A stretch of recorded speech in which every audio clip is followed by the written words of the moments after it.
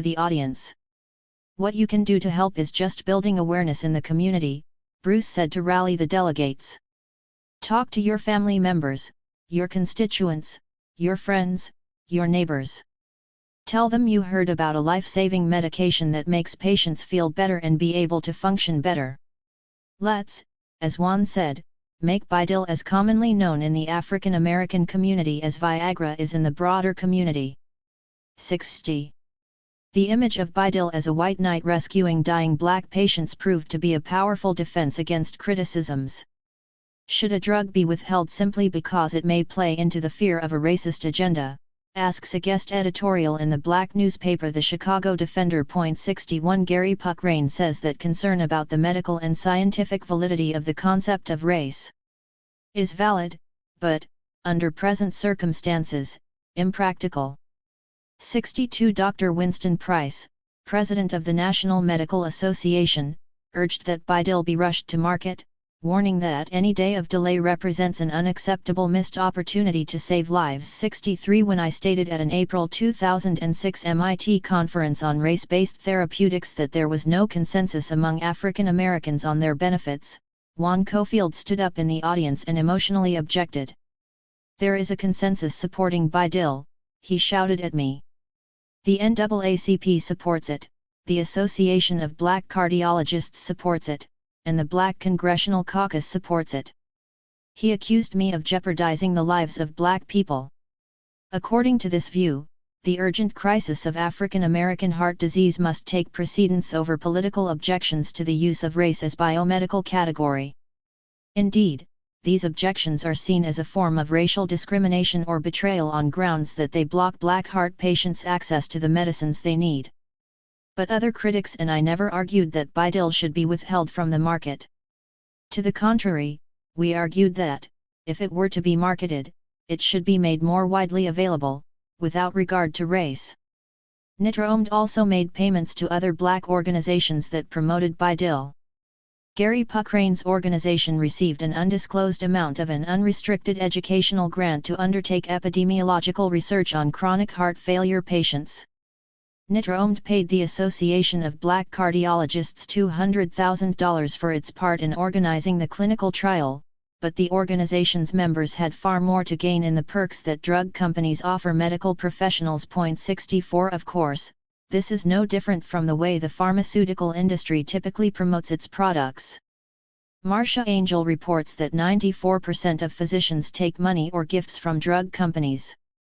65 Now Bidil gave black biomedical researchers and cardiologists an edge. They had special access to black research subjects and patients and would be instrumental in persuading them to take race-specific pills. My quarrel with the commercial aspects of Bidil's development is not that the people involved made money. Congress has ensured that profit is the central incentive for the pharmaceutical industry to research and market medications. J. Cohn once objected to my criticism of Bidil by asking, "How else do drugs get developed in this country except on the basis of commercial potential?"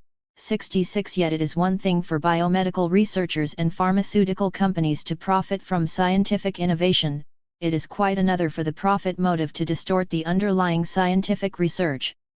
Commercial interests induce pharmaceutical companies to exaggerate or invent the therapeutic importance of race.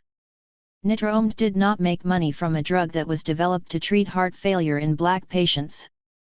It made money by converting a drug for heart failure into a drug for African Americans based on unsubstantiated claims about racial difference. Bidil's demise. In the end, Nitromed's racial marketing strategy failed.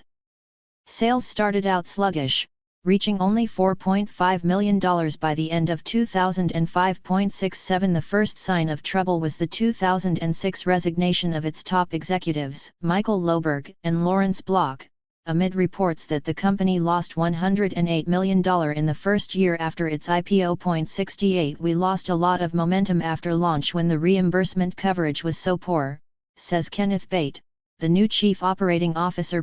69 By 2007, 2 years after Bidil had hit the market, Nitromed's stock price had plunged from $23 to $3 per share. Only 1% of the 750,000 black heart failure patients had prescriptions for it. In January 2008, THIRD announced that it was firing most of its staff, suspending its marketing campaign, and looking for a buyer. 70. There is as much speculation about why Bidil failed as there is about why Bidil worked. The company misread the public's willingness or ability to pay a high premium for a race-specific medication whose generic equivalent was available at a fraction of the cost. THIRD priced Bidil at $1.80 per pill and recommended a dose of 6 pills daily, totaling $10.80 per day or $3,942 per year. At that price, Bidil cost patients 4 to 7 times the estimated price for the combined generic equivalents. 71 Insurance companies refused to spend the extra $3,000 a year that Bidil cost compared to taking the 2 generic tablets. Some states excluded Bidil from their Medicaid formulary, the list of reimbursable drugs, and the Federal Centers for Medicare and Medicaid Services, CMS, did not require Medicare Part D plans to cover it. In January 2005, in an effort to expand drug coverage for the elderly, Medicaid patients who were also eligible for Medicare were required to switch to Part D plans. Tens of thousands of African American heart failure patients who were eligible for Bidil under Medicaid found themselves on Part D plans that did not pay for it. 72. The New England area chapter of the NAACP charged that the Medicare decision smacked of racism.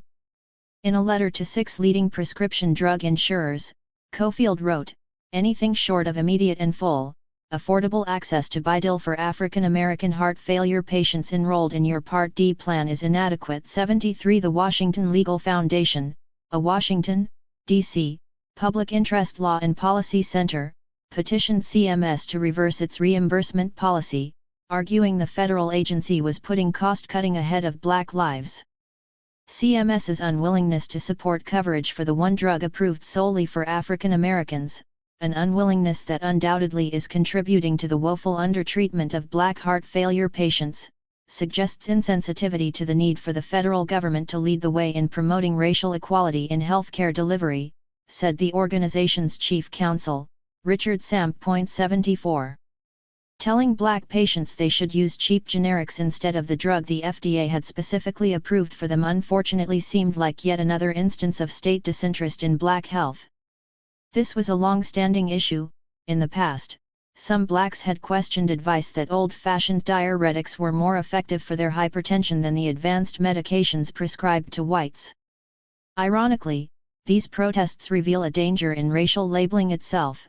Defining a drug as Black means it can easily become a target for discriminatory treatment by private insurers and government agencies. But racial discrimination against Blacks taking Bidil was not the only concern. The pharmaceutical industry has a financial stake in the government's reimbursement of expensive brand-name drugs. The National Pharmaceutical Council championed racial segmentation as a way to contest cost-cutting measures by health insurance providers. Consider, for example, a pernicious use of the Medicare reimbursement controversy by the same Washington Legal Foundation that petitioned CMS. On June 16, 2008, the organization ran a large paid essay by its chairman Daniel J. Popio in the New York Times titled "Depriving Americans of Treatment." In it, Popio claimed that taxpayer money going to hospital care for undocumented immigrants was bankrupting U.S. healthcare and draining funds for treating sick Americans. The diatribe was both an argument for tougher border enforcement by the federal government and an argument against universal health care. But what caught my eye was the connection Popio made between illegal immigration and Bidil. Disgracefully, the U.S. Department of Health and Human Services has denied full coverage for Bidil, a medication approved for use by African American heart failure patients. How can it be that government must pay to care for illegal aliens, but deprive our citizens of life-saving drugs? Once again, the life-saving drug label became a powerful weapon in a political battle, this time perversely pitting the health of Latino immigrants against that of African Americans.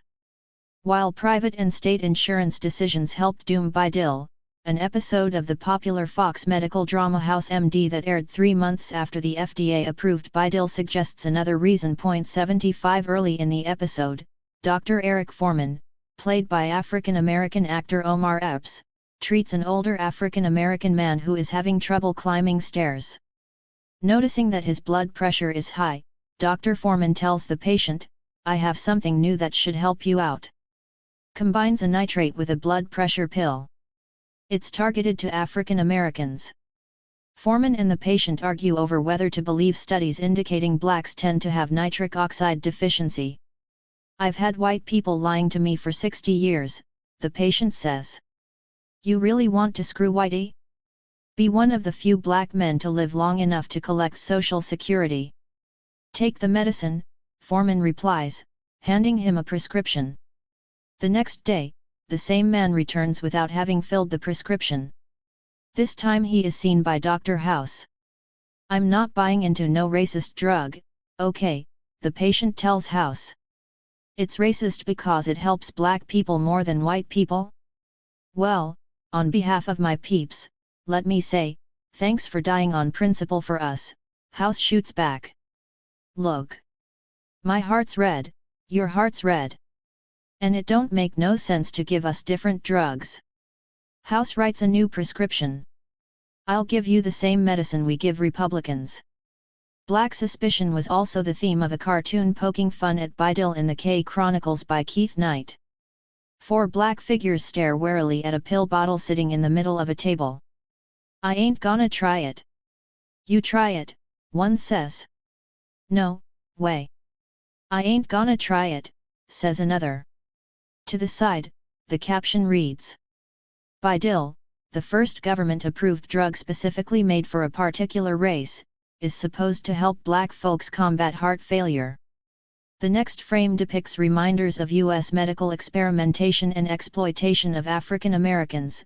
Tuskegee syphilis experiment, 1932–1972, eugenic sterilization, 1907–1970s, radiation experiments, 1932–1988. Now, given the United States government's less than stellar track record concerning the health of black citizens, it's really no surprise that folks may be a bit reluctant to try the drug. The cartoon ends with, "I can't wait to hear the apology the Senate will give 50 years from now for the infamous Bidil mistake 76. A 2003 study published in Genetics in Medicine shows that this skepticism about race-specific drugs is not fictional, it is widespread in the black community. 77 participants in an anonymous survey and 2 focus groups that oversampled for minority groups reported that they would be highly suspicious of race-labeled drugs. Nearly half said they would be very suspicious of their safety, and 40% said they would be very suspicious of their efficacy. In fact, 13% of African Americans said they would choose a drug labeled for whites over one designated for blacks. At a conference on Bidil, an elderly black woman in the audience stood up and said, "If I were sick and somebody told me that they had a drug just for black people to help me, I'd say to them, give me what the white people are taking." 78. Bidil's projected customers middle-aged and older African Americans grew up in the shadow of the Tuskegee syphilis study and segregated medical care. Dr. Theodore Ade of Meharry Medical College, a historically black institution in Nashville, recounted the suspicions that arose when he tried to recruit black patients for the Bidil clinical trial. "We had to try to persuade them that this was not another Tuskegee." 79 Older African Americans are intimately familiar not only with the history of medical experimentation on black people but also with colored-only institutions that were separate and unequal. In the United States, a black-only sign means inferior or even hazardous. Racial profiling tends to work against black interests in everything from criminal justice to employment, education, and medicine. This explains why Nitromed's marketing campaign invested in partnerships with black doctors, politicians, and organizations who could credibly persuade blacks that a race-specific drug was good for them. But even these black professionals could not overcome a mistrust and common sense forged over centuries of medical abuse. None of these reasons offers a complete explanation. Black mistrust and the Medicaid and Medicare decisions not to cover Bidil cannot fully account for why only a tiny percentage of black heart failure patients are taking even the generics. NitroOmed established NitroOmed Cares, a patient assistance program that offered the drug at no cost to low-income patients with no health coverage. And some blacks are perfectly comfortable with a medication tailored for them. It is possible Bidil flopped for more mundane reasons unrelated to the controversy over race. Some physicians and patients balked at adding yet another 6 pills daily to an already complicated regimen of diuretics, ACE inhibitors, and beta blockers. NitroOMD relied heavily on a grassroots marketing strategy that did not include a single television spot.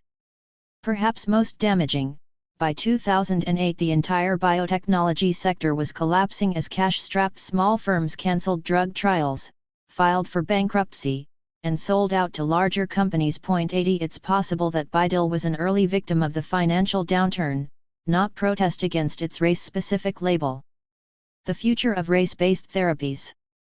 Bidil's demise does not spell a halt to race-based pharmacogenomics. To the contrary, Nitromed's success at using race to gain FDA and patent approval, as well as support from influential political players, signaled the potential profitability of race-specific therapies.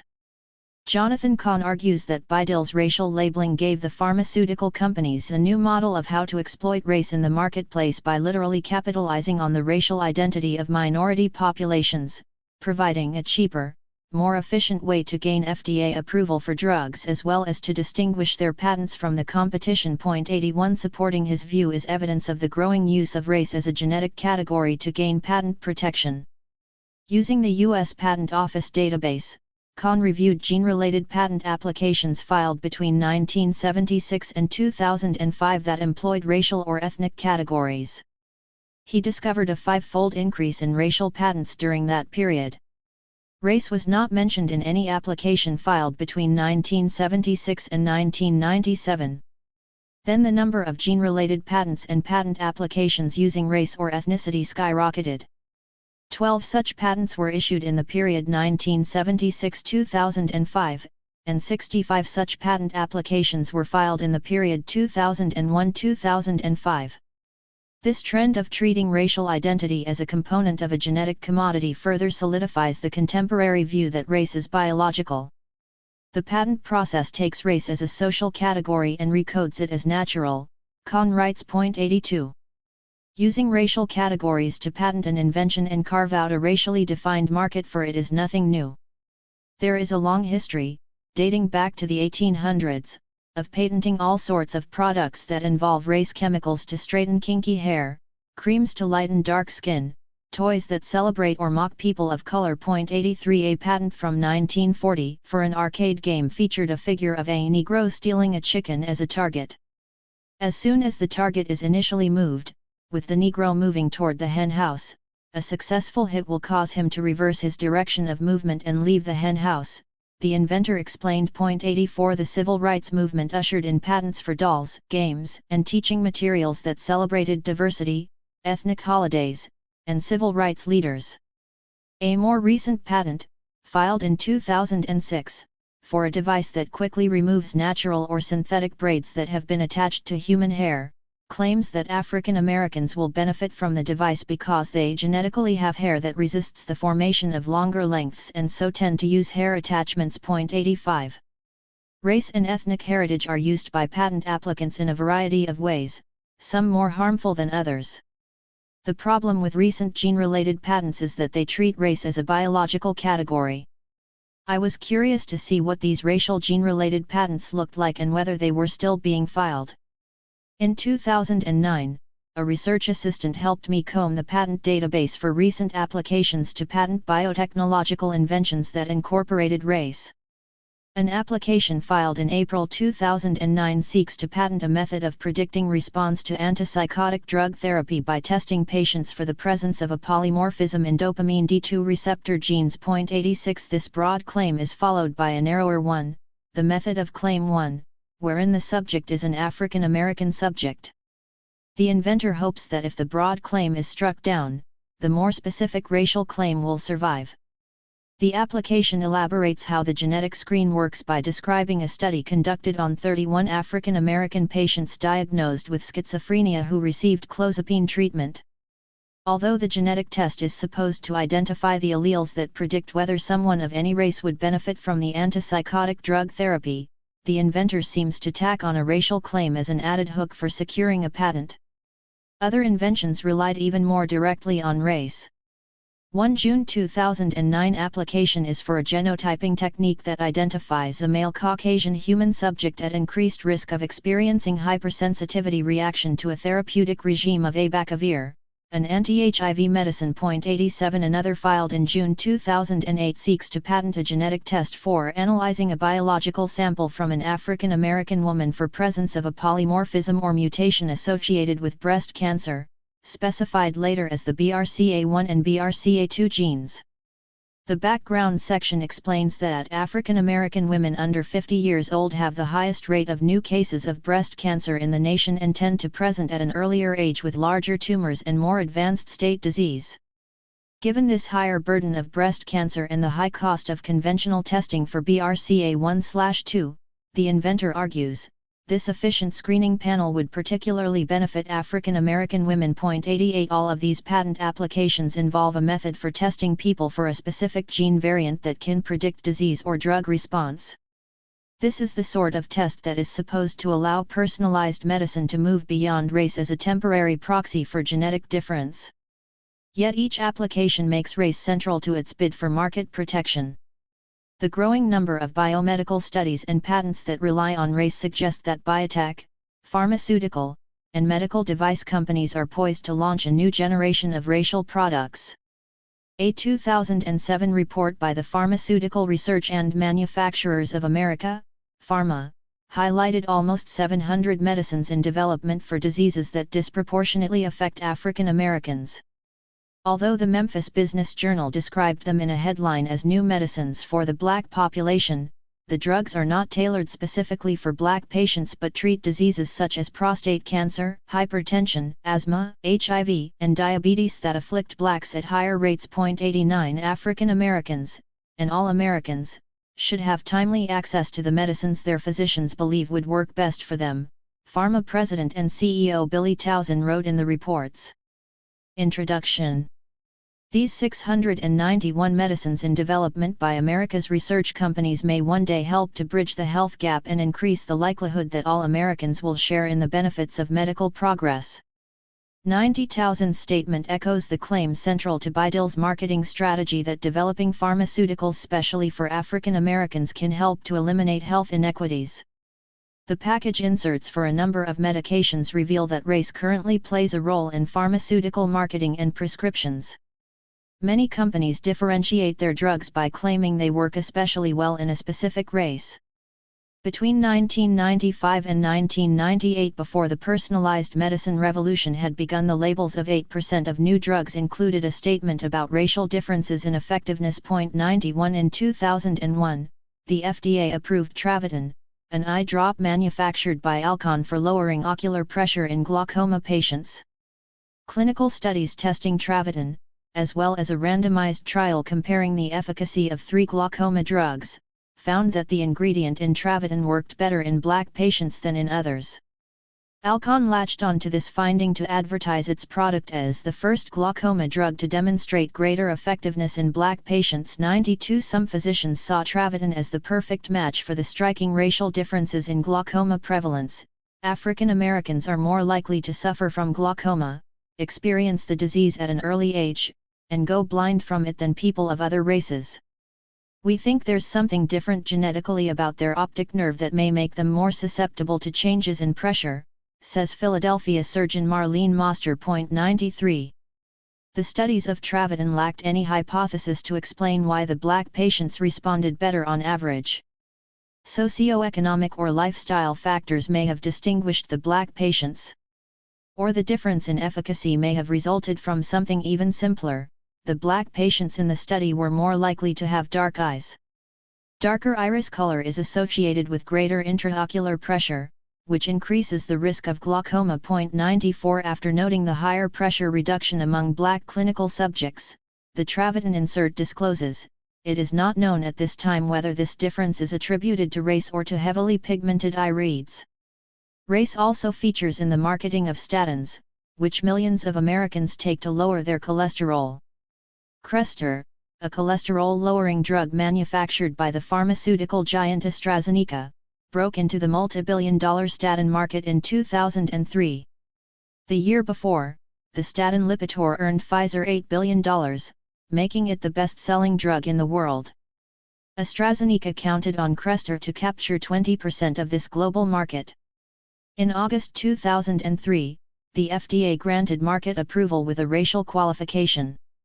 The FDA allowed Crestor to be labeled with a different initial dosage for Asians because blood levels of the drug rose twice as high in research subjects of Asian origin compared with a Caucasian control group, increasing the risk of muscle damage. 95 The prescribing information AstraZeneca provides doctors includes a special section, Dosage in Asian Patients, advising that Crestor therapy start with 5 mg daily for such patients rather than the usual starting dose of 10-20 mg.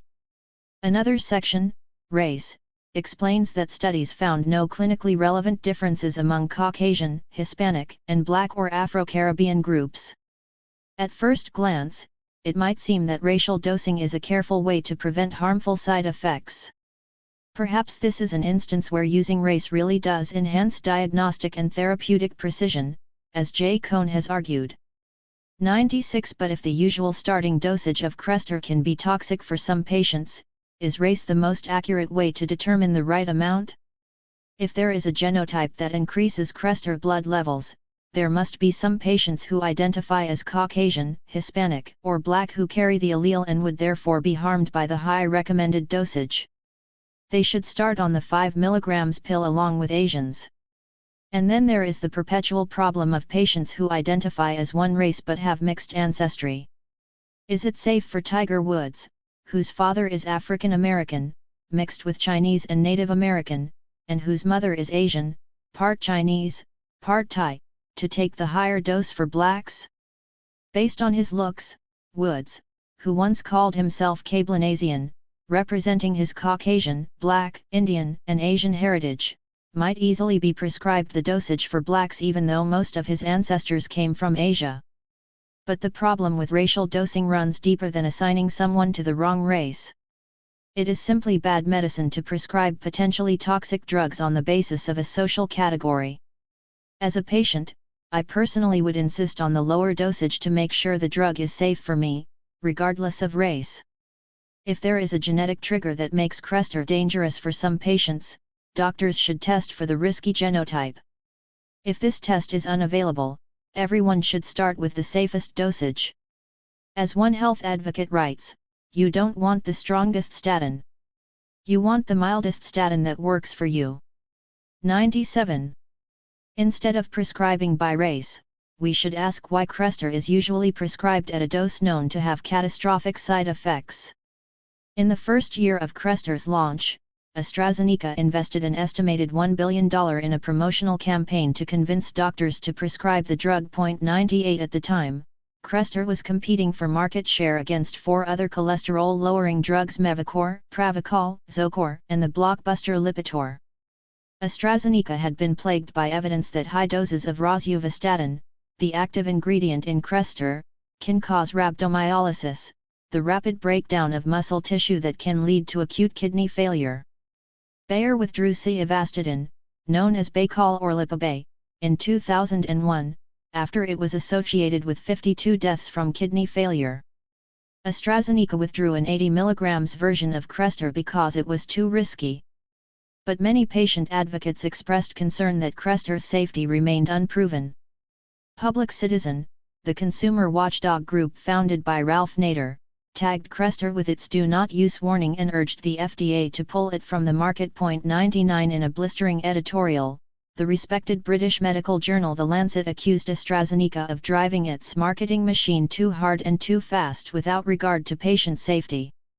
Since there are no reliable data about efficacy and safety and AstraZeneca is facing unusually acute commercial pressure to force rosuvastatin into the market, doctors should pause before prescribing this drug, wrote Lancet editor Dr. Richard Horton. Horton called on AstraZeneca chief executive Tom McKillop to desist from this unprincipled campaign. 100.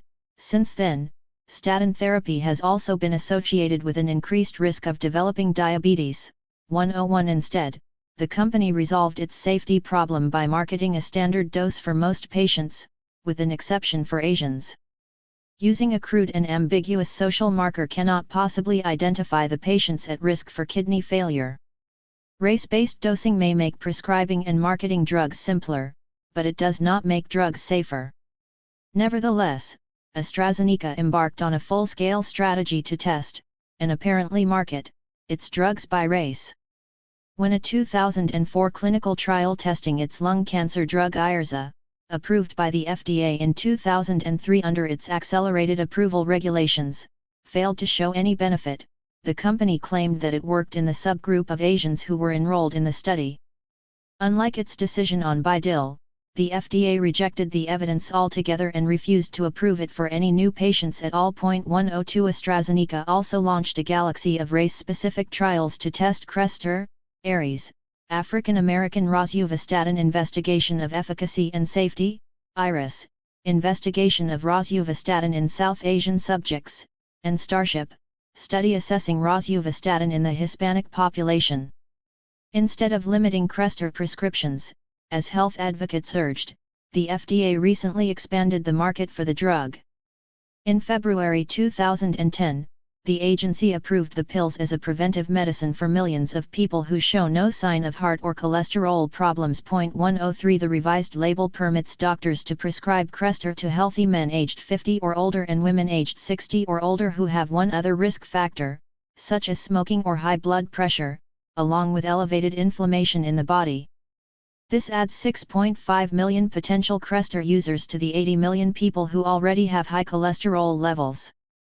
Prescriptions for statins already doubled in less than a decade, from roughly 100 million in 2001 to 200 million in 2009. Critics questioned whether the benefits of taking statins outweighed the risk of muscle damage and diabetes when people prescribed the drug are in good health. It just turns a lot of healthy people into patients and commits them to a lifetime of medication, says cardiologist Stephen W. Seiden. 104. In other words, the FDA has sanctioned marketing a powerful medication to healthy people because they are at risk of becoming unhealthy in the future. Could this be a framework for selling drugs on the basis of genetic risk? Prescribing drugs based on risk alone takes personalized medicine to another level that exponentially expands drug makers' profit potential. We are not only talking about drugs that are tailored to fit the genotypes of sick people, we are talking about drugs marketed to people predicted to become sick based on a genetic test. If race is considered a proxy for genetic risk, risk-based prescriptions offer another avenue to market pharmaceuticals to specific racial groups. Besides race-specific prescription drugs waiting in the wings, there is already an expanding assortment of race-based therapies on the market in the emerging field of nutrigenomics. Nutritional genomics is a science that studies how genes interact with dietary chemicals to affect people's health and, conversely, how genes metabolize nutrients from the food we eat. 105 As in the case of pharmacogenomics, some companies are using race as a quick and dirty way to apply the link between genes and nutrition to sell products in supermarkets, drug stores, and the internet. Many nutritional supplements, which do not require FDA approval, are sold according to race.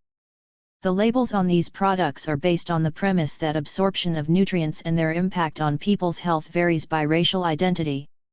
GenSpec, a company in Florida, sells a line of multivitamins formulated specially for African Americans, Caucasians, and Hispanics. The website claims these vitamins are the first genetically specific nutritional supplements on the market. But closer inspection of the vitamin's ingredients reveals that the difference hinges on the amount of vitamin D in each race-specific formulation. GenSpec's racial vitamins rest on the premise that races are divided by a genetic color coding. African Americans are darkest, Caucasians lightest, and Hispanics are somewhere in between. Races with dark skin are predicted to have a vitamin D deficiency because the melanin affects the amount of vitamin D their bodies absorb naturally from sunlight. The company also boasts weight loss pills and metabolic boosters specifically formulated to work in harmony with the Caucasian physiology and basal metabolic rates. The same claim is made for the African American and the Hispanic physiologies and metabolisms. The over-the-counter pill Citracal provides vitamin D3 and calcium to ward off osteoporosis. A message on the side of the box says, regular exercise and a healthy diet with enough calcium helps teen and young adult white and Asian women maintain good bone health and may reduce their high risk of osteoporosis later in life. This advice suggests either that only white and Asian women are at risk for osteoporosis or that only these women will benefit from a healthy diet with enough calcium. It was once commonly believed that black women have a lower risk of osteoporosis because their bones are denser. But recent studies suggest these differences may be explained by factors apart from race. After controlling for bone size, body weight, height, diet, and exercise, racial differences disappear. 106 Other studies show that African American women are more likely to suffer from vitamin D deficiency because they are more likely to have dark skin and a diet poor in calcium and therefore are in greater need of the advice on the Citracal box. The Citracal website clarifies that whites and Asians are not the only ethnicities at risk, noting that African Americans are also still at risk when they go through menopause, just at a slightly lower percentage rate. This confusing racial message does more harm than good. Back to genetics. In 2008, the Department of Health and Human Services Advisory Committee on Genetics, Health, and Society addressed the controversy over race-specific medicine in a report, Realizing the Promise of Pharmacogenomics. Calling race-based prescribing information suboptimal and medically impractical, the report recommended that the FDA encourage biomedical investigators to conduct gene-based studies instead of relying on race as a proxy for genetic difference. The latter, the report cautioned, can result in imprecise prescription guidelines and reinforce a public view of biologically defined races. 107. The NITRA-OMD research team began searching for the gene that explained BiDil in 2005 after it was approved as a race-specific drug. The Genetic Risk Assessment in Heart Failure Trial, or GRAF, compared the frequency of aldosterone synthase, CYP11B2, alleles in 354 patients who participated in AHEF to the frequency of this same allele in white participants in the Genetic Risk Assessment of Cardiac Events, or GRACE, study conducted at the University of Pittsburgh. 108 Activation of aldosterone appears to hasten the progression of heart failure. The GRAF study found that a specific variant of CYP11B2 influenced clinical outcomes in the African American patients and that it was more common in African American patients than in the white patients who participated in GRACE. The authors observed that these findings suggest that the genetic variation in aldosterone production may contribute to differences in heart failure in blacks and whites. In determining optimal heart failure treatment for an individual, race is likely a surrogate marker for differences in genetic background, they concluded. 109. By comparing genotypes in black and white patients, instead of patients who were helped by BiDil versus those who weren't, the researchers seemed stuck on finding a biological mechanism based on race. Nitromed's vice president of corporate affairs stated in 2007 that the company might eventually use the genetic data to develop a diagnostic test for BiDil, though it is not clear what financial incentive it had to invest in genetic screening since it was approved to use race instead. Finding an underlying genetic reason why BiDil works in black patients does no more to address disparities in cardiovascular disease than does labeling BiDil as a drug for blacks. Neither avenue for developing a pharmaceutical remedy for heart failure will eliminate the social conditions and barriers to medical care that create health inequities in the first place.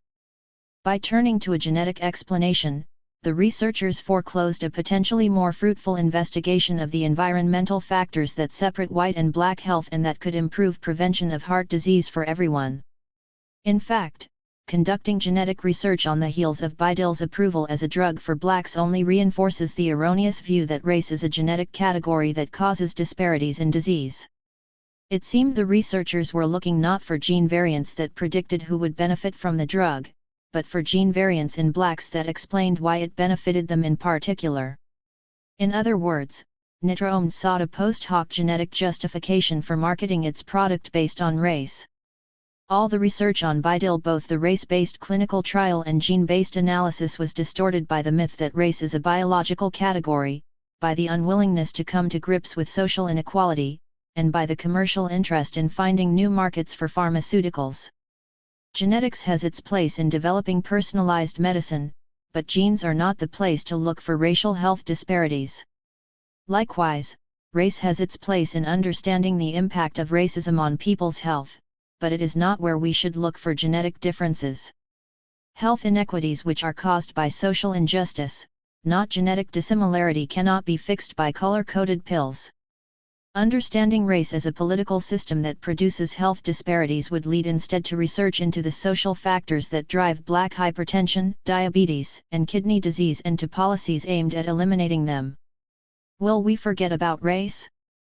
In February 2009, I gave a lecture at the University of Minnesota titled "What's Wrong with Race-Based Medicine?"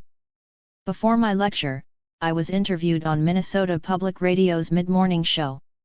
Halfway through, Duke molecular biologist David Goldstein joined the program to give a scientist's take on the issue of race and personalized medicine.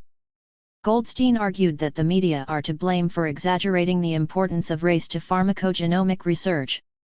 He recalled the wild misrepresentations of his study, finding little evidence backing claims of racial differences in drug response. But Goldstein predicted that the tide is turning. It's perfectly clear that we will not be using race or ethnicity in any important way going forward, he said. In many cases, the differences are not genetic. In others, there will be a genetic component to differences. But whenever that is the case, what you will look at is the underlying genetic difference and you will forget about race. However we roll out personalized medicine in the future, we will not be relying on race and ethnicity. Goldstein's tone was confident. The editors of Scientific American recently agreed that the rapid sequencing of whole genomes will likely make the segmentation of drug therapy by race a mercifully short chapter in the evolution of personalized medicine 110. This should have been the vision of researchers all along, I interjected, and yet race came into play. Many scientists say race is the first step to personalized medicine. Please let me know what happened to stop the market and political influences on science. Goldstein replied, I think what's happening, frankly, is that science is overwhelming the tendency of media to emphasize race and ethnic differences. Everything that we're finding causes us to zero attention on those individual genetic differences. So the way I view it is the reality of genetic science is winning. This prediction from a lab scientist was in stark contrast with the views of Jay Cohn, who was invited to comment immediately after my lecture a couple hours later. Of course, I expected Cohn to defend his invention, Bi-Dil, but I was surprised at the pivotal importance he ascribed to race in every aspect of medicine. Far from seeing race as irrelevant going forward, Cohn envisioned race becoming the focal point of clinical trials, drug labeling, and doctors' diagnoses and prescriptions. The FDA's position has always been that they will approve a drug for use in the population in which it was studied, Cohn said. We should do a study in Native Americans, we should do a study in Asians, we should do a study in whites to demonstrate how each of those populations, which can be identified imperfectly, responds to a new drug. By discriminating in practice, you see a patient, and if you know that patient to be a Native American and you know that there's a trial in Native Americans that shows specific benefits of a therapy, you would be inclined to use that therapy, even though you don't know if it might also work in other people. You're only dealing with that person sitting in front of you who is a Native American. 111. Cohn puts little stock in individualized genetic tailoring. He wants to develop and prescribe drugs according to race, not genetics. Maybe someday we will be able to replace crude racial identification with a more precise genetic identifier. We would all love that to be the case. But I'm not sure it would solve our problem as easily as you might wish it would, he said to me during a panel discussion after my lecture. To Cohn, it will be harder than Goldstein foresees to stop classifying people by race in clinical trials, FDA approval, and medical practice. Right now, we have only skin color to identify populations, Cohn said on another occasion. You'd have to blindfold yourself to say we're not going to pay attention to obvious differences. 112. An article by FDA scientists explaining the agency's decision on Bi-Dil suggests that Cohn is right about the future of drug development. The scientists noted that regulations governing new drug applications require analyses of safety and effectiveness broken down by demographic subsets of the patient population, and labeling regulations require similar demographic subset information in package inserts. 113 They argued that the congressional mandate to NIH requiring inclusion of minorities in clinical trials as well as a racial breakdown of findings shows that the FDA is hardly alone in its focus on race. Given the long history of urgent interest in searching for racial and other demographic differences, which surely accepted the possibility that such differences might be discovered, it seems surprising that there would be so much discomfort when one was found, they observe. This logic could also leave out minorities from clinical trials of drugs believed to work better in whites. Schering-Plough excluded African Americans from a 2006 study testing a hepatitis C therapy. 114 The FDA held out Bidil as a model for how pharmaceuticals should be developed in the future, not as an exception to the rule.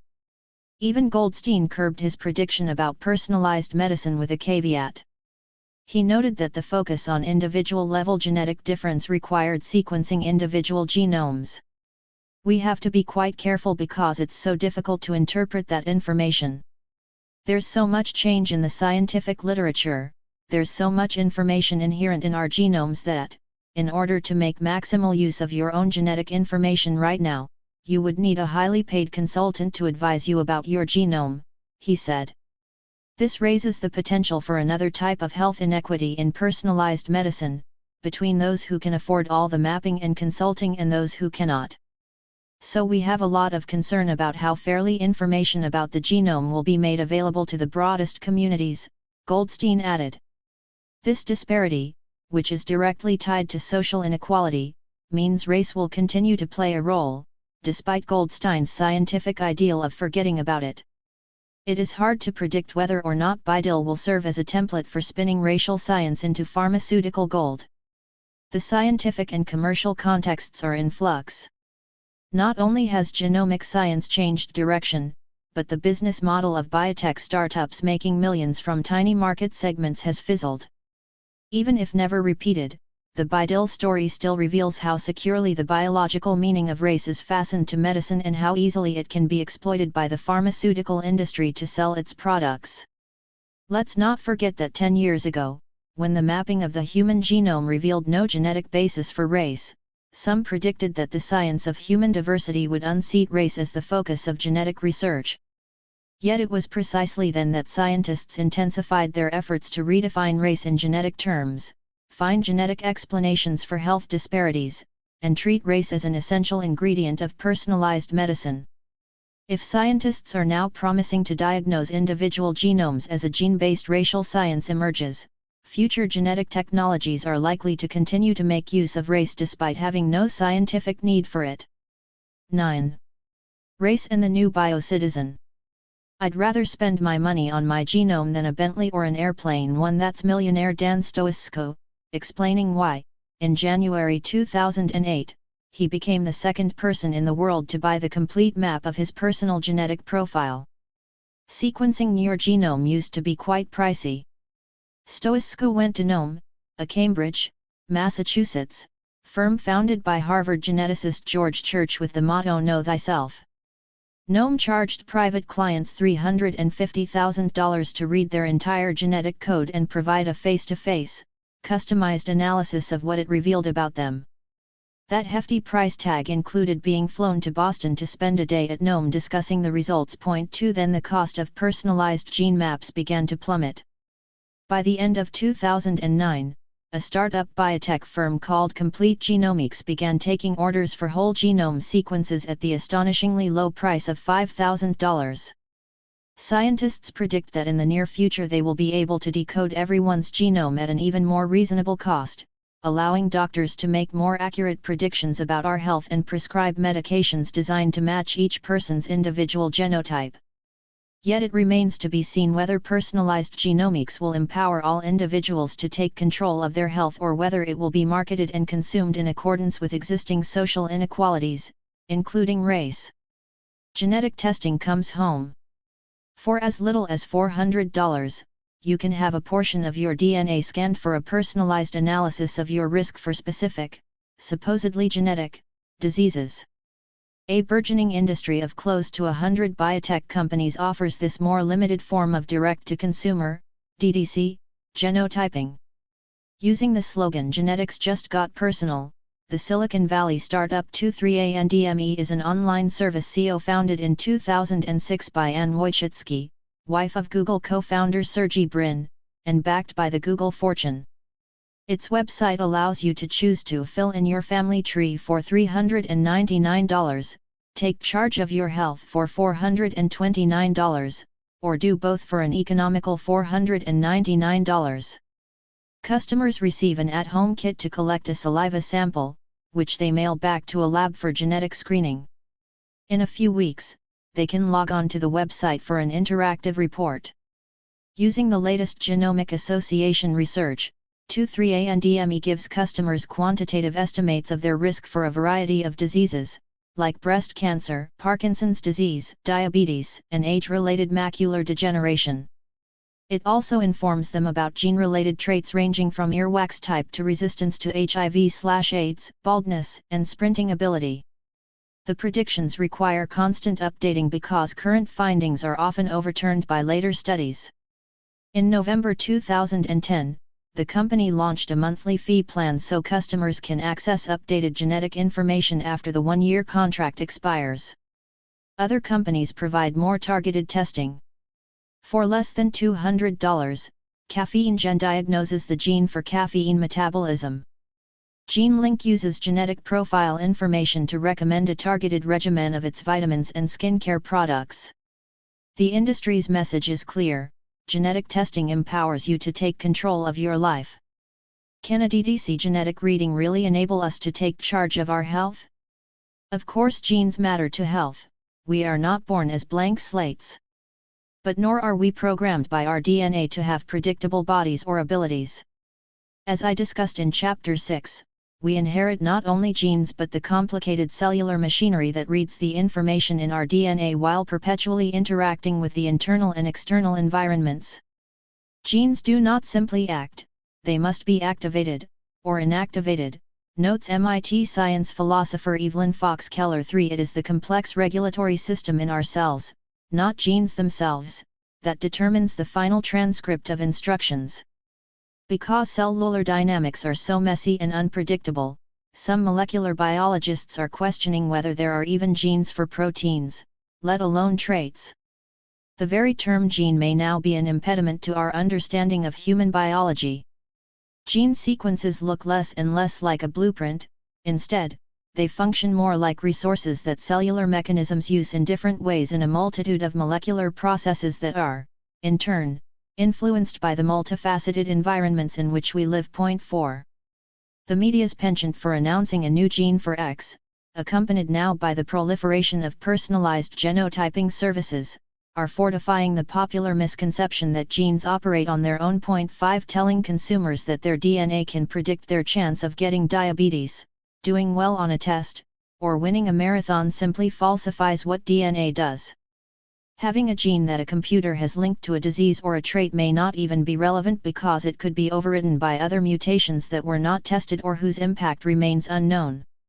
And the consequences of those genetic interactions depend on a host of non-genetic factors that genotyping does not begin to capture.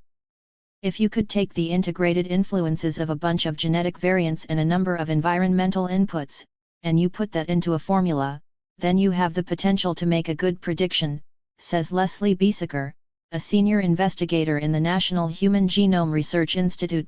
6. The analyses performed by DDC genetic testing services do not deliver the complexity needed for an accurate prediction. Yet personal genome services are diagnosing disease risk without the same oversight that applies to drug companies and healthcare providers. There is no check on the accuracy or validity of the information dispensed. Without proper genetic counseling, consumers can easily misunderstand the test results, and no provision is made for appropriate follow-up care. Direct-to-consumer genetic testing is a buyer beware market, warns Dr. Jennifer House, president of the March of Dimes.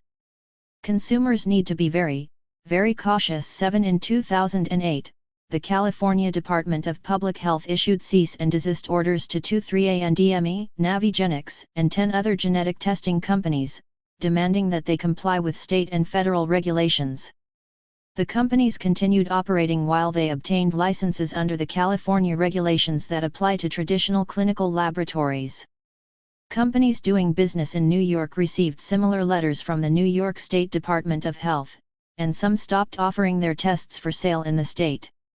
Health and Human Services Secretary Kathleen Sebelius is studying the need for federal oversight, as are Congress and the FDA. The urgency heightened in July 2010 when the General Accountability Office reported that federal investigators posing as fictitious customers purchased 10 kits each from 4 genetic testing companies and received results that were misleading and of little or no practical use. One donor was told by the various companies that he had below average, and above average risk for prostate cancer and hypertension. 8. Companies like 23andMe market their services as tools not only for gathering personal information, but also for creating social connections. In September 2008, the front page of the New York Times Styles section featured a colorful story about a celebrity spit party, hosted by media moguls Barry Diller, Rupert Murdoch, and Harvey Weinstein, where the glitterati spit into test tubes so their DNA could be analyzed by 23andMe. In the lobby of Diller's IAC building in Chelsea, Anne Wojcicki explained that her company helps people use their genomes as a platform for social networking. If you want to have a community around psoriasis, we'd like to be able to allow you to form a psoriasis-specific community. 9. The company's website prominently displayed sharing and community as a chief service, noting, "Seeing your own genetics is just the beginning of the 23andMe experience. Our features also give you the ability to share and compare yourself to family, friends, and people around the world. Customers can join other organizations based on shared genetic identity, like FORCE, Facing Our Risk of Cancer Empowered, an advocacy group centered on hereditary breast and ovarian cancer. FORCE helps women to determine whether they are at high risk for hereditary breast and ovarian cancer, gives them support for managing their genetic risk, raises awareness of hereditary breast and ovarian cancer, represents the concerns and interests of its high-risk constituency to the cancer advocacy community, the scientific and medical community, the legislative community, and the general public, and promotes research and access to information, resources, and clinical trials specific to hereditary cancer. 10. The FORCE website provides a forum for people with hereditary cancer to socialize through chat rooms, online groups, and message boards. Similarly, Facebook has a BRCA1 and 2 genetic ovarian and breast cancer gene group. Technologies like in-home genetic testing kits have helped us cross a threshold into a brave new world of relationships with our own bodies and with each other. What some scholars are calling biological citizenship is grounded in the unprecedented authority wielded by individuals over their well-being at the molecular level. According to British sociologist Nicholas Rose, our very biological life itself has entered the domain of decision and choice. 11. Biological citizenship entails both individual control over personal welfare and a biosociality that links people together around their common genetic traits. 12. Genetic information enables people not only to manage their own health, but also to unite with others around their common health conditions, as revealed by DNA testing. Some scholars and activists celebrate biocitizenship because it enhances human agency, as patients become active and responsible consumers of medical services and products ranging from pharmaceuticals to reproductive technologies and genetic tests, and as they are empowered to form alliances with physicians, scientists, and clinicians to advocate for their interests. 13. Sharing one's DNA is fast becoming a civic duty as well as a social activity. Researchers hunting for associations between genes and disease need large amounts of bioinformation consisting of individuals' medical histories and genotypes.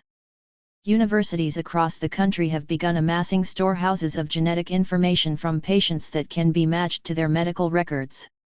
My own university, Northwestern, launched the NU Gene Project in 2002 to collect and store DNA samples from patients of university-affiliated hospitals and clinics.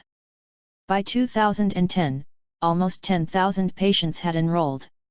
Its goal is to enroll 100,000 people. Patients donate their DNA purely as a gift to genetic research. In fact, because the project de-identifies the samples, researchers can't inform patients of anything discovered about their individual disease risk. Under the banner Your Genes, Everyone's Future, NUGene offers patients no compensation for their participation except for the opportunity to contribute to the improvement of healthcare for generations to come. 14.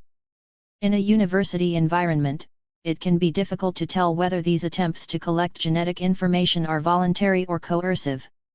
In May 2010, the University of California at Berkeley announced that it would ask 5,500 incoming students to submit DNA samples to be tested for gene variants that affect people's responses to folate, lactose, and alcohol as part of a personal genomics exercise.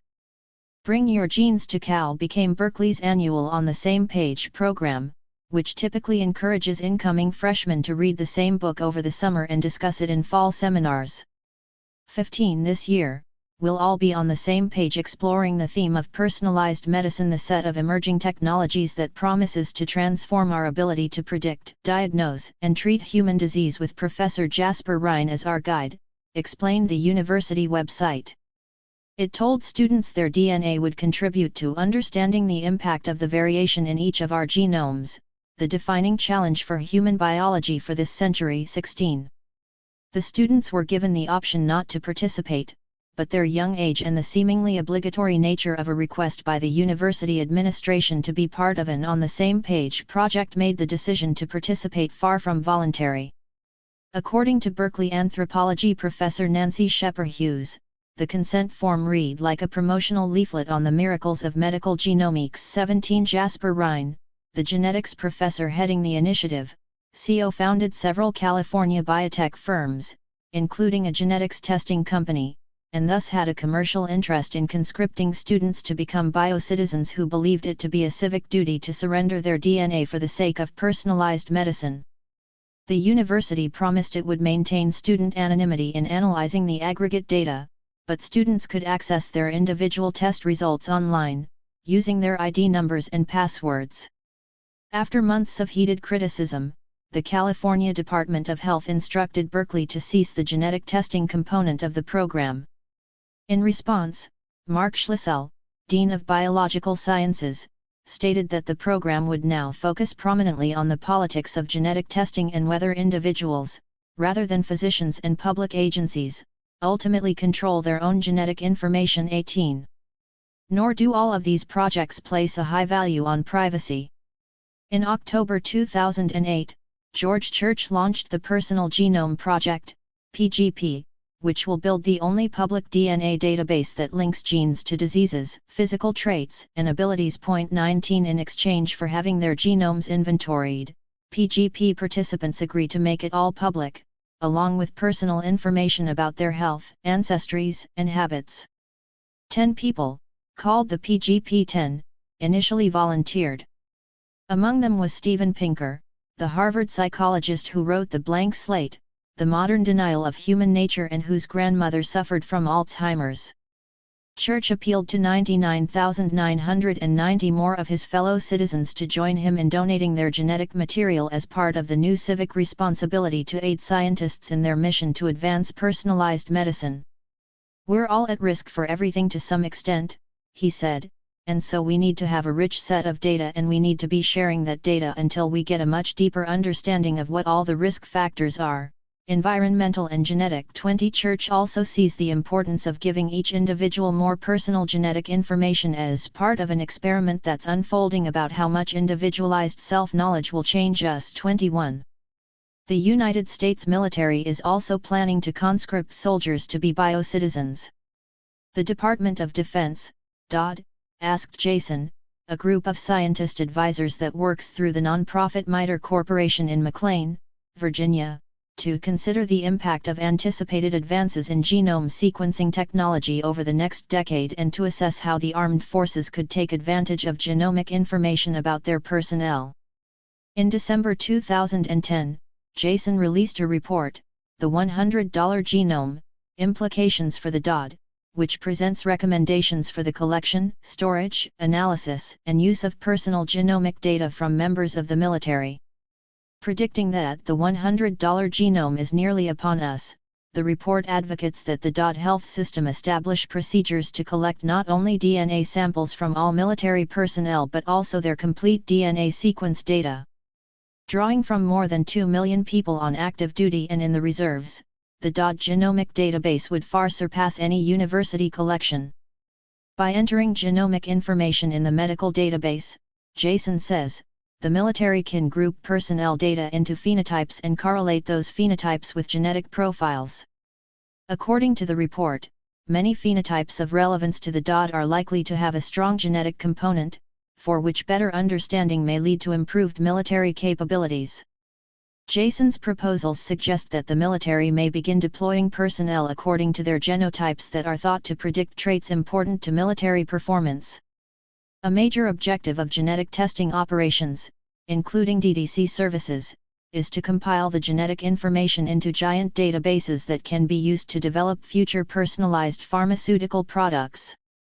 As the for-profit company 23andMe discloses on its website, because we believe 23andMe's mission extends to the advancement of science, we intend to give you the opportunity to participate in research that could improve understanding of how genetics influences our lives. 22 To be more specific, customers can decline to participate in surveys, but they cannot opt out of having their genetic data shared anonymously. 23 Privacy and consumer watchdogs, including the ACLU, the Council for Responsible Genetics, and patient privacy rights, have expressed concerns about the lack of privacy protections for the DNA contained in cheek swabs and spit samples sent to DDC genetic testing companies.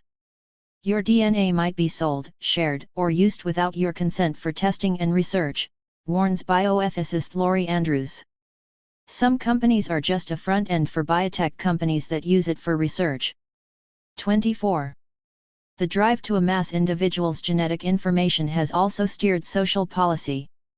In April 2008, Congress passed a law that bans discrimination by employers and health insurers on the basis of genetic tests, the Genetic Information Non-Discrimination Act, GINA. Its Senate sponsor, Republican Olympia Snowe, quoted Senator Ted Kennedy in calling it the first civil rights act of the 21st century. 25 Although the law provides needed protections against genetic discrimination, its driving force was the crucial importance of genetic data for the launch of personalized medicine.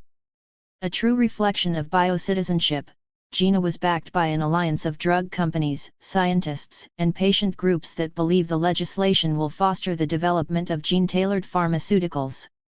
GINA was meant to increase the number of people who are willing to participate in genetic testing by relieving anxieties surrounding the disclosure of genetic information. 26 Betty McCollum, a Democratic representative from Minnesota, explained from the House floor, patients recognize that few laws exist to prevent health insurers or employers from using their predictive genetic information to deny them coverage or jobs.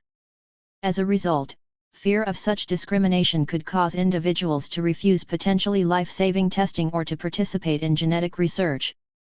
27 Francis Collins, then director of the National Human Genome Research Institute, had told Congress in 2007 that a third of people with family histories of disease refused to participate in federal health research. 28 As Edward Abrahams, the executive director of the Personalized Medicine Coalition put it, this bill removes a significant barrier to the advancement of personalized medicine. People's fear that their genetic information would be used against them. 29. Biocitizenship is usually discussed without regard to race. In fact, the new genetic ties are supposed to transcend race. We envision a new type of community where people will come together around specific genotypes, and these artificial barriers of country and race will start to break down, says Wojcicki about the social connections fostered by 23andMe. 30 This mirrors the hope for a post-racial society that many people believe will result from a better understanding of personal genomics. Recall David Goldstein's prediction that individual genome scanning would allow scientists working on personalized medicine to forget about race.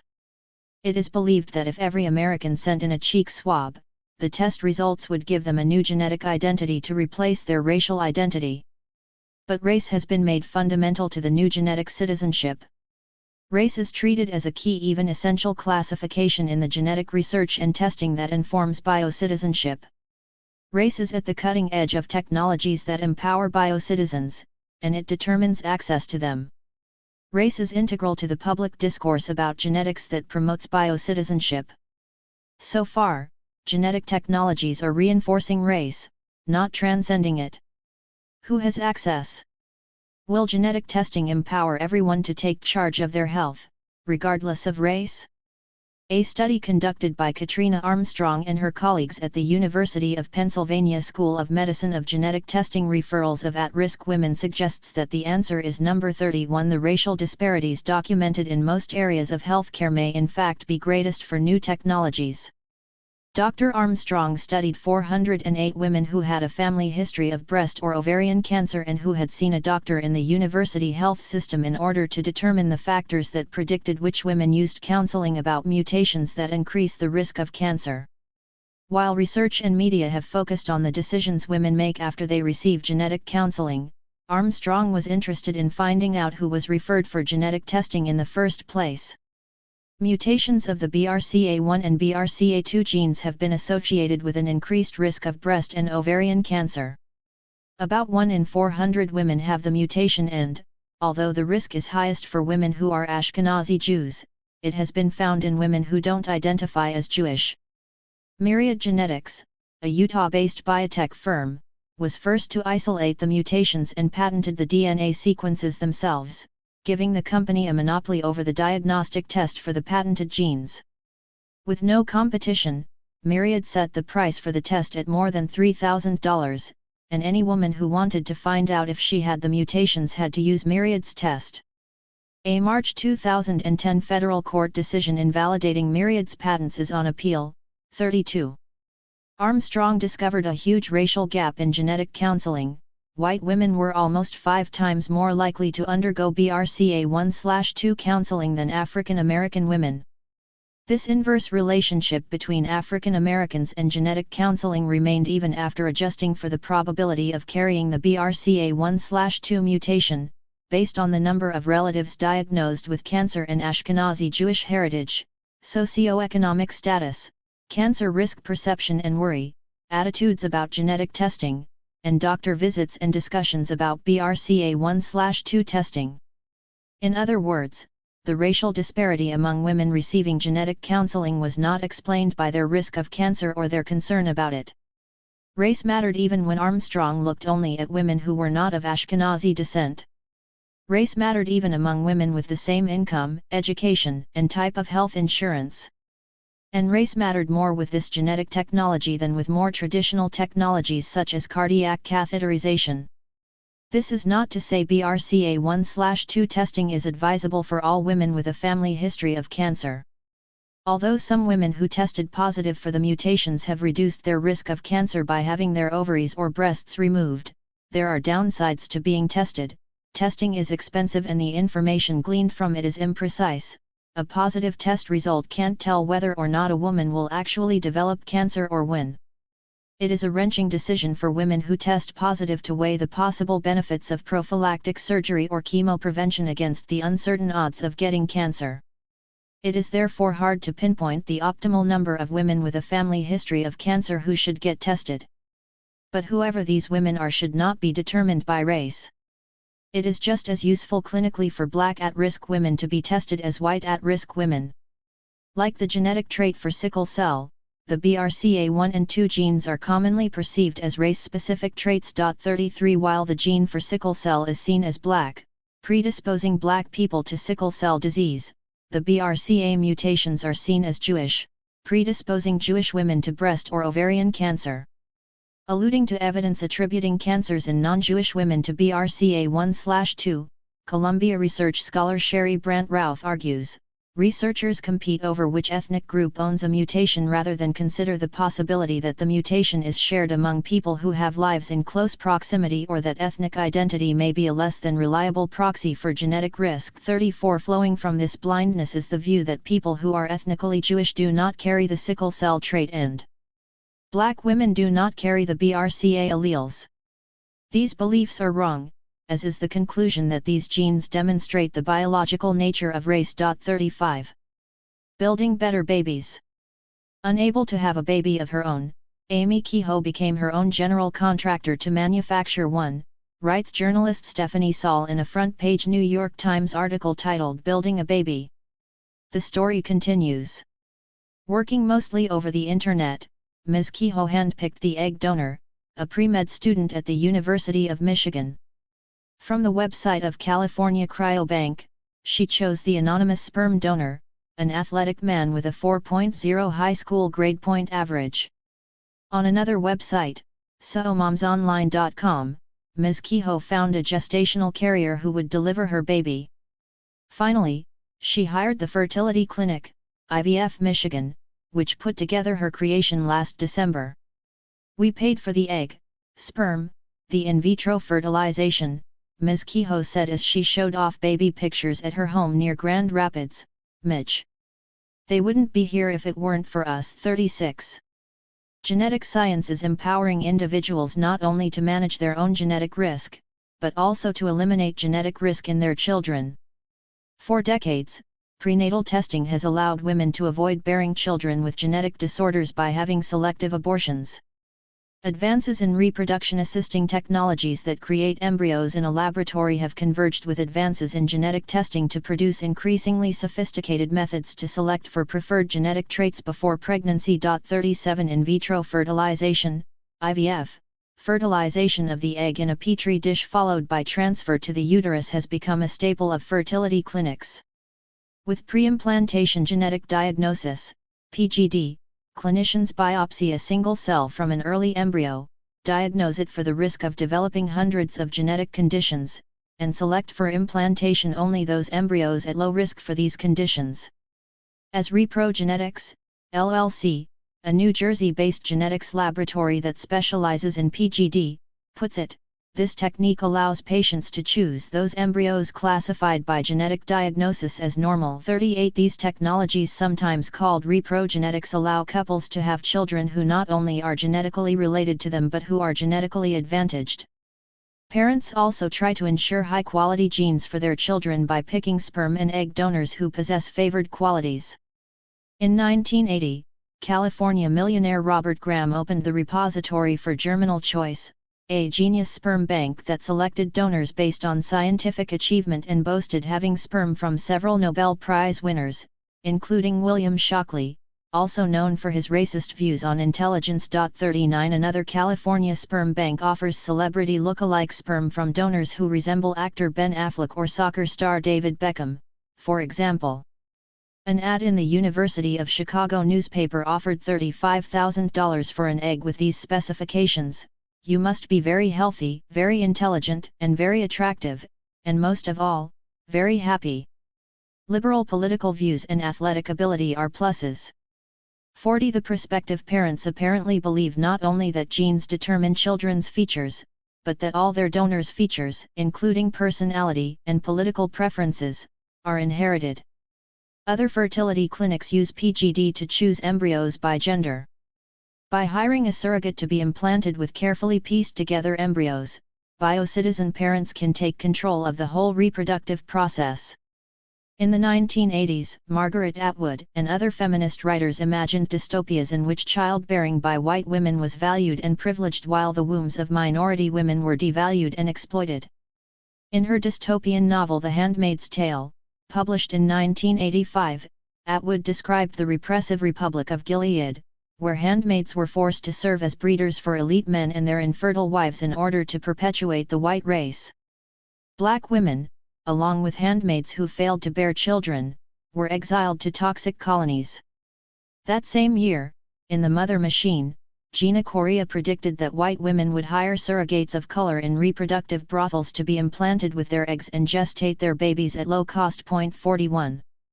2 decades later, the opposing relationships of white women and women of color to reproduction-assisting technologies remain. At a time when wealthy white women have access to technologies designed to produce genetically screened babies, an assortment of laws and policies discourage women of color from having babies at all. 42 As NYU anthropologist Raina Rapp stated at a Radcliffe conference, reproductive health in the 21st century, some women struggle for basic reproductive technologies, like a clinic where sterile conditions might be available to perform C-sections, while others turn to cutting-edge genetic techniques. 43. The multi-billion-dollar apparatus devoted to technologically facilitating affluent couples' procreative decisions stands in glaring contrast to the appalling numbers of infant and maternal deaths among blacks that have remained twice and quadruple the rates for whites for decades. 44. In my 1997 book, Killing the Black Body, Race, Reproduction, and the Meaning of Liberty, I placed white, affluent women who had access to high-tech reproduction and women of color who were targets of population control policies at opposite ends of a reproductive hierarchy. At the time, pictures showing the success of reproduction-assisting technologies were always of white babies, usually with blonde hair and blue eyes, as if to highlight their racial purity. By contrast, black babies figured in media coverage of these technologies only in stories about their devaluation precisely because of their race. One instance was a highly publicized lawsuit brought by a white woman against a fertility clinic she claimed had mistakenly inseminated her with a black man's sperm, resulting in the birth of a mixed-race child. 45. The woman, who was the child's biological mother, demanded monetary damages for her injury, which she explained was due to the unbearable racial taunting the child suffered because the mother and daughter looked so different from each other. Because they belonged to different races, people apparently did not think they resembled each other, even though they were genetically related. The genetic trait, or taint, of race seemed to have weakened the genetic tie between them. 46. Two reporters covering the story speculated that if the suit goes to trial, a jury could be faced with the difficult task of deciding damages involved in raising an interracial child. 47. In this particular case, the story was complicated by the fact that the mother had wanted a child with sperm from her husband, who later died of cancer. But the perceived harm of receiving the wrong sperm was intensified by the clinic's failure to deliver a white baby. The recent expansion of both reproductive genetic screening and race-based biomedicine signals a dramatic change in the racial politics of reproductive technologies. Companies that market race-based biotechnologies now promise to extend the benefits of genetic research to people of color, and reproductive technologies are no exception. Today, the high-tech fertility business, including genetic screening services, no longer appeals to an exclusively white clientele. Some clinics that offer high-tech reproductive services, including PGD, explicitly market to clients of color. In contrast to the 1990s media coverage, images on fertility clinic websites routinely show people of color alongside claims advertising clinic services and their benefits. Countless advertisements on Craigslist explicitly solicit egg donors by race, and many seek minority women. For example, a posting by Beverly Hills Egg Donation notes, "All ethnicities welcome." 48. Williams Donor Services listing states, "Ethnic diverse egg donors needed," and includes a photo of an Asian, a white, and a black woman. 49. Happy Beginnings, LLC, advertises, "Egg donors wanted all ethnic backgrounds," specifying, "We have a very high demand for Jewish, East Indian, Middle Eastern, Asian, Italian, and blonde donors." 50. Meanwhile, some agencies specialize in donors with a particular racial background. As its name implies, Asian Egg Donation, LLC, based in East Brunswick, New Jersey, specializes in providing an Asian egg donor pool by recruiting highly qualified donors between the ages of 20 to 29 with various Asian cultures and ethnic backgrounds. 51.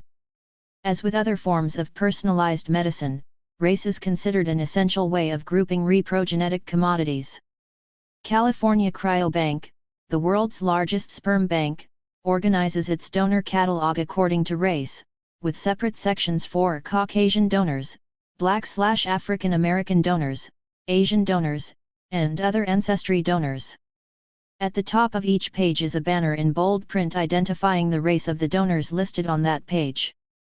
The company's website features a quick search drop-down menu that filters available donors according to hair color, eye color, and ethnic origin. Part of Cryobank's quality assurance procedure is color-coding the samples. The caps that seal the vials of semen come in different colors: white for Caucasian donors, black for African Americans, yellow for Asians, and red for unique or mixed ancestry. 52. No doubt this reflects an effort to avoid racial mix-ups, which can generate costly legal battles. Some fertility clinic websites not only market their reprogenetic services to people of color, but they also offer race-based genetic testing as part of those services. Pacific Fertility Center's website includes the statement genetic screening is also recommended, based on ethnic background. 53 Reproductive Genetics Institute, in Chicago, similarly includes race in the factors it takes into account in its genetic testing, screening results and accuracy. By combining the results of the ultrasound and blood test along with the age, race, and weight of the mother, a number can be generated by computer which represents the risk of the pregnancy being affected by Down syndrome or another chromosome problem. 54 Granted, there are some rare genetic problems, such as Tay-Sachs, that are so highly concentrated in an ethnic group that it is arguably defensible to segregate testing for these conditions, but genetic mutations are not grouped by race. Race-based testing reinforces the myth that races are genetically distinct from one another and that our genetic risks are determined by our race. Still, white donors are in greater demand than any others and they supply most of the sperm and eggs available for sale. Of the 312 donors listed in California Cryobank's April-May-June 2009 donor catalog, only 7 were black. 55 The economic valuation of eggs is more intimate than setting the price of sperm. Cryobank charges $215 for all of its sperm vials. Women are paid to produce eggs for a particular recipient who has agreed to a specific price for that donor's reproductive material, explains Yale sociologist Renee Almelling, based on her investigation of egg agencies. 56 The price of eggs is determined by a racial supply and demand system. Although most customers are white and want eggs from a white donor, egg agencies find it hard to recruit black donors for their small African American clientele. The surprising result is that black women are often paid a few $1,000s more for their eggs than the fee typically earned by white women. 57 Nevertheless, tall, blonde, college-educated donors still fetch the highest premium. In 2007, a couple advertised in Ivy League newspapers that they were willing to pay $50,000 for eggs from a donor who was 5'10" or taller and had scored at least 1,400 on the SATs. 58. Customer satisfaction hinges on racial results. A recent racial mix-up mirrored the one from the 1990s I described earlier, except the plaintiff was Latina.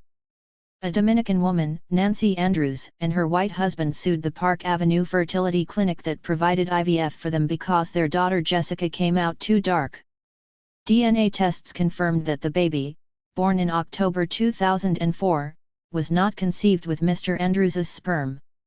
Because Jessica has characteristics more typical of African or African American descent, the couple claimed she was a different race from the rest of the family and would therefore be the object of scorn and ridicule by other children. 59. A family photo that circulated online indicates that Mrs. Andrews has some African ancestry, as do most Dominicans. In allowing the malpractice claim to go forward, the Manhattan judge noted that Mrs. Andrews has a complexion, skin coloration, and facial characteristics typical of the Dominican Republic. Another baby born to Mrs. Andrews might have had darker skin than hers even if the clinic had used her husband's sperm. But the parents did not see it this way. While we love baby Jessica as our own, we are reminded of this terrible mistake each and every time we look at her. Each and every time we appear in public, the Andrewses wrote in court papers. These parents' tragic words reflect once again the power of race to override the bonds of genetics and kinship.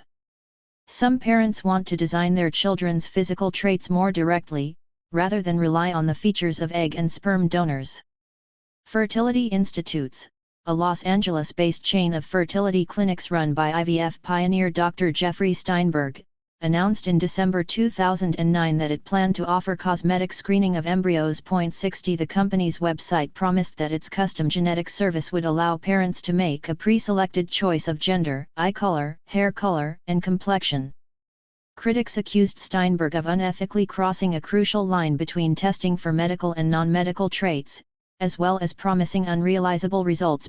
61 Amid the controversy, Steinberg discontinued his cosmetic services. The company now focuses on its PGD sex selection program, which the website boasts is 100% accurate. Gender selection is a commodity for purchase, says Steinberg. If you don't like it, don't buy it. 62. Obliged to choose. As genetic screening increasingly enables individuals to manage their own health by reducing genetic risk, we may see its wider incorporation into the healthcare system. Using reprogenetics to select the traits of children may become more of a general duty than a privileged choice. Widespread prenatal testing has already assigned pregnant women primary responsibility for making the right genetic decisions. It is increasingly routine for pregnant women to get prenatal diagnoses for certain genetic conditions such as Down syndrome or dwarfism. 63 They are typically expected to opt for abortion to select against any disabling traits identified by genetic testing. Many obstetricians provide these tests without much explanation or deliberation because they consider such screenings to be a normal part of treating their pregnant patients. The director of reproductive genetics at a large Detroit hospital reported that at least half of the women referred there with an abnormal amniocentesis result were uncertain about why they even had the test. 64 A genetic counselor told writer Linda Beck Fenwick, "Patients will come in and say, 'I am having the amniocentesis because my doctor told me to,' but really in their hearts they are not sure that's right for them." 65. I faced this expectation in 2000 when I was pregnant with my fourth child at age 44. My obstetrician recommended that I participate in a clinical trial by Northwestern University Medical School researchers investigating the potential for a blood test and ultrasound to detect in the first trimester of pregnancy the risk of Down syndrome and trisomy 18, caused by a chromosomal defect that leads to serious medical complications and developmental delays. 66 It's a way to get a free ultrasound, he told me. Although the researchers had an ethical obligation to disclose any significant risks entailed in the procedure, neither they nor my obstetrician ever discussed with me the implications of results predicting a high risk of Down syndrome or trisomy 18, that I would be asked to decide whether or not to terminate my pregnancy. No one mentioned why I was getting genetic screening in the first place. Instead, everyone assumed that screening could only make me better off and that there was no need for serious deliberation about whether or not to be screened. Although genetic counseling should be non-directive, many counselors show disapproval when patients decide against selective abortion. One genetic counselor asked a woman who decided to bear a child predicted to have Down syndrome, "What are you going to say to people when they ask you how you could bring a child like this into the world?" 67 Dr. Brian Scottco, a leading expert on Down syndrome, discovered similar pressures in his survey of close to 1,000 mothers who received postnatal diagnoses of Down syndrome for their children. Many of the mothers were chastised by healthcare professionals for not undergoing prenatal testing. "Right after my child was born, the doctor flat out told my husband that this could have been prevented or discontinued at an earlier stage of the pregnancy," wrote one mother who had a child with DS in 2000. A mother who had a child in 1993 recalled, "I had a resident in the recovery room when I learned that my daughter had DS. When I started to cry, I overheard him say, 'What did she expect?' She refused prenatal testing." Another mother reported, from her experience in 1997, the attending neonatologist, rather than extending some form of compassion, lambasted us for our ignorance in not doing prior testing and for bringing this burden to society, noting the economical, educational, and social hardships he would bring. Regarding a postnatal visit, a mother who had a child in 1992 wrote, "My doctor stressed next time the need for amniocentesis so that I could choose to terminate." 68. Partly because of pressure like this, many pregnant women now view genetic testing as a requirement of responsible mothering. 69. Current tort case law creates incentives in favor of genetic testing by imposing legal duties on obstetricians to offer it. 70. While there are virtually no legal consequences for doctors who encourage genetic tests, doctors who fail to use them may be liable for damages in wrongful birth lawsuits. For example, the Supreme Court of Ohio recently held that parents of an unhealthy child born following a doctor's negligent failure to diagnose a fetal defect or disease may bring suit under traditional medical malpractice principles for the costs arising from the pregnancy and birth of the child. 71. Some legal scholars have argued that tort law should compensate for procreative injury caused by reproduction assisting technologies. 72. Poor women, especially women of color, currently face financial and other barriers to receiving both high-tech infertility services and genetic testing for themselves and their children. But some of these barriers are lifting. Researchers are developing a test using the pregnant woman's blood to identify fetal genetic traits. Relatively cheap genetic testing is already available to consumers. In January 2010, a company called Counsel joined the ranks of Silicon Valley start UPS marketing direct-to-consumer genetic tests on the Internet. The procedure mirrors the 23andMe model. Customers receive a spit kit in the mail, they send the saliva sample to Counsel's lab for analysis, and, for only $349, they view the results online a few weeks later. Unlike genotyping services that tell customers about their own disease risk, Counsel informs customers whether they are at risk of passing inherited diseases to their children. The company says it can identify genes that put children at risk for more than 100 diseases, including cystic fibrosis, Tay-Sachs, sickle cell disease, and spinal muscular atrophy, relatively rare diseases that are caused by the mutation of a single gene. MDS recommend genetic testing before pregnancy, Counsel tells prospective parents on its website. One of our goals is to make this like the home pregnancy test, says Ramji Srinivasan, head of Counsel. 73. Although Counsel is a for-profit company, its founders, a group of friends who met at Stanford, see themselves as social entrepreneurs on a campaign. Counsel's website reads like a manifesto against genetic disease, and consumers are enlisted to join the cause of purging the population of genetic risk by eliminating it from their children. The company's values are listed prominently on the home page. We believe that genetic testing is a human right, not a luxury. We believe children deserve healthy lives, free from genetic disease. And we believe in universal access, especially for those most in need. Harvard professor Henry Louis Gates Jr., who received stock options for his role as advisor to the company, praised the service as a genuine breakthrough for minority health, presumably because it makes genetic testing more affordable. 74. Because prenatal genetic screening is now considered an essential part of personalized medicine, it is becoming integrated into social welfare systems and private insurance schemes.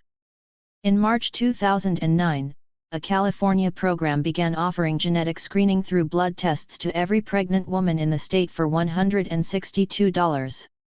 Women shown to be at high risk can get follow-up services at state-approved prenatal diagnostic centers. Run by the California Department of Public Health, the Genetic Disease Screening Program, which also includes newborn screening, is the largest screening program in the world.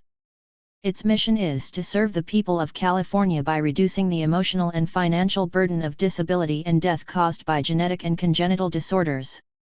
75 such government programs will make genetic testing of fetuses and embryos increasingly available across racial and socio-economic lines. 76. What are the implications when the government encourages all of its citizens, including low-income women of color, to use genetic screening to select out certain disfavored traits? State genetic screening programs provide low-income women and women of color the reproductive options more privileged women already have. They also seem to reduce health disparities by equalizing the prevention of disabling genes. But the expansion of a coercive genetic testing regime could also reduce public support for general health care for everyone. Unlike IVF, whose primary purpose is to increase fertility, PGD functions to help women avoid starting a pregnancy that entails unwanted genes. 77. The aim of IVF is to produce the birth of a live baby. The aim of PGD and fetal diagnosis is to prevent the birth of certain children. Although government welfare systems have disdained facilitating childbearing by poor women of color by declining to fund fertility treatments, they may treat prenatal genetic testing quite differently. The very same thinking that promotes laws and policies that pressure these women to have fewer children could promote laws and policies that pressure them to have genetically screened children. Making citizens responsible for managing their health at the genetic level reflects the shift of responsibility for public welfare from the state to the private realms of market and family. As Canadian legal scholar Roxanne Mikitiuk observes, genetic testing serves as a form of privatization that makes the individual the site of governance through the self-regulation of genetic risk. 78. Today, state genetic testing programs do not force citizens to participate. Instead, the government and corporate sectors rely on the sense of obligation individuals feel to control their own health at the genetic level. Turning people into gene carriers concentrates responsibility on them to manage their own genetic predispositions, shifting the spotlight away from state responsibility for ensuring healthy living conditions. 79 The landmark healthcare reform package passed by Congress in March 2010 slowed down the push toward privatization but did not stop it. It gives the federal government greater power to regulate the health insurance industry without fundamentally changing how healthcare is provided. President Obama's proposal of a very limited public option for uninsured Americans raised such an outcry that congressional Democrats were forced to drop it. Genetic selection procedures have become social responsibilities reinforced not only by cultural expectations but also by legal penalties and incentives. Will making the wrong genetic choices disqualify biocitizens from claiming public support? In her book Exploring the Public Consequences of Private Decisions About Reproductive Technologies, Linda Beck Fenwick suggests readers ask themselves, are you willing to pay higher taxes to cover costs of government benefits for babies born with genetic defects, even when the parents knew of the high likelihood or certainty such defects would occur? 80 This question suggests that the main objective of a state-supported reprogenetics program would not be to give individuals more reproductive choices but to escape public responsibility for disability-related needs. 81. Now management of children's genetic risk has moved beyond childhood diseases. Parents are increasingly using PGD to detect genetic susceptibility to developing cancer as an adult. 82 A recent article in JAMA encouraged families affected by hereditary cancer syndromes, including breast, ovarian, and colon cancer, to use PGD to screen out embryos with the risky genes. 83 Our genetic counselors now try to bring up the potential of this technology in circumstances where we think it may be empowering to young couples, says Dr. Kenneth Offit, Chief of Clinical Genetics at Memorial Sloan Kettering Cancer Center and a co-author of the article. In the future, the government may rely on the expectation that all pregnant women will undergo genetic testing to justify not only its refusal to support the care of disabled children, but also its denial of broader claims for the public provision of health care. Without a right to basic health care, more widespread use of genetic technologies could come at the expense of public health. Extending access to reprogenetics to women of color does not make this future any less disturbing. States across the country have met budget shortfalls precipitated by the economic recession by slashing already underfunded services to the most vulnerable people who are sick and disabled. In November 2010, the Center on Budget and Policy Priorities reported that cuts enacted in at least 46 states plus the District of Columbia since 2008 have occurred in all major areas of state services, including healthcare and services to the disabled, with even more severe reductions slated for fiscal year 2011.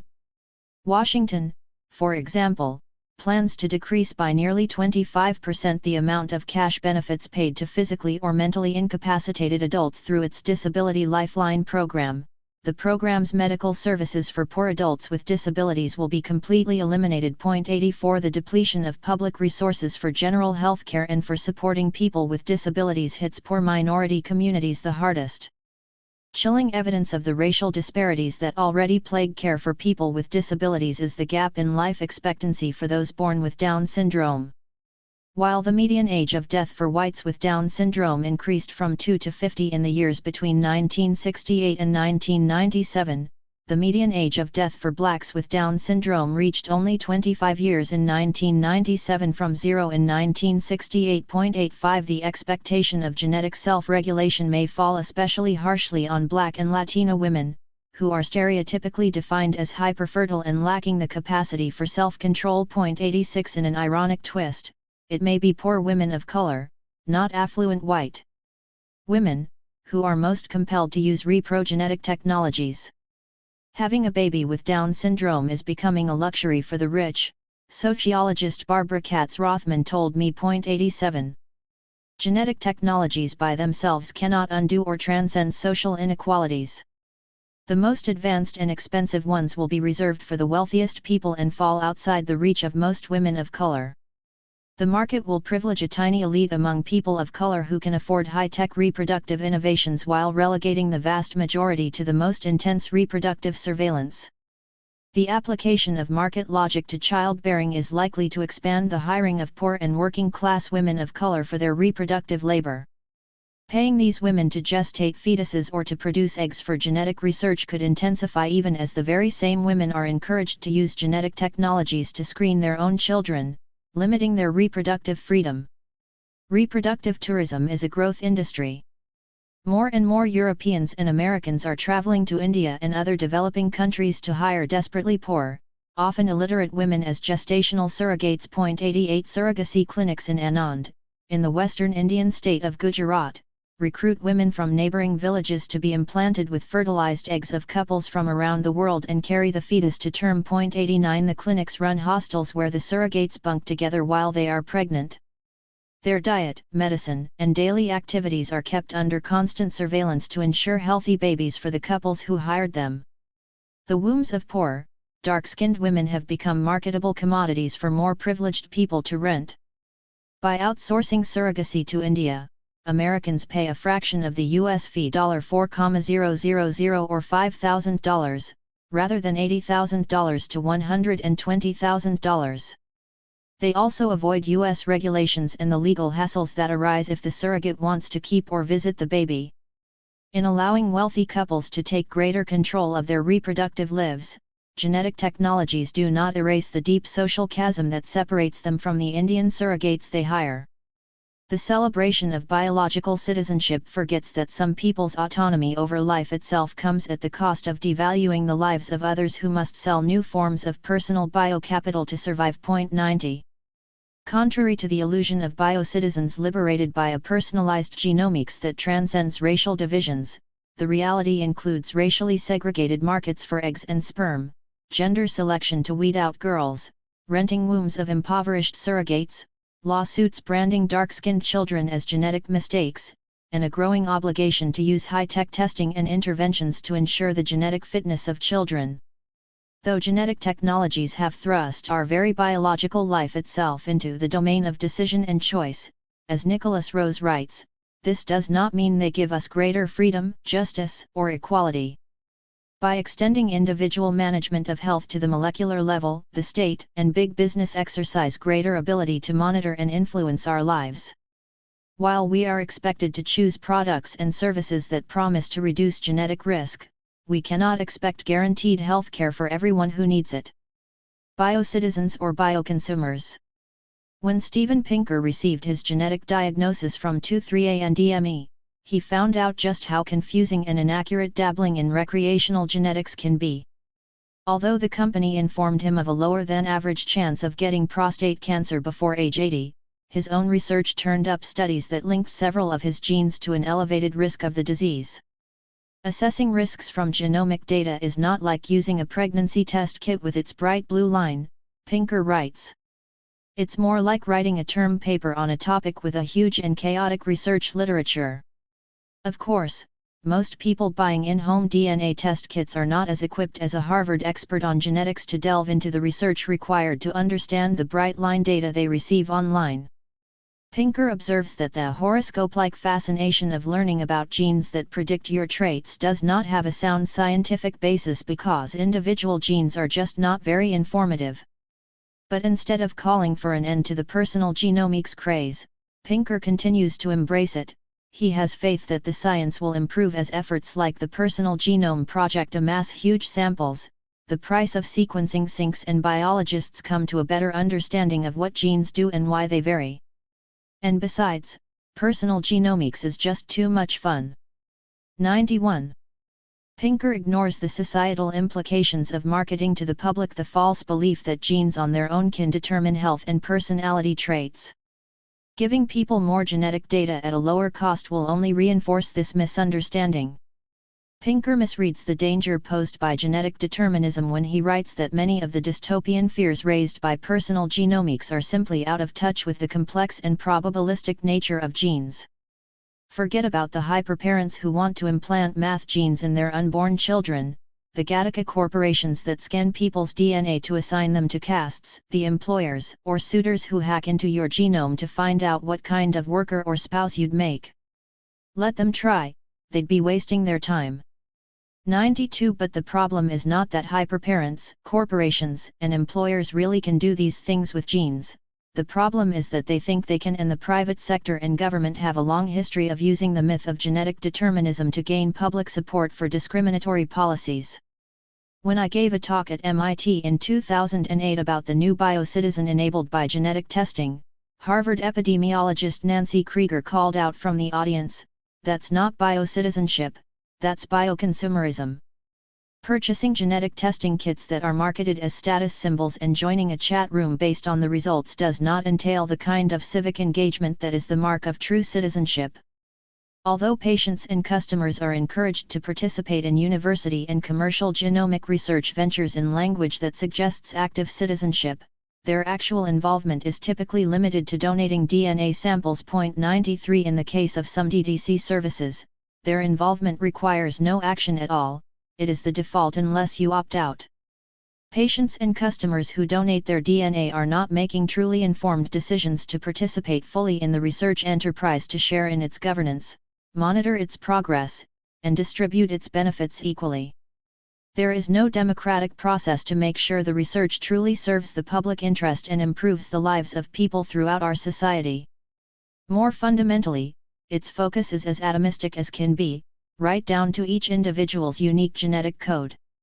Individuals may merge where their genotypes intersect, but not as whole, self-determining people who join together as a collective based on shared values to change society for the better.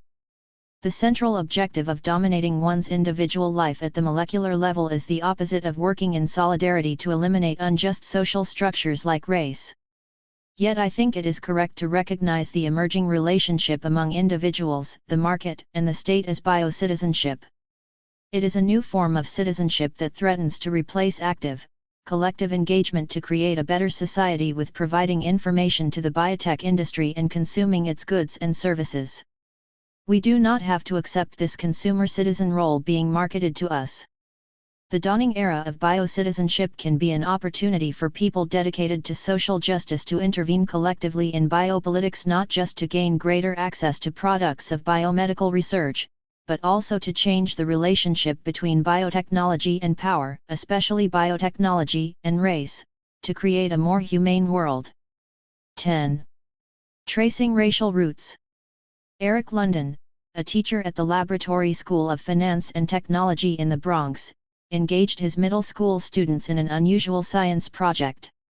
He collected cheek swabs from his 11 Black and Latino students and sent the samples to DNA Print Genomics, a Florida-based company that uses DNA to trace the ancestry of its customers. Using its Ancestry by DNA technology, the company compared the student samples to its proprietary database of genetic profiles from around the world to find matches to 4 continental populations: Europeans, Sub-Saharan Africans, Native Americans, and East Asians. 1. When students opened the results, they were startled by the ancestral origins buried in their genes. Although 12-year-old Sheila Guerrios identifies as Hispanic, she was told that her ancestors were 63% European, 25% Sub-Saharan African, and 12% East Asian. "I didn't know I had European family," said Guerrios. "That's weird to me." Another Latina student, Rosa E. Gomez, had a similar reaction. Her ancestral roots broke down into 69% European and 31% Sub-Saharan African. "I thought I was going to be Native American," she said, highlighting the indigenous component of Latino identity.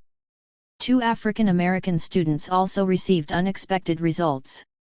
Testing showed one to have 19% European origins, while the other's ancestry was 23% European. Many Americans have a burning desire to know who their great-great-great-grandparents were. Genealogy is one of the most popular hobbies in the United States. After pornography, ancestry websites are the most commonly visited on the Internet.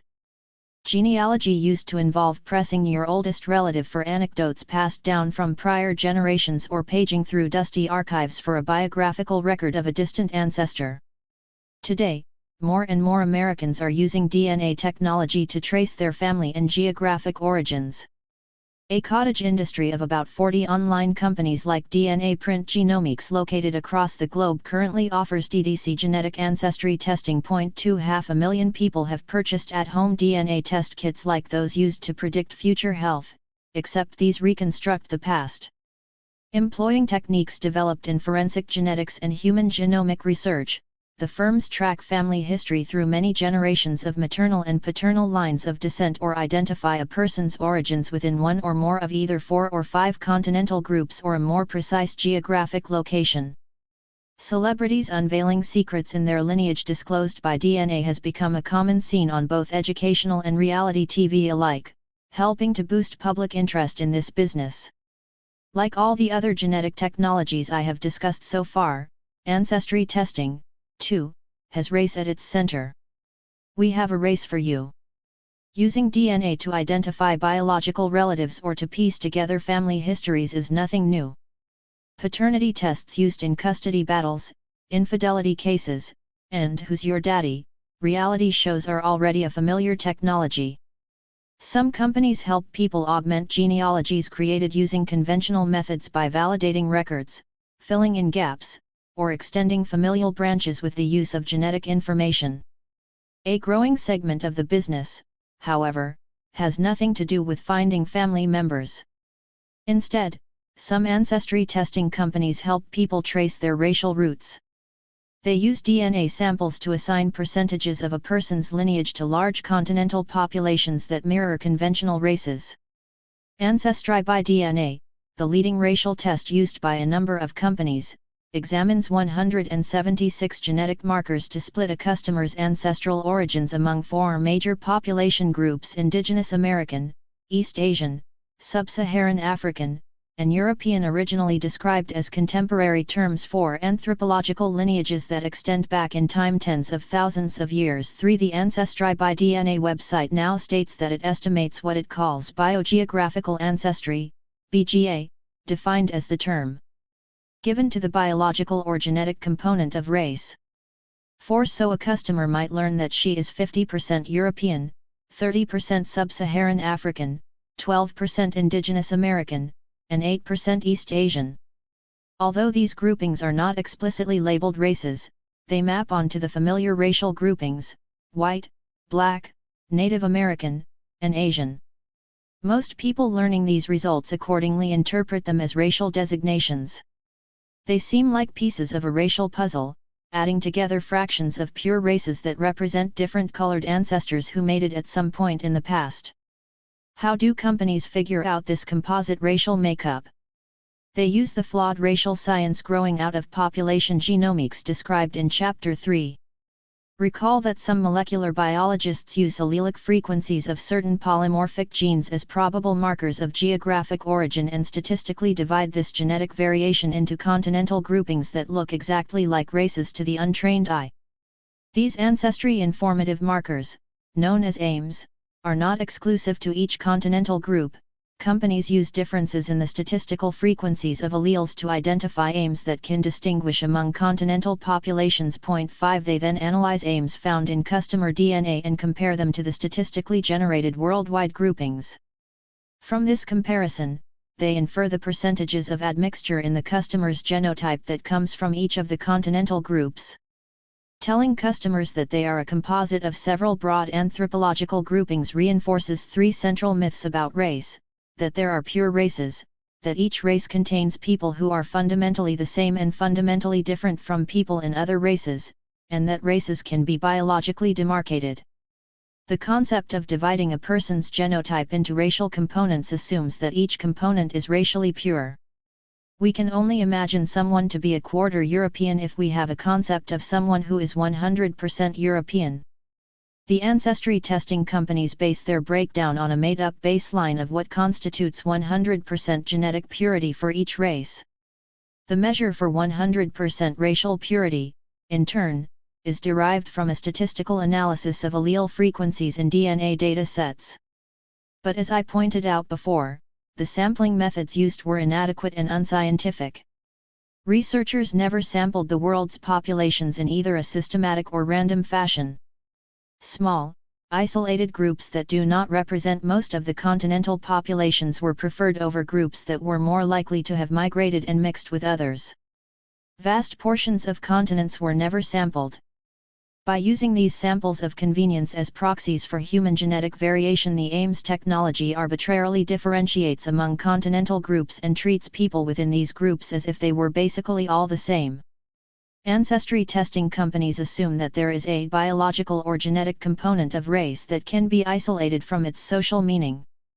Their claim that race is determined by DNA and therefore can be identified with statistical accuracy by a genetic test perpetuates the false definition of race as a biological category. Some scientists believe that the disclosures of racial intermixing and genetic kinship generated by these tests will help overcome racism. Each of us has around 6.7 billion relatives, writes Aravinda Chakravarti, a molecular biologist at Johns Hopkins. The global picture of relatedness that is emerging from DNA studies stands to shatter many of our beliefs about ourselves. 6. Noting that we are all Africans under the skin, Spencer Wells, head of the Genographic Project, a research partnership between National Geographic and IBM to better understand our human genetic roots, hopes that these genomic revelations will help people to overcome some of the prejudices they might have. 7. This recognition of racial intermixture might hasten a new racial paradigm in the United States. Some sociologists predict that as more minorities, especially Asians and Latinos, marry whites and have biracial children, the next generation may be accepted as honorary whites. It is not clear, however, why genetic technologies would have any greater impact on racial inequality than the knowledge of racial intermixture we had without them. Surely, Southern slave owners were well aware that the children they fathered with enslaved women were racially mixed and intimately related to them. Yet their response was to pass laws guaranteeing that their offspring would have the status of slaves. As a little girl growing up in a liberal university community in the 1960s, I used to cherish the fantasy that the intimate hybridity of my own biracial, multi-ethnic family constituted a blow against the racial order. But that was before I formed my own moral allegiance to black people based on a sense of common struggle against racial oppression. Looking back, I can see that my childhood fantasy was not only unenlightened but privileged by my middle-class existence, largely disconnected from the majority of black residents in other parts of the city who may have lived out their entire lives without ever experiencing even one moment when race did not matter or any chance of gaining some benefit from mixed ancestry. There is no evidence that the genetic technologies that have emerged since then have the power to overturn the racial hierarchy that still exists today. Recovering African origins. Most African Americans are not interested in finding out what race they are pretty sure they are black and that there is racial mixing somewhere in their heritage. Instead, they want to know more about their ancestors in Africa. Alex Haley's best-selling 1976 novel, Roots, The Saga of an American Family, and the miniseries that followed were based on Haley's own quest to track down his ancestral family in Africa. Haley's narrative sparked hope among African Americans that it was possible to use slave ship manifests, plantation records, and family lore to trace their lineage back to their motherland. But blacks in the United States who have tried to reconstruct their family trees with conventional genealogical tools almost always meet a brick wall erected by the slave trade.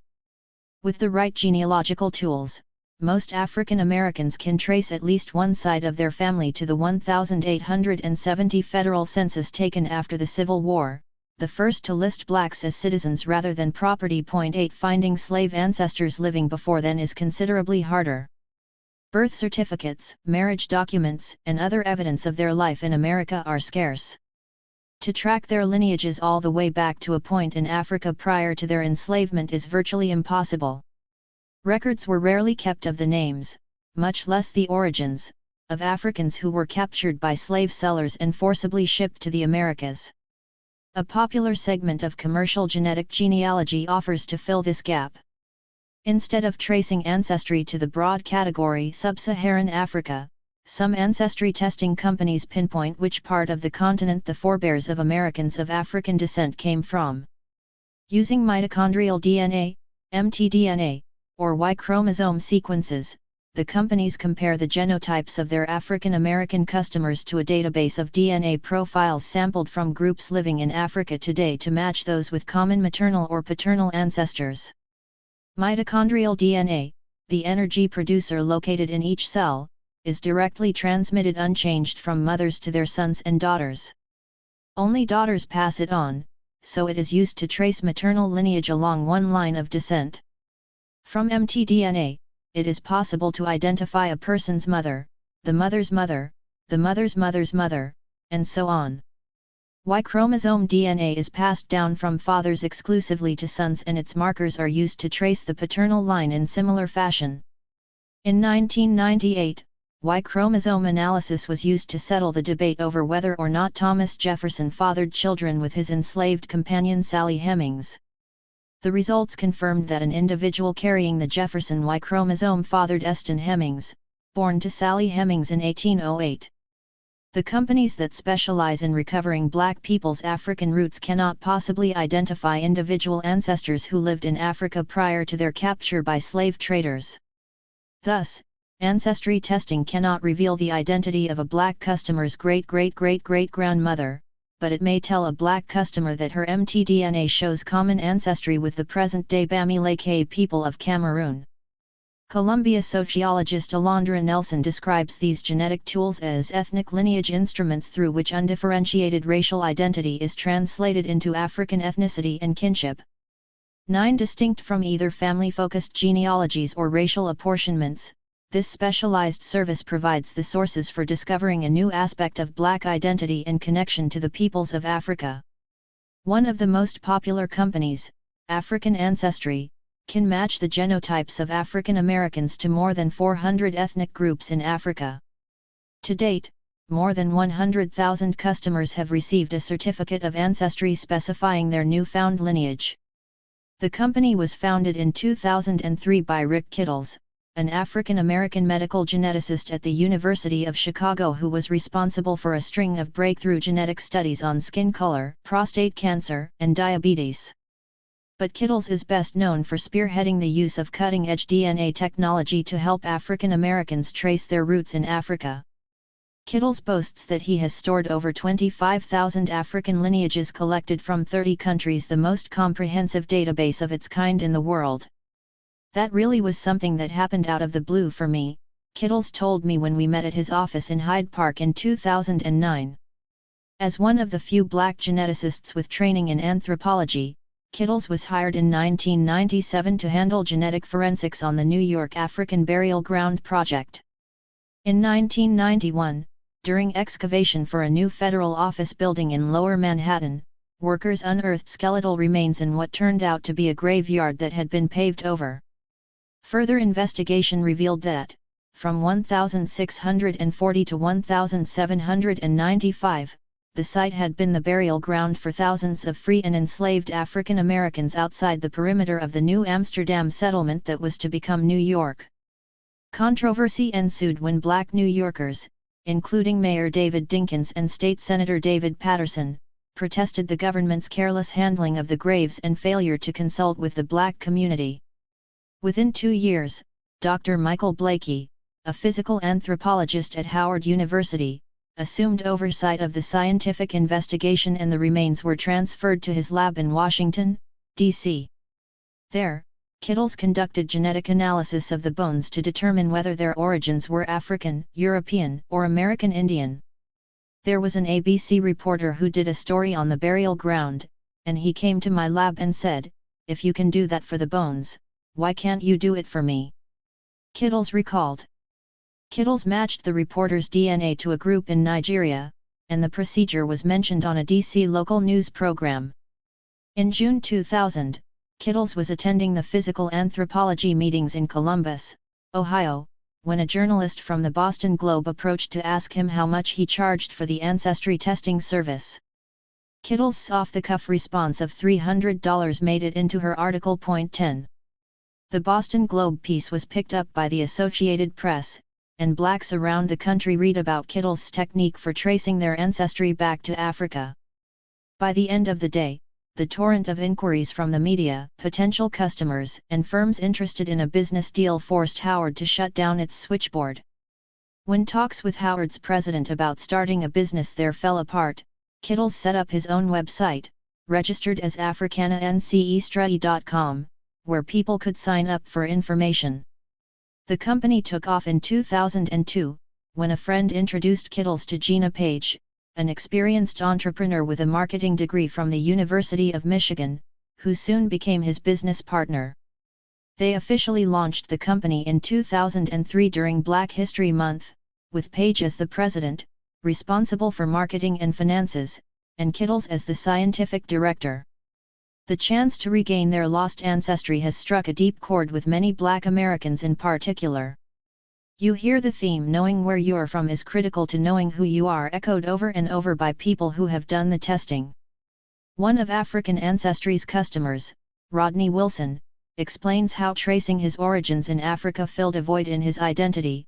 "I can remember as a child in elementary school going to cultural days every year and not being able to participate. And other kids would have their flags up and native dishes from their countries and representing Ireland and China and various countries from South America.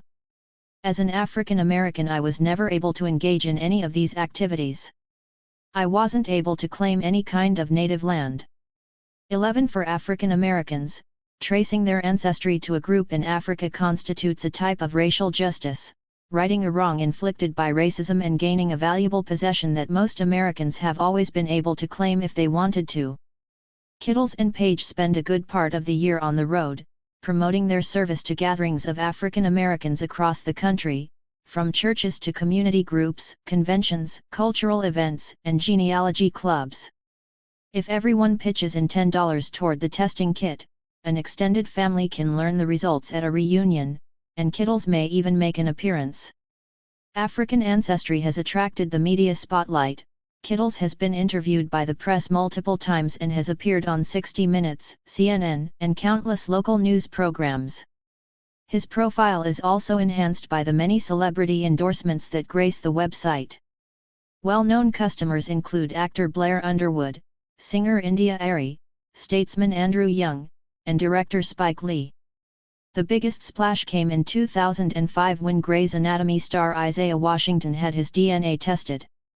Kittles announced at a videotaped event that the actor's maternal lineage traced to the Mende people of Sierra Leone, as Washington shouted ecstatically and other celebrities clapped and cheered. "I always wanted to go to Sierra Leone," he exclaimed. Finding his Mende roots transformed Washington's life. The following year, Washington made a triumphant journey to Sierra Leone.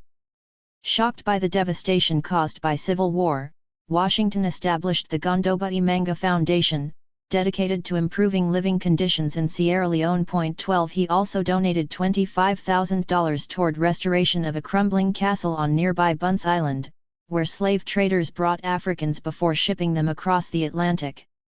After being inducted as a village chieftain, Washington became an official citizen of Sierra Leone. 13 I wanted to bring African Americans closer to Africa and vice versa, Kittles told me. I wanted them to say, "Wow, I'm connected with the Bamileke in Cameroon, I want to go to Cameroon and learn about them. I want to lobby for the Cameroon people. They are part of our extended family." To Kittles, Washington's projects in Sierra Leone are perfect illustrations of the affiliation with Africa that genetic testing can launch. Indeed, many African Americans see their genetic test results as a springboard to action related to Africa, learning more about the country their ancestors came from, making trips there, and donating to the country's development. Some customers have even followed Washington's example and petitioned their African country of origin for dual citizenship. The celebrity factor skyrocketed when Henry Louis Gates Jr., director of the W.E.B. Du Bois Institute for African and African American Research at Harvard, entered the scene. His 4-hour series African American Lives, which aired in 2006 on most public television stations nationwide, disclosed the genealogical histories of 8 famous Black Americans, including composer Quincy Jones, actor Chris Tucker, actress and comedian Whoopi Goldberg, and media superstar Oprah Winfrey. At first, the program centered on fascinating details of their family trees that Gates had tracked down using archival documents like census records, birth and death certificates, land deeds, and wills. Gates tells the celebrities amazing stories about their ancestors who survived slavery to become property owners, politicians, teachers, and artists. He hands Winfrey the deed to 80 acres her great-great-grandfather, a freed slave named Constantine Winfrey, earned from a white Mississippi landowner by picking what amounted to 5,000 pounds of cotton. Watching the series, I was riveted by the monumental feats within the stories of ordinary yet heroic black folks. I was inspired by the message of their accomplishments, "We shall overcome." In the last episode, DNA takes center stage. As each celebrity waits anxiously, Gates dramatically unveils his or her African origins and racial breakdown as determined by genetic ancestry testing. Gates used Kittle's database of African lineages to trace their ancestral connections to continental ethnic groups. Gates extols the power of finding your roots in a test tube. "Now for the first time in 3 centuries," he said, "we can begin to reverse the Middle Passage." 11 million people watched as Gates revealed to Winfrey that her ancestors belonged to a tribe in Liberia, famously dashing her long-held belief that she was descended from the Zulu people. The 2008 sequel, African American Lives 2, picks up the genetic theme with a new set of black celebrities. They won Oscars, Grammys, and Olympic gold, but nothing means as much to them as discovering their roots, announced the promotion for the series. 2 years later, in February 2010, Gates co-produced and hosted another star-studded, 4-hour television series, Faces of America, exploring the genealogies of a more diverse celebrity ensemble, including actor Meryl Streep, cellist Yo-Yo Ma, and comedian and talk show host Stephen Colbert. Like his other programs, the first episodes revealed aspects of the guests' immigrant forebears unearthed by conventional genealogical research, while the final segment, titled Know Thyself, revolved around DNA analysis. Gates and his 96-year-old father even had their entire genome sequenced, the first African Americans, the first father and son, and the oldest individual to do so. 14 The writer Louise Erdrich, an Ojibwe, refused to take the test because she views her DNA as belonging to her entire extended family, who told her it's not yours to give, providing a refreshing break from the unquestioned assumption throughout the rest of the program that genetic testing is an unadulterated good. Gates also informed his guests about the racial breakdown of their ancestors, estimated by admixture testing using Ames. Some are a mélange, like actor Eva Longoria, whose recent forebears were Mexican cattle ranchers in what is now Texas. Gates tells her that she is 70% European, 27% Native American, and 3% African, what gets translated into Latina. Others are deemed to be racially pure. Yo-Yo Ma is 100% Asian, while Meryl Streep is 100% European. When Gates appeared on the Colbert Report in February 2010 to promote the series, he gave Stephen Colbert a preview of the results. "I found out that you have absolutely this much African ancestry," Gates told the comedian, making a 0 with his fingers. "I have done African American Lives 1, African American Lives 2, Finding Oprah's Roots, and Faces of America, and you, Stephen, are the whitest man I have ever tested." Gates made it clear that he regards so-called biogeographical ancestry as the equivalent of a test for race. Riding the popularity of his PBS specials, Gates launched his own ancestry testing brand, African DNA, in 2007.15. Gates claims that his company offers a more complex portrait of African American ancestry than other services by revealing its non-African components, by consulting with prominent historians and anthropologists, and by adding the option of purchasing a genealogy package that includes family tree research. For customers interested in tracking their African roots, the service provides nothing novel. Gates partners with the industry leader, Family Tree DNA. The companies have headquarters near each other in Houston, and Family Tree DNA supplies customer support for both firms. African DNA runs customer samples through the already existing database of Family Tree DNA, which Kittles is quick to point out has fewer African samples than his proprietary collection. While owners quibble over the details, all of these genetic genealogy companies share the same underlying philosophy, that genetic technology can tell us the identities of our ancestors, revealing an important part of our own identities in the process. Ancestry, not race. What intrigued me most about Kittles was the paradox I saw in his work. On the one hand, he is an outspoken critic of a genetic definition of race and has written several prominent articles debunking claims of natural racial boundaries found in our genes. On the other hand, he is a leader in the scientific investigation of distinctive African genetics, starting a business that deals in African DNA and conducting studies on genetic contributions to the high rate of prostate cancer among African American men. Kittles likes to point out that being black in America is a social category that disregards the European lineages that most African Americans possess. All I have to do is walk out in the street and try to get a cab and I'm reminded I'm a black man, no matter how many European chromosomes I have, Kittles said at a talk I attended. One of the first things I looked at when I did my genetic ancestry profile was what we call the Duffy null, meaning the West African allele, an allele common in West Africa. And I don't have any copy of it.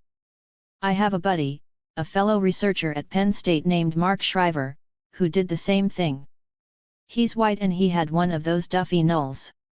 So he kids me all the time to say he's more black than I am, and I say, yeah, but at least you can get a cab. How can the Duffy null be a West African allele if Kittles, a black man, does not have it, and Mark Shriver does, despite being white? It seems to me that mismatch poses a problem for genetic testing of African ancestry as well as for a genetic definition of race. When I met with Kittles, I brought along a 1997 article Kittles co-authored with his mentor Shamar Kakita, an Oxford-trained physician and biological anthropologist, when he was still in graduate school. Titled The Persistence of Racial Thinking and the Myth of Racial Divergence, the article demolishes the concept of human races that visible human variation connotes fundamental deep differences within the species, which can be packaged into units of near-uniform individuals. Kittles and Kita observe that, although anthropologists had discredited this type of racial thinking, it was creeping back into genetic research. Received racial categories, concepts, and constructs should not be used as starting points in analyses, they conclude. 16 Their message was quite prescient, written before the human genome was mapped and the surge in racial science that followed. I asked Kittles how he could square these statements against studying race as a genetic category with his current research and ancestry testing business focused on the genetics of African Americans. Because when I use African Americans in my research, I am studying them as a demographic group that has some level of shared environment and some level of shared ancestry, but is not defined as a race, Kittles responded. A race is a subspecies. There are no subspecies of humans. So there are no human races. When I say African Americans have shared West African ancestry, that means that the bulk of their gene pool comes from populations that emerge from West and Central Africa. But aren't the genetic markers used to trace African American lineage to a region in Africa verifying a common racial affiliation? I asked. To the contrary, he answered, those markers are deconstructing race. What they are being used for is to show that within these so-called social races, there is a lot of biological diversity. Within the macro-ethnic group called African Americans, there are lineages from a plethora of very diverse continental groups. There are also significant European chromosome lineages, as well as significant Native American lineages in certain areas. So that says that African Americans are not a monolithic racial group. They are a genetically diverse social group. Likewise, Kittles emphasized the genetic diversity of Africans. I don't see a lot of shared ancestry across Africa, he pointed out. Kittles told me he devoted his career to studying African Americans because, as a black scientist, he wanted to apply his skills to serve my own people. He first encountered the dearth of genetic data on African ancestry as a PhD student in biology at George Washington University in the 1990s. Unable to excite any of his professors about Africa, he stumbled on thousands of finished DNA samples at an NIH lab, where geneticists thought, incorrectly, that Finnish DNA would reveal the genetic sources of common diseases like diabetes. Kittles ended up writing his dissertation on Finnish population structure, applying what was then a fledgling technique using Y chromosome and mtDNA to dissect the ancestry of Finns, and he was the first to publish a study showing that at least half of the group's male ancestors came from Asia, while most of the women came from Europe. After graduate school, Kittles embarked on a mission to fill the gap in genetic research on African ancestry. I think the work that's been done in whites obviously is important, but there could be alternative data. It is a better design for biomedical researchers to be more inclusive, Kittles said. Kittles credits his successful career in African genetics to the National Human Genome Center, NHGC, at Howard University, where Kittles landed fresh out of graduate school in 1998. Modeled after the Human Genome Project, the goal of the NHGC was to expand the resources for investigating population-based genome variation in African Americans and its applications in mapping disease susceptibility genes.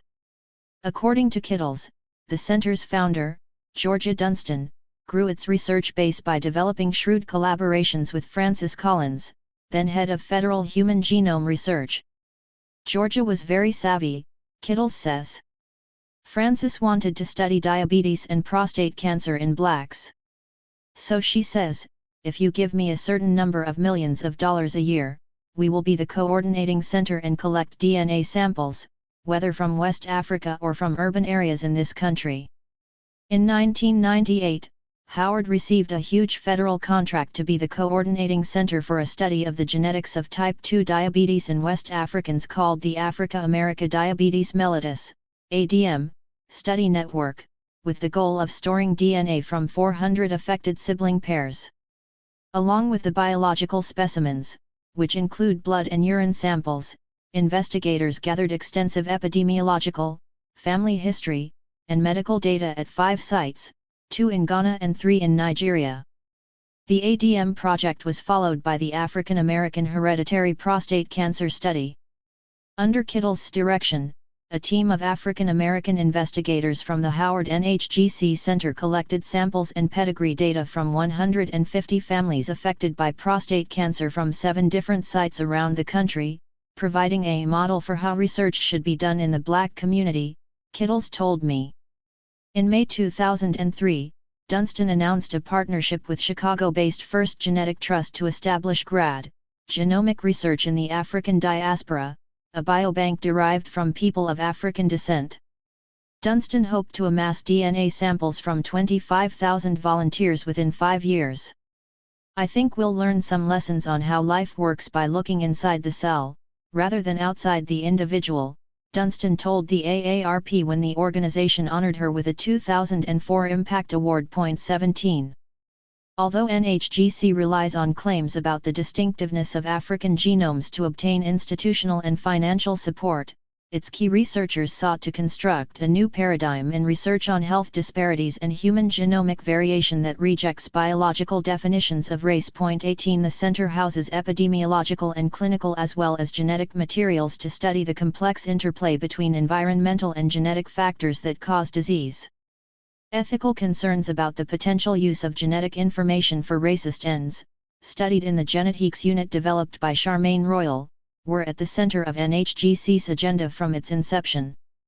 The new paradigm pursued by the Howard geneticists attempts to resolve the tension between making genetic research more inclusive and rejecting the biological definitions of race that African American scientists in particular are navigating.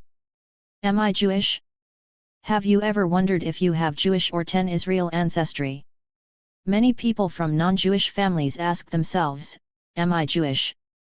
Am I Hebrew, or were my ancestors of the lost 10 tribes of Israel? Believe it or not, you can actually have your DNA tested by Family Treedna, a simple cheek swab, and start a journey of answering some of those burning questions. 19. A website that promotes the controversial theory that 10 of the original Jewish tribes are missing from Scripture looks to genetic ancestry testing to validate claims of Jewish authenticity by tracing genetic roots to one of the tribes. Thousands of people have purchased DNA testing kits to answer the question it poses, am I Jewish? Family Tree DNA, the world's largest genetic genealogy company, is one of several online firms employing the same methods used in African ancestry tracing to determine if customers have Jewish ancestral roots. The company offers to test a person's mtDNA or Y chromosome DNA and compare the results to its database containing genetic profiles for Ashkenazi and Sephardic Jews, as well as the hereditary priestly castes, Levites, and Kohanim or Cohens. In the summer of 2010, two different international research teams reported genome-wide analyses comparing the genotypes of a variety of Jewish population groups, including Ashkenazi, Iraqi, and Syrian Jews, and non-Jewish groups from across the globe. Both teams found distinctive Jewish genetic patterns that revealed a shared ancestry with contemporary Middle Eastern groups Palestinians, Bedouins, and Druze. 20. Underlying the question "Am I Jewish?" is the deeper issue of what defines Jewishness. Jewish genetic tests presuppose that modern-day Jews are a biological grouping that descended from ancestral tribes marked by distinctive genetic patterns or haplotypes. According to this view, those genetic markings were passed down generation after generation and can now determine who is an authentic Jew. David Goldstein, the Duke molecular biologist who has played a prominent role in personalized medicine, also dabbles in genetic genealogy. As Kittles traces genetic lineages back to tribes in Africa, Goldstein explores the genetic history of Jews. Like Kittles, Goldstein became fascinated with his own people's genetics as a graduate student. While working with Stanford population geneticists Marcus Feldman and Luca Cavalli-Sforza, Goldstein discovered a genetic signature on the Y chromosome for the Cohen caste and calculated that it first appeared about 3,000 years ago, during King Solomon's reign. He also resolved a puzzle of Jewish genetics: why Jewish men across the globe are genetically similar to each other while Jewish women show more genetic differences. Goldstein theorizes that Jewish men, who might have been traders along the Silk Road or the Arabian Peninsula, traveled long distances by themselves to found small Jewish communities.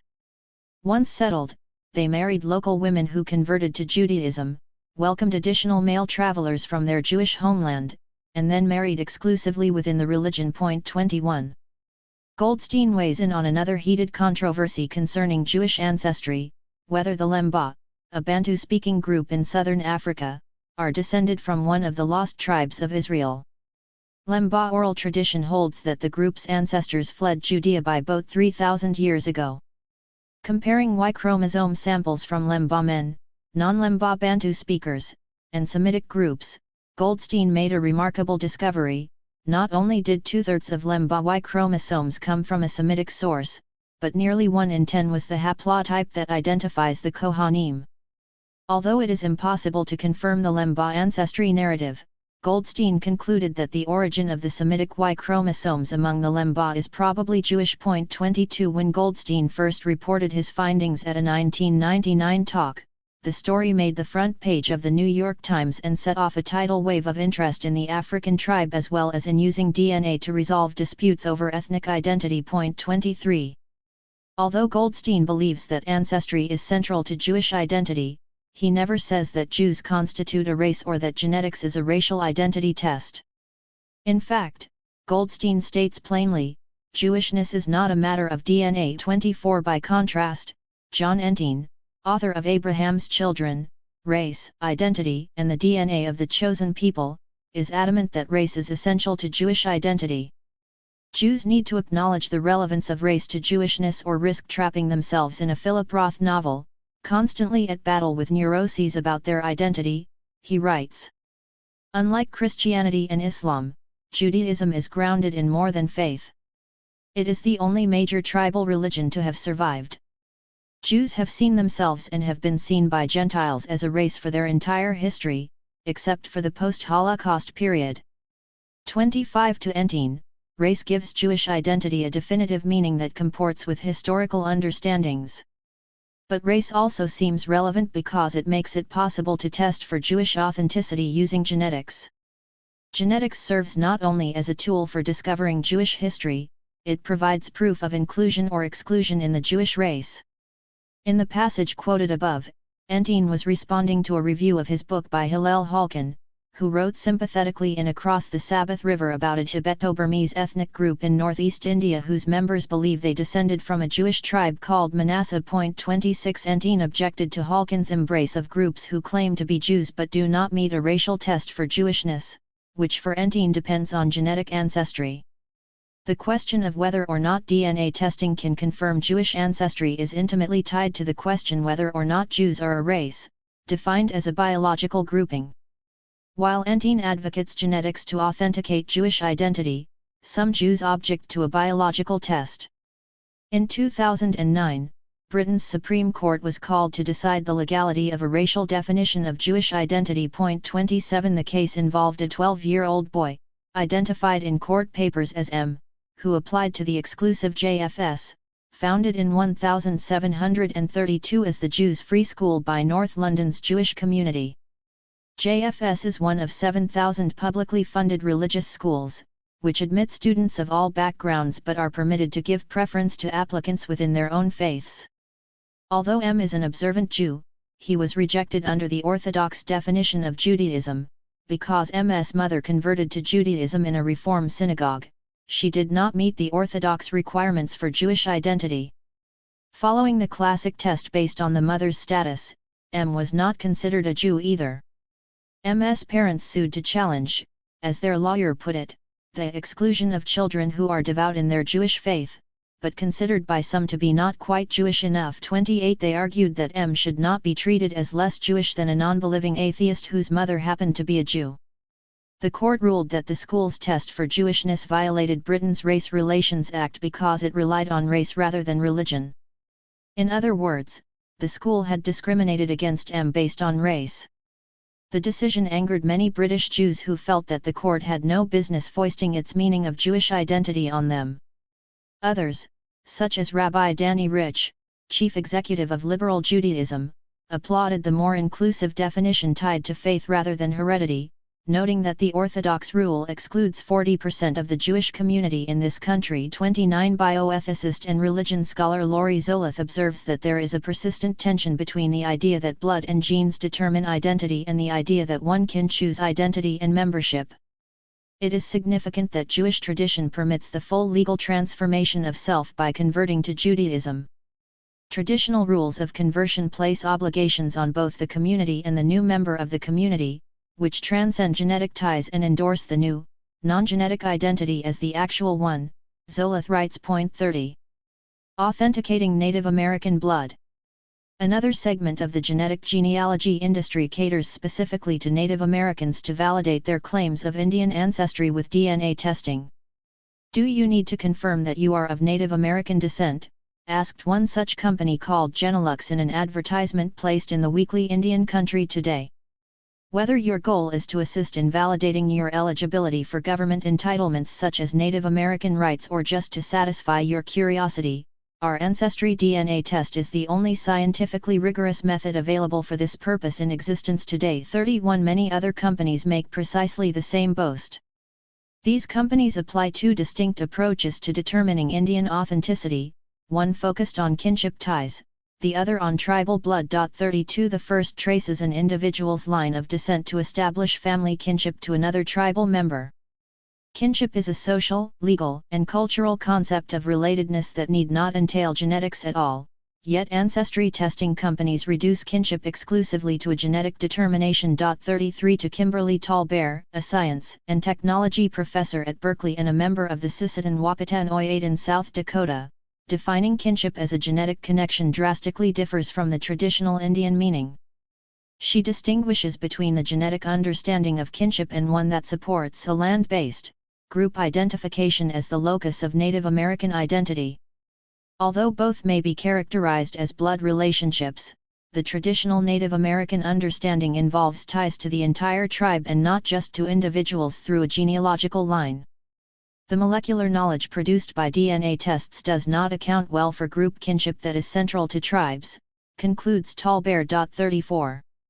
A second approach tests an individual's genotype to determine whether it carries distinctive Native American traits. Instead of connecting individual tribal members, This method provides evidence of whether or not someone is biologically Native American based on the assumption that there is a pure Native American biogeographical ancestry. The genetic yardstick consists of Native American markers, a set of haplotypes that genomic scientists claim are distinctive enough to separate Native Americans from other human beings. 35 Some companies use ancestry by DNA, the technique that calculates the percentage of an individual's ancestry from 4 continental groups, including indigenous Americans. This tribal blood approach to Native American ancestry converts the social requirements for membership into a racial test.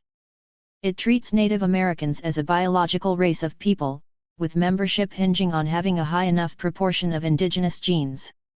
Genetic testing that calculates the percentage of Native American ancestry sounds suspiciously like the blood quantum rules that arose in the late 19th century when the U.S. government needed a test for membership in federally recognized tribes. 36 Defining who is American Indian by the amount of Indian blood was first implemented in treaties with the federal government and reinforced by the General Allotment Act of 1887, the Dawes Act, which divided tribal communal land into individually held parcels.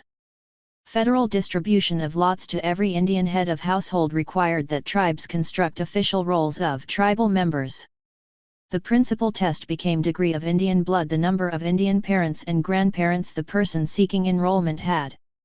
Since then, most of the 562 federally recognized tribes require that a certain degree of blood quantum, ranging from full Indian blood to 1/3 to Indian blood, be proven as a condition for membership. 37. Bitter battles over blood quantum enrollment criteria continue to divide tribes today, with race and genetic testing at the forefront. Marilyn Vann, an engineer in Oklahoma City, can document her family's Cherokee roots with certificates, tribal enrollment cards, and land deeds.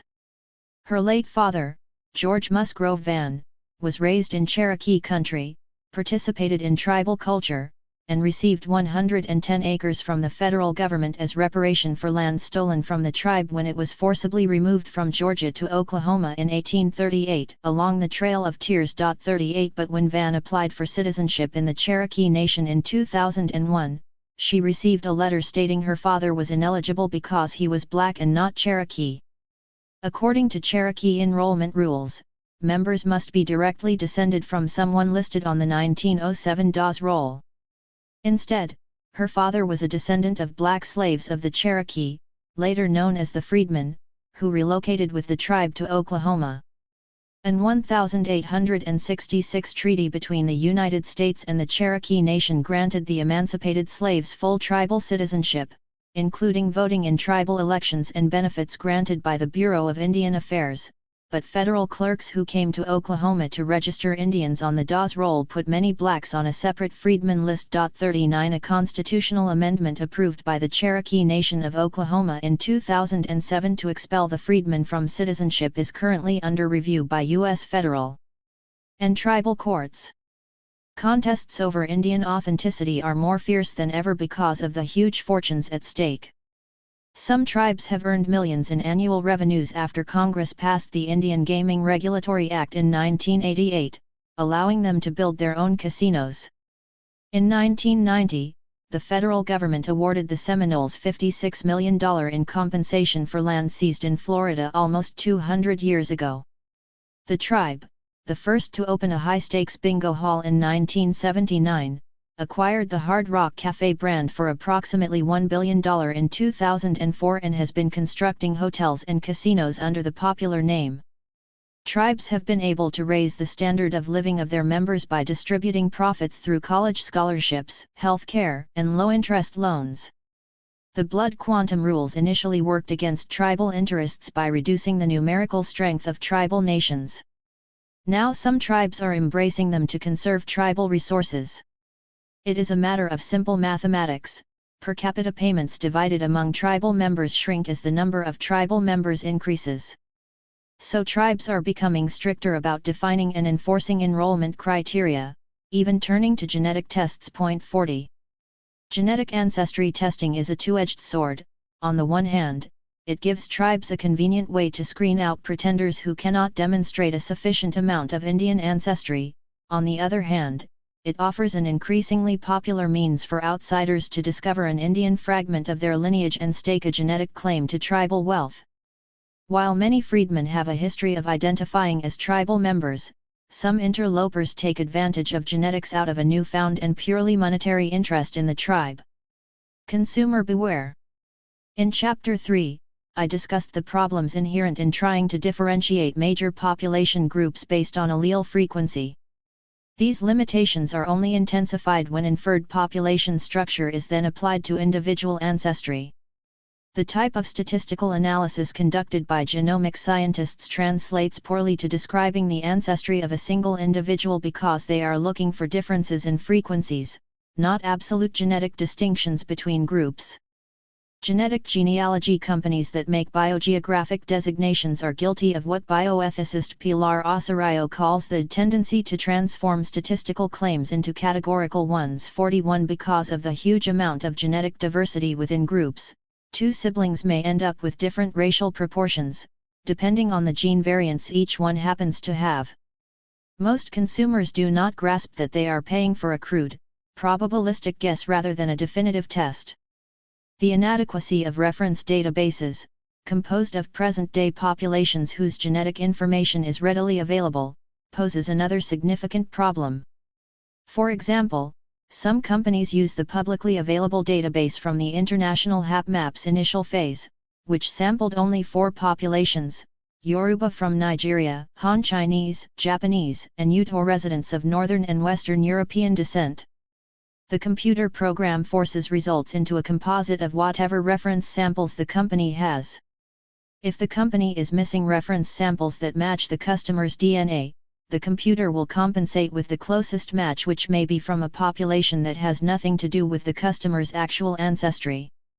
Companies give erroneous results to any customer whose ancestry includes groups that are not represented in their database. A 2010 white paper released by the American Society of Human Genetics explains how easily an error can occur. Consider genetic ancestry testing performed on an individual we will call Joe, whose 8 great-grandparents were from Southern Europe. The HapMap populations are used as references for testing Joe's genetic ancestry. The HapMap's European samples consist of Northern Europeans. In regions of Joe's genome that vary between Northern and Southern Europeans, such regions might include the lactase gene. The genetic ancestry test using the HapMap reference population is likely to incorrectly assign the ancestry of that portion of the genome to a non-European population because that genomic region will appear to be more similar to the HapMap's Yoruba or Han samples than its Northern European samples. 42. When Joe receives the results, he is thus led to believe that he has newfound African or Asian ancestry. Likewise, if the database contains no samples from East Africa, the computer will designate someone whose ancestors are from that region as part West African and part Western European. 43 Because the HapMap database initially contained no Native American samples, a customer's Native American ancestry was classified as Asian, considered the most genetically similar group. Tests based on databases that do include Native American samples do not account for the genocide of tribes whose genes contributed to current genetic profiles but who cannot be sampled because they no longer exist. 44 One method using an advanced mathematical procedure called principal component analysis, when applied to a person whose parents are from geographically disparate origins, will assign an incorrect ancestry that falls somewhere in between. For example, an individual with one East Asian and one European parent looks to the computer like someone from Central Asia. 45. Although some companies have collected their own unpublished databases, none can guarantee completely accurate inferences. And because firms keep their proprietary data, both their databases and computer algorithms, confidential, it is impossible to verify the reliability of their results. Because both the proprietary databases and statistical models differ, customers who submit their DNA to several companies get a different composite profile from each one. The ancestry estimations seem to confirm that races are biological when all they are really able to do is demonstrate the futility of trying to determine racial identity with genes. The mtDNA and Y chromosome lineages used by ethnic ancestry companies raise a whole other set of issues. To begin, these lineages cover only one line of descent, they include one female or male ancestor per generation. But every individual has hundreds of ancestors going back just a few centuries and thousands over the course of a millennium. 468 generations alone encompass 256 ancestral lines. Since the time of the slave trade, about 14 generations ago, any individual has accrued more than 16,000 ancestors. So maternal and paternal lineage tests reflect only a tiny fraction of a customer's entire genetic ancestry. The test may determine that the customer has a distant relative who shares a common ancestor with someone living in Sierra Leone. But this same customer has thousands of other distant relatives who are not accounted for in the mtDNA or Y chromosome test and who may share common ancestors with people from other parts of Africa or beyond. Since each of those ancestors contributed equally to the customer's genetic history, there is no reason to focus identity on only one or two branches of the ancestral tree. In learning that his mtDNA could be traced back 2 millennia to Jews living in the Middle East, Steven Pinker felt a primitive tribal stirring, despite being a secular, ecumenical Jew. But he quickly put this information in the context of his total ancestry. My blue eyes remind me not to get carried away with delusions about a Semitic essence. Mitochondrial DNA, and the Y chromosome, do not literally tell you about your ancestry but only half of your ancestry a generation ago, a quarter 2 generations ago, and so on, shrinking exponentially the further back you go. If you go back far enough, Pinker points out, there aren't enough ancestors to go around, and everyone's ancestors overlap with everyone else's, and the very concept of personal ancestry becomes meaningless. 47. How can a DNA test possibly trace the lineage of a modern-day African American back to its precise tribal origins in Africa centuries ago? A major limitation of this type of genetic genealogy is the assumption that ethnic groups have remained genetically discrete and immobile for 4 centuries. In fact, peoples across Africa have migrated and mixed extensively. Bert Ely, a molecular biologist at University of South Carolina and principal investigator for the African American Roots Project, a nonprofit group that studies Black genealogies, believes that half of the mtDNA in its company databases is shared by at least 20 groups dispersed throughout the continent. 48 He found that DNA from a modern-day person from Ghana, for example, matched groups currently living in more than a dozen African countries.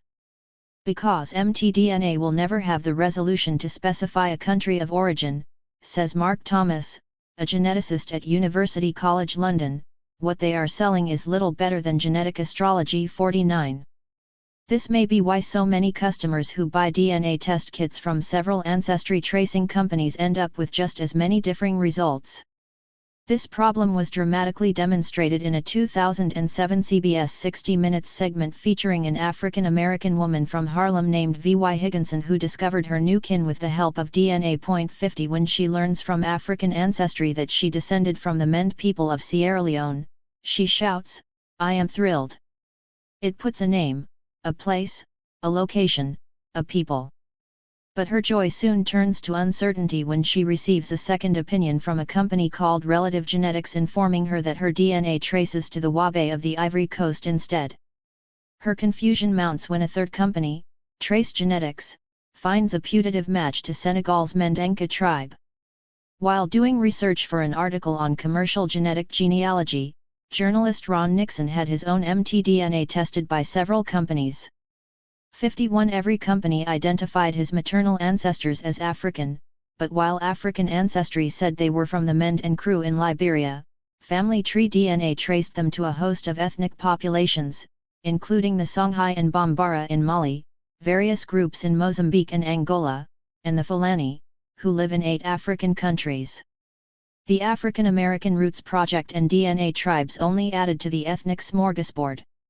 Changes in the gene pool of African ethnic groups also mean that the genetic profiles of present-day Africans contained in company databases are not identical to the profiles of these groups during the time of the slave trade. It has never made sense to define these groups as discrete genetic entities at any point in history. Ethnic groups like the Yoruba and Mende are not natural groupings of genetically related people, they were created by geopolitical forces that arose out of European colonialism. Slaves from these cultural groups were known by the name of the particular kingdoms or subcultural groups to which they belonged, for example Efon/Akiti, Ijisa, Ifa, Ijebu, Egba, and Oyo, writes Charles Rotimi.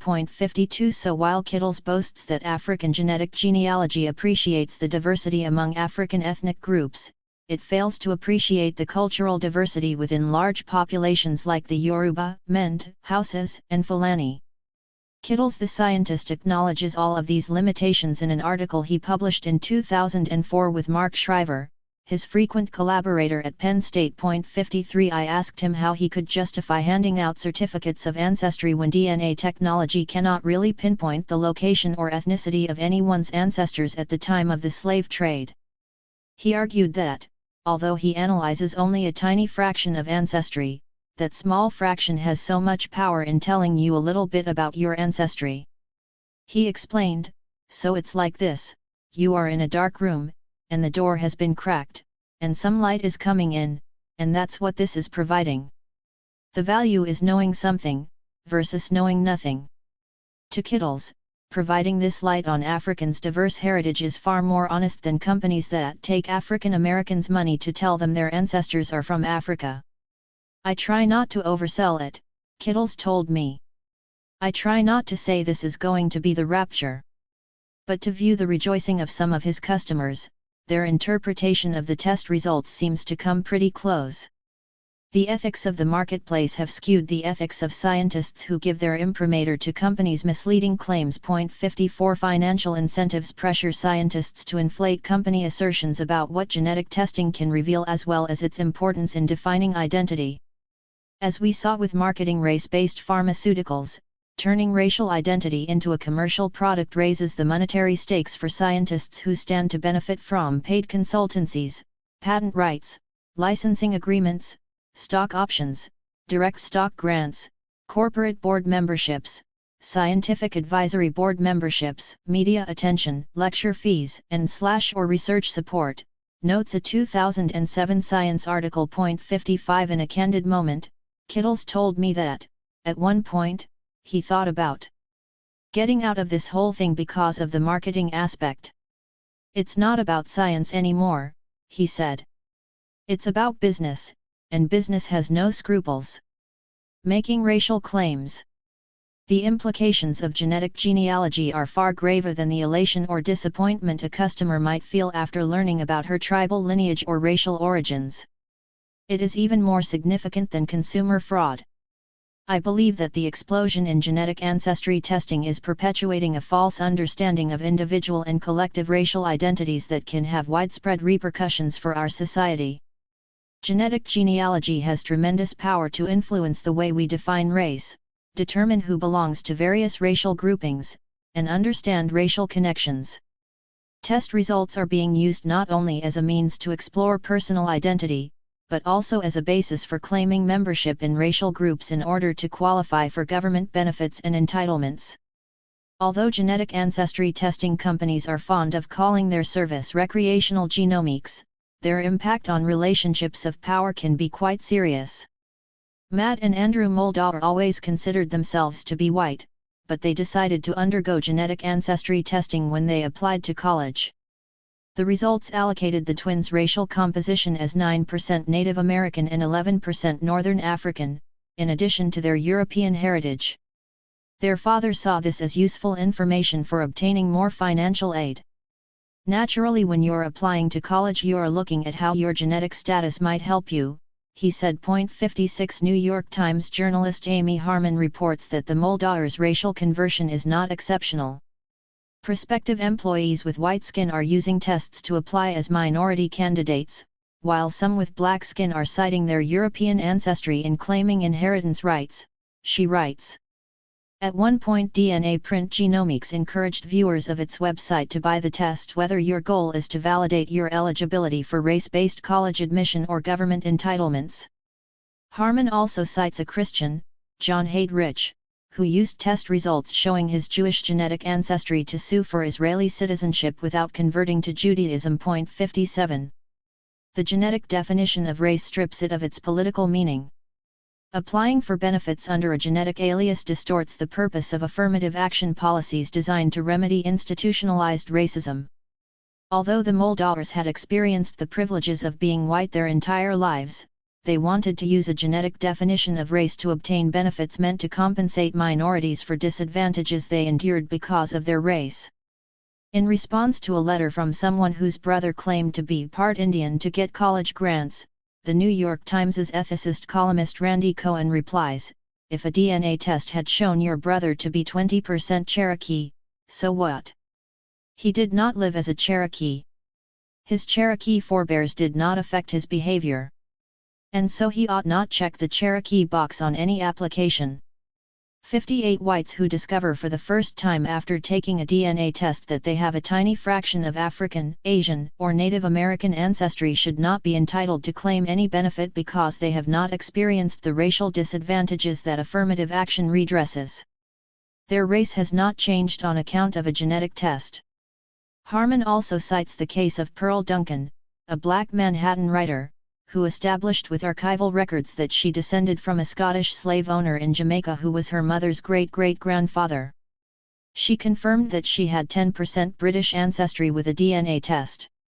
With this evidence in hand, Duncan contacted her Scottish cousins to request one of the family's 11 castles acquired with the fortune made from her African ancestors' forced labor. 59 Unlike the Moldovars, Duncan is not seeking an entitlement based on her race. She is insisting on property she is owed because of her family lineage and that was denied her because of her race. Rather than categorizing her by race, the genetic test showing British ancestry is supplemental evidence of a more important family lineage tracing back to the Scottish slaveholder in Jamaica. African Americans have employed genetic ancestry technologies to produce evidentiary support for similar legal claims in court cases seeking reparations for slavery. Genetic testing features prominently, for example, in a federal lawsuit filed by 8 African Americans against Lloyd's of London, Fleet Boston Financial Corp., and R.J. Reynolds Tobacco Company for violating international law by committing acts of genocide against African people. A federal judge in Illinois had previously dismissed another slavery reparations lawsuit in part because the plaintiffs failed to allege any direct ties between themselves or their ancestors to the defendant corporations or their predecessors. 60 To establish their connection to the slave trade, these plaintiffs offered DNA evidence tracing their genealogies to regions in Africa that produced the people whose enslavement profited the companies. One of the plaintiffs, reparations activist Dedria Farmer Pa-Elman, asserted that genetic testing showed that her ancestors were members of the Men tribe in Sierra Leone who had been kidnapped, tortured, and shipped in chains to the United States. 61 In these cases, genetic technology is used by African Americans to strengthen claims for racial justice within a legal framework set by the courts. In addition to supporting legal claims with DNA evidence, Black Americans are incorporating genetic ancestry into their racial identities and everyday institutions. In a video on African Ancestry's website, Mark Thompson, a radio host and community leader in Washington, D.C., explains that, for African Americans, genetic genealogy is not just a business, it's not just a tremendous personal experience that is cathartic, but it is also very political because we were kidnapped, and we have the right to know the homes that we were kidnapped from. Thompson describes the current interest in making a genetic connection with Africa as following the tradition of W.E.B. Du Bois, who made a real effort to link the African American struggle with the struggle of African people worldwide. 62. Thompson also sees the trend as a way of contesting the negative messages about blackness and Africa that abound in dominant American culture. Our images of Africa were the Tarzan movies. Our image of Egypt was Elizabeth Taylor. Moses was Charlton Heston, he says. In this day and time, especially when all of these young people are besieged through the media saturation of negative images, why not have our young people know that they came from Africa?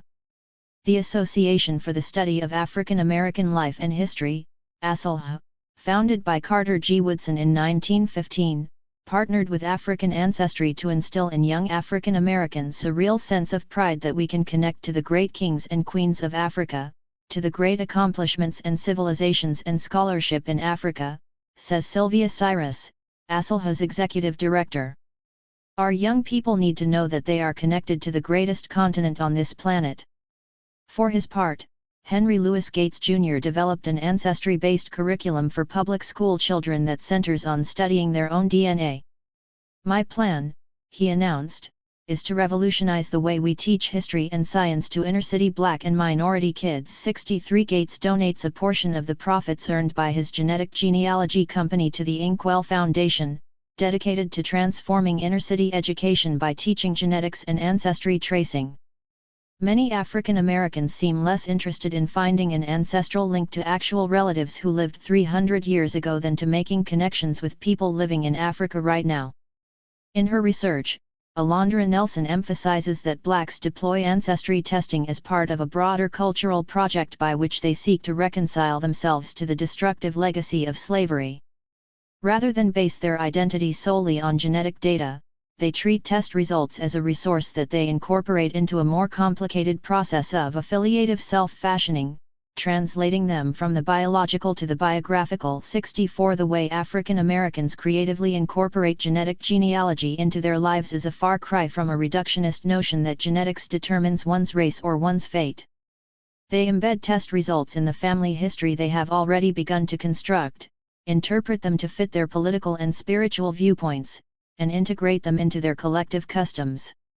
The work of constructing an identity rooted in African ethnicity starts with the certificate of African ancestry.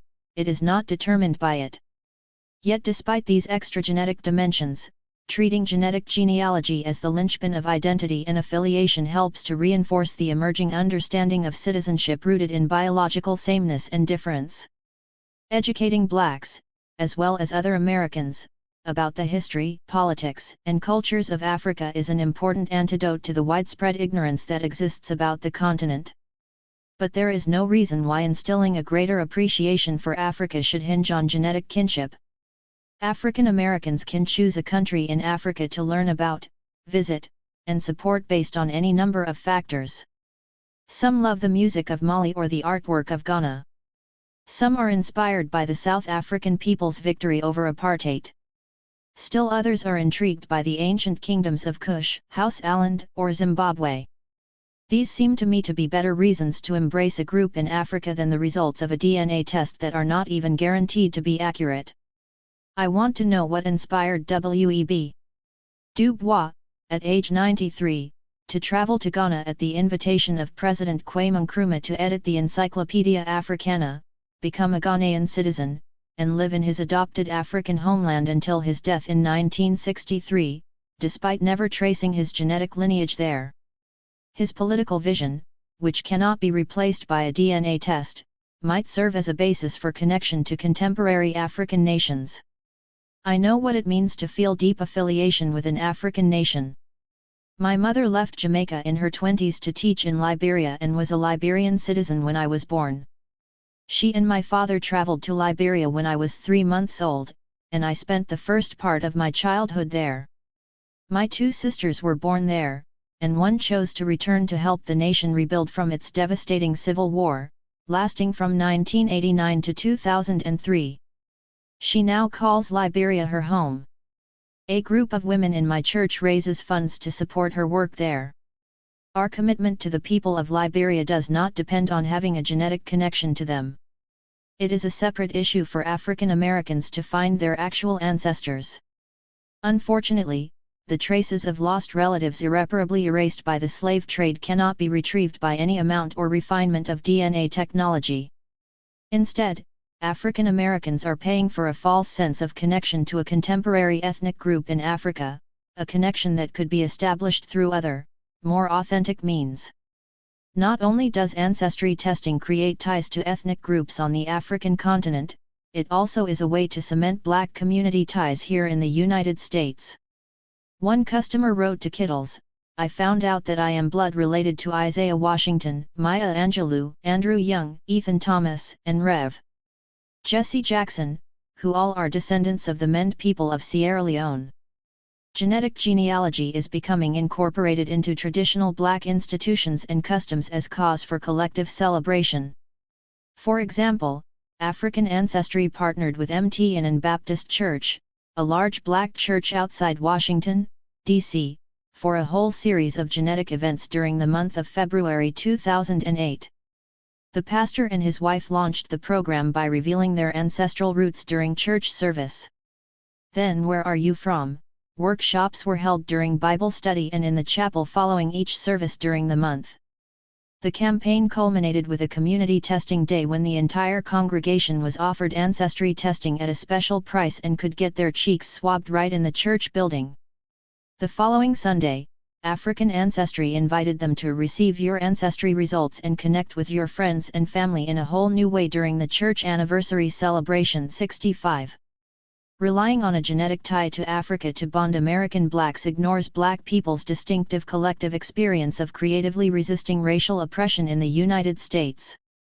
By the turn of the 20th century, black Americans had developed a sense of political unity apart from biological bonds or differences that laid the foundation for later civil rights struggles. 66 Black nationhood is not rooted in territoriality, writes John Gwaltney, so much as it is in a profound belief in the fitness of black culture and in the solidarity born of a transgenerational detestation of our subordination. 67 Blacks have escaped the constraints of racial ideology by defining themselves apart from inherited traits, understanding group membership and solidarity as a political affiliation. Whites defined enslaved Africans as a biological race. Blacks in America have historically resisted this racial ideology by defining themselves as a political group. African Americans gauge blackness primarily by a commitment to black people, not via a biological test. 68.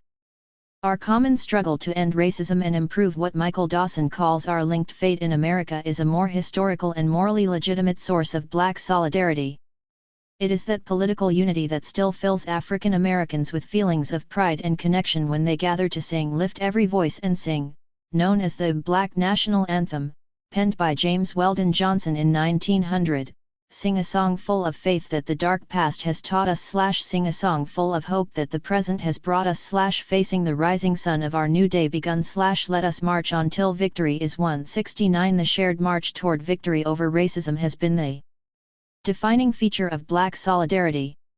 Perhaps ancestry tracing is a high-tech tool for creating black solidarity that modernizes the fight for racial equality with genetic science.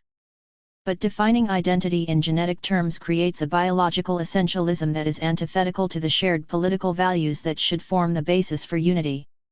In his definitive book We Who Are Dark, The Philosophical Foundations of Black Solidarity, Tommy Shelby, a philosopher at Harvard, argues for disentangling the call for an emancipatory black solidarity from the call for a collective black identity. He makes the critical distinction between a black solidarity based on the common experience of anti-black racism and the joint commitment to bringing it to an end versus a form of black unity that emphasizes the need to positively affirm a racial, ethnic, cultural, or national identity, which he believes impedes the collective struggle for racial justice. 70 Genetic genealogy is being used by some African Americans, as well as people from other groups, as the basis for a collective identity that lacks the shared political values and goals needed to fight racial oppression. I also like the distinction between ancestry and heritage made by Christopher Rabb, founder of the social media outlet Afronetizen, at a Chicago discussion on black genealogy I attended. Ancestry is who you are, heritage is who you choose to become, he said. Although our choice of identity is constrained by our ancestry, we have considerable freedom to decide how much importance to give our genetics, family history, and social relationships. I know, as do most African Americans, that my ancestry traces to Africa and Europe. Although I could easily track down my father's Welsh and German forebears, I have never felt the slightest inclination to do so. In fact, knowing my European ancestors frankly seems irrelevant to my identity. My father and I had a very close relationship, which has had a profound influence on my life. He was an anthropology professor who believed deeply in the common humanity of all people, and his spirit hovers over me as I write this book. But as a young girl, I chose a heritage rooted in the struggles of black people around the world to defeat racism and demand treatment as equal human beings. African Americans do not need to take a genetic test to claim that rich heritage. Nor should we displace the political unity it provides with genetic lineages to separate tribes in Africa. Kimberly Tallbear takes a stand on genetic testing by Indian tribes that parallels mine on African ancestry testing. Native American ancestry DNA should never inform enrollment policy, she declares. To do so would attack the very historical and political foundation upon which contemporary tribal governance and land rights are based. Although she finds that parentage tests might occasionally be useful in rare cases where biological parentage is uncertain, they should not be given more weight than other types of evidence, such as the testimony of enrolled relatives. It is a mistake to allow techno-scientific knowledge to supplant the cultural, social, and political factors that tribes have historically used to determine tribal membership. Genetic tests cannot resolve the philosophical and political disagreements within tribes about who should count as a Dakota or Pequot or Cree, she writes. 71 I similarly believe that genes cannot replace and reliance on them may even threaten the philosophical and political foundations of Black solidarity. Tallbear also warns that the shift in the meaning of Native American identity from tribe to race has dire implications for federal obligations to tribes. If claims to tribal lands and self-governance are determined by the absence or presence of DNA, anti-tribal interests will have strong ammunition to use against tribes whom they already view as beneficiaries not of treaty payments, but of special race-based rights. Second, groups without historical colonial relationships, heretofore racially identified as other than Native American, may increasingly claim tribal authority and land based on DNA.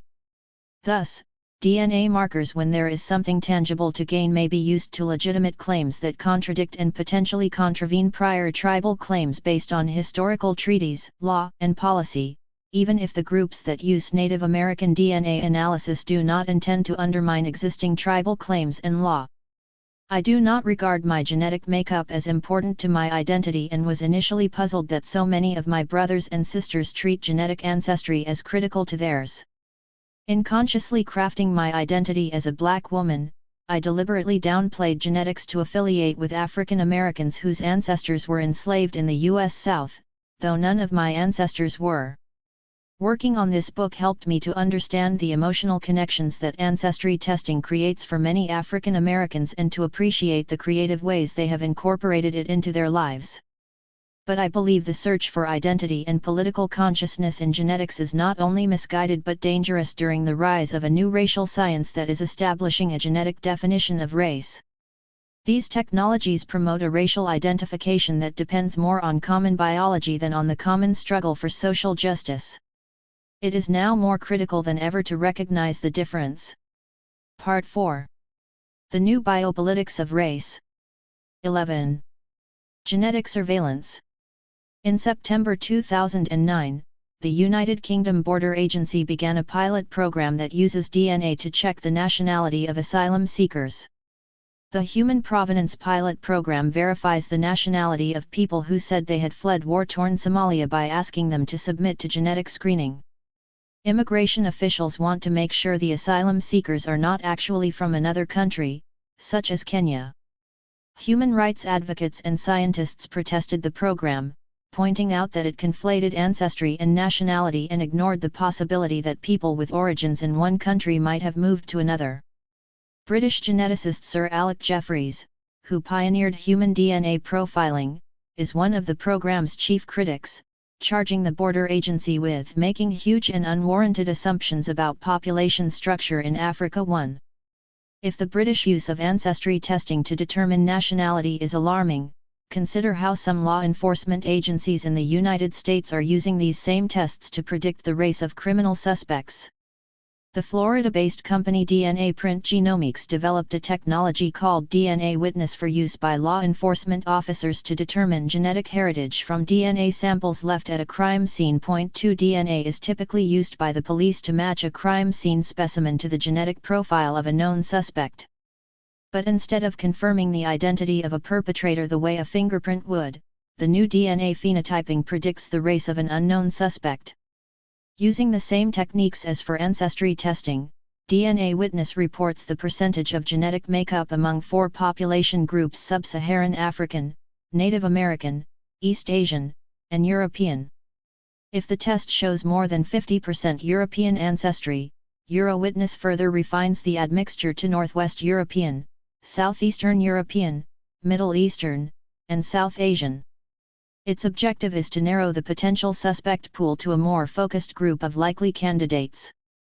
In other words, by identifying the race of the person who left the crime scene sample, police can concentrate on suspects who belong to the same race. The company reported it has sold its product to medical examiners' offices, special task forces, sheriff's departments, and district attorneys' offices in cities around the country, including New York, Los Angeles, and Chicago. 3. DNA Witness claims to provide a molecular eyewitness to a crime that is more scientific than human recollection because it is a quantitative analysis of inherited genetic markers. As a testament to its powers of identification, DNA Print points to the case of Derek Todd Lee, an African American convicted of rape and murder in Baton Rouge, Louisiana. In the early 2000s, a serial killer responsible for the murders of 7 women was on the loose in the Baton Rouge area. A multi-agency homicide task force had initially relied on eyewitness testimony and FBI profiling to construct a Caucasian sketch of the suspect. But when DNA Print was hired to test DNA evidence left at some of the crime scenes, its analysis determined instead that the suspect had 85% Sub-Saharan and 15% Native American ancestry. The task force then shifted its focus to include Lee, a known sex offender, and eventually charged him with the crimes. Based on a DNA match, Lee was convicted of 2 murders and sentenced to death. The Derek Todd Lee case may seem like airtight validation of genetic ancestry testing as a tool for identifying criminal suspects. But whether used for recreational or law enforcement purposes, this procedure is subject to all the scientific flaws I have discussed in previous chapters, confusing probabilistic population estimates with definitive individual identification, inadequate reference databases, errors made by computer statistical models, and the fundamental flaw of equating genetic ancestry with race. The racial categories police use to identify people are social ones that have no definitive biological indicators and correspond poorly with patterns of identifiable genetic variation. 4 The Baton Rouge police were lucky that Lee's appearance matched the racial expectations in our society for a person who has African and Native American ancestry. Many people are surprised when they learn their ancestry from DDC genetic genealogy companies because the test results don't match their racial identity. There is no scientific test to discern what a person who is part African, part European, part Native American, and/or part East Asian will look like, or what racial category he or she will fit into. Once a suspect is located, though, DNA testing can confirm a match to the crime scene evidence, so what's the harm? For one thing, predicting the race of a suspect based on DNA gives the police added license to round up people identified as belonging to that race in order to isolate the perpetrator with further DNA testing. Police around the country engage in DNA dragnets that collect samples from large numbers of individuals who fit a loose physical description, such as tall black male, but do not otherwise warrant suspicion. For example, in 1994, police in Ann Arbor, Michigan, asked more than 600 African American men to submit genetic samples during the search for a serial rapist. The police chief warned that anyone who failed to volunteer DNA automatically became a suspect. 5 DNA phenotyping gives scientific cover to racial profiling in the form of DNA dragnets. As bioethicist Pilar Osorio points out, law enforcement officers will regard phenotyping technologies as more useful when they predict a suspect from a minority population simply because a minority profile more drastically narrows the suspect pool. 6 Although racial dragnets already occur, basing them in DNA forensic technology gives them extra legitimacy, despite the scientific flaws that plague racial phenotyping. Let's imagine that, after narrowing the suspect pool with racial phenotyping, the police find someone whose DNA matches the crime scene sample. The police have now added race as additional proof against the suspect. They have already assumed that the race of the suspect is the same as the race of the perpetrator. This assumption will be reinforced if the case goes to trial, when prosecutors typically state random match probability, the odds that DNA from a randomly selected person, i.e., someone other than the defendant, has the same genetic profile as the crime scene DNA in terms of race. 7 For example, in a leading California case involving a black man charged with first-degree murder and attempted rape, the prosecutor stated the random match probability as 1 of 96 billion Caucasians, 1 of 180 billion Hispanics, and 1 of 340 billion African Americans. 8 Of course, all of these odds are greater than the world's population, so race adds no probative value to the DNA evidence. Used in criminal investigations and trials, racial identification technologies take the myth that race is a genetic category to a more sinister level. They encourage the government to categorize people into biological races in order to identify criminal suspects. The surveillance state. As racial phenotyping illustrates, the use of DNA by law enforcement has expanded beyond the confirmation of a particular suspect's involvement in a crime. There is yet another form of genetic surveillance being conducted by government agents that threatens to envelop whole communities. In California, anyone arrested for a felony, from murder to shoplifting to writing a bad check, can be compelled by state law to provide a DNA sample without ever being convicted of a crime, without a warrant or court order, without even providing probable cause to suspect the person actually committed a crime. There is no right to request an attorney first. The person subjected to the genetic seizure may be completely innocent. All that is required is that a police officer decides to make an arrest. The genetic profile is run through state and federal databases and compared against DNA collected in unsolved crimes. If no match turns up, the person arrested may be released, with no criminal charges ever brought. But this innocent person has become a permanent suspect. His or her genetic information remains in the government databases for future screening for criminal involvement. 9 Most of the DNA forcibly retrieved, analyzed, and stored by state agents in this unprecedented exercise of power comes from blacks and Latinos. 10 California's decision to take DNA upon arrest is part of a rapidly expanding collection of genetic information by federal and state governments for law enforcement purposes. With 8 million offender samples, the U.S. federal government has stockpiled the largest database of DNA seized from its citizens of any country in the world. 11 Because of rampant racial bias in arrests and convictions, the government DNA databases being amassed nationwide effectively constitute another race-based biotechnology emerging from genetic science. Unlike the voluntary technologies discussed in prior chapters, which claim to help people cure their diseases, improve their children, and find their identities, forensic DNA repositories are gathered by the state without consent and are maintained for the purpose of implicating people in crimes. They signal the potential use of genetic technologies to reinforce the racial order not only by incorporating a biological definition of race but also by imposing genetic regulation on the basis of race. Genetic testing was first introduced as a type of supplemental evidence to help convict criminal suspects by comparing their DNA to crime scene samples. Data banking extended the purpose of DNA from confirming the guilt or innocence of particular suspects to detecting unknown suspects from crime scene evidence. The theory was that law enforcement officers could catch repeat offenders by running genetic information gleaned from semen, blood, saliva, or hair left by the perpetrator through a database containing genetic profiles of prior lawbreakers. The DNA profiles function as genetic fingerprints that can help match the crime scene sample with one in the DNA database. A match called a cold hit might save police months of investigation or help them catch a criminal who would have otherwise eluded detection. Initially, DNA was collected only from violent felons and sex offenders on the theory that they were the most likely to commit crimes again and to leave genetic evidence at the scene. The heinous nature of their crimes justified the state's interference in their privacy. But the net has widened drastically in the last 2 decades. Not only have the categories of people subject to DNA seizure increased, but also the government's use of the banked DNA has widened. Throughout the 1990s, Congress dramatically enhanced the federal government's authority to collect, analyze, and permanently store DNA samples. The DNA Identification Act of 1994 provided funding for law enforcement agencies to amass DNA into a giant federal repository, the FBI's Combined DNA Index Systems, CODIS. Congress passed the Anti-Terrorism and Effective Death Penalty Act of 1996 and the Crime Identification Technology Act of 1998 to allocate federal funds for developing and upgrading DNA collection procedures.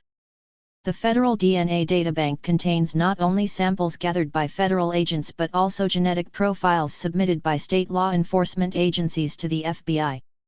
All states, in turn, have access to the CODI's computerized data.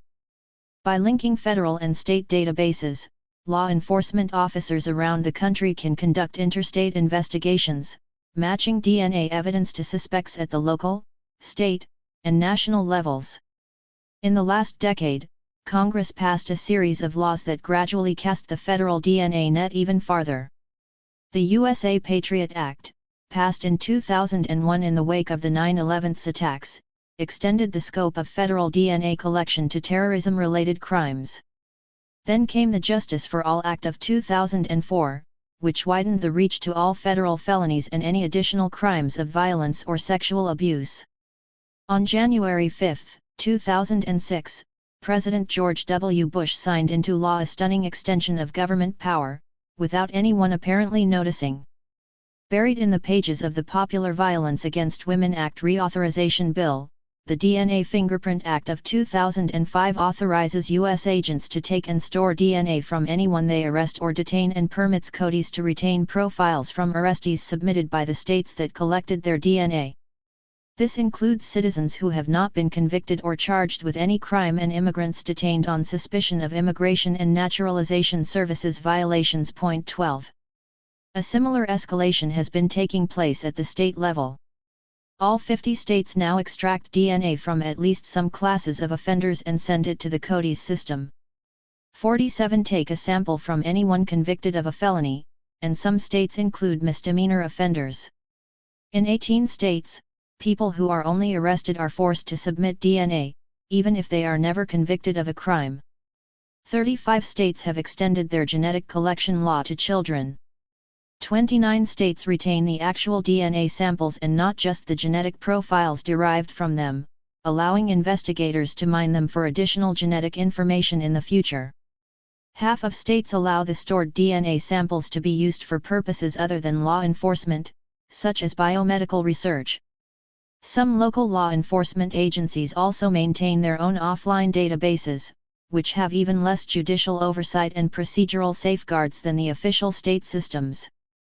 The District Attorney's Office in Orange County, California, for example, maintains a repository of 15,000 DNA samples extracted from criminal suspects using unorthodox methods. When Charlie Wolcott was arrested in May 2009 for allegedly trespassing on railroad property, a deputy district attorney offered to drop the charges if Wolcott agreed to submit a DNA sample and pay a $75 fine. 13.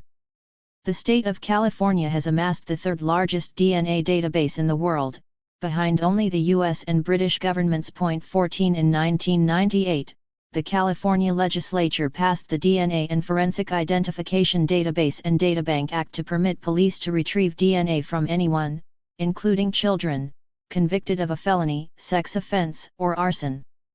By 2004, the California database had grown to 220,000 offender profiles. But law enforcement clamored for a wider net to stockpile even more DNA samples for the database. That year, Proposition 69, the DNA Fingerprint, Unsolved Crime and Innocence Protection Act, was placed on the ballot. The ballot initiative took a giant leap beyond the current law. It broadened the scope of individuals in the state who are subject to warrantless DNA seizures to anyone, even children, arrested on suspicion of committing any felony. 15. The measure also applies retroactively to authorize collection of DNA from all 500,000 Californians in prison or on probation or parole with a felony record. The state's DNA database is expected to mushroom to more than 2 million samples over the next 5 years. There was also strong opposition to the law. A range of advocacy groups, including the California ACLU, the League of Women Voters, the Privacy Rights Clearinghouse, the Children's Defense Fund, and the American Conservative Union, objected to the initiative's inclusion of arrestees for undermining the principle of presumptive innocence, branding children with lifetime suspicion, and wasting taxpayer money on the monumental costs of DNA processing. 16 According to the California Department of Justice, of the approximately 332,000 people arrested for felonies in California in 2007, more than 101,000 were not convicted of any crime. 17 That means that roughly 30% of arrestees are subject to DNA seizure without a determination of guilt. In 2009, the ACLU of Northern California filed a class action lawsuit charging that Proposition 69 is unconstitutional because it subjects innocent Californians to a lifetime of genetic surveillance that constitutes an unreasonable search under the Fourth Amendment. 18 The named plaintiff, Lily Haskell, was arrested at a peace rally in San Francisco and forced to provide a DNA sample even though she was quickly released without being charged with a crime. When your DNA is taken after an arrest at a political demonstration, it can have a silencing effect on political action, Haskell says. Now my genetic information is stored indefinitely in a government database, simply because I was exercising my right to speak out. 19 But the ACLU lost its case. A California federal judge ruled that the ACLU failed to show that individual privacy rights outweighed the government's compelling interest in DNA profiling that works to swiftly and accurately solve past and present crimes. 20. In California, the scope of genetic surveillance extends to another category of people never even suspected of a crime. In what is known as familial searching, investigators question relatives of people whose DNA is stored in the government databank, pressuring them to submit genetic samples to avoid being implicated in a crime. People become candidates for inclusion just because they are related to someone who has already been profiled.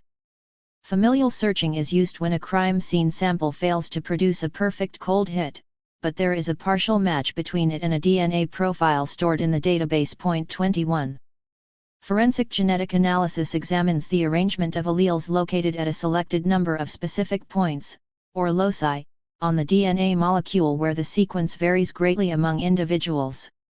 The sequence at each position is converted to a series of numbers and forms a DNA profile. The FBI standard is to use 13 genomic locations to create a profile. If two samples match at all 13 loci, the odds are extremely high that both came from the same person. If all 13 loci do not match, police sometimes conduct a low-stringency search that looks at matches of 8 to 12 loci. A partial match of fewer than 13 loci by someone in the database suggests that a relative of that person might fully match all 13 loci and therefore be the person who left DNA evidence at the crime scene. The police then track down close relatives, such as siblings, parents, or children of the partial matches and ask them to provide a cheek swab to compare with the crime scene evidence. Although submitting a sample is voluntary, refusing to submit one looks suspicious. Colorado and New York have also approved these DNA dragnets based on family relationships. 22. Familial searching has proven effective in catching perpetrators when a near match to crime scene evidence is found in a DNA database. In 2004, Craig Harmon of Surrey County in England became the first person in the world to be convicted of a crime following identification through this technique.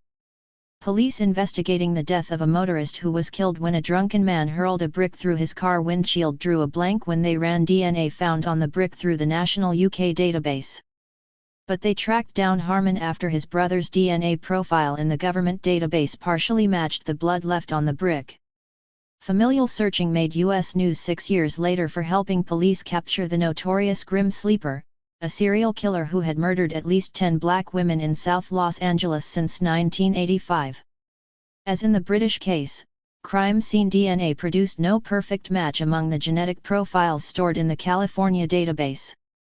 Then the state forensics lab found a partial match with a recently convicted felon named Christopher Franklin, leading them to Christopher's father, Lonnie Franklin Jr., whose matching DNA, drawn from saliva on a discarded slice of pizza, clinched the case.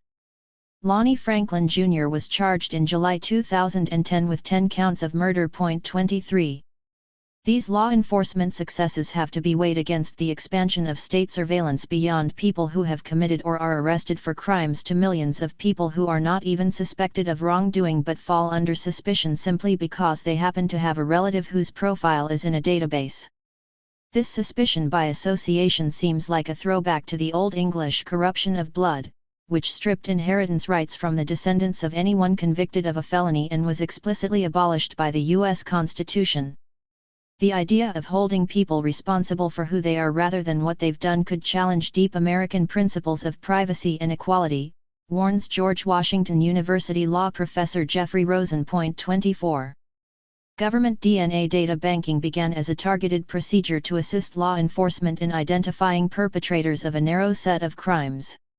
It has swelled into a form of state surveillance that ensnares innocent people or petty offenders who have done little or nothing to warrant intrusion into their private lives. Databanks no longer detect suspects, they create suspects from an ever-growing list of categories. Even so, the public shows little alarm about the massive retention of genetic information because the balance between protecting individual privacy and keeping the streets safe seems to fall in favor of more law enforcement.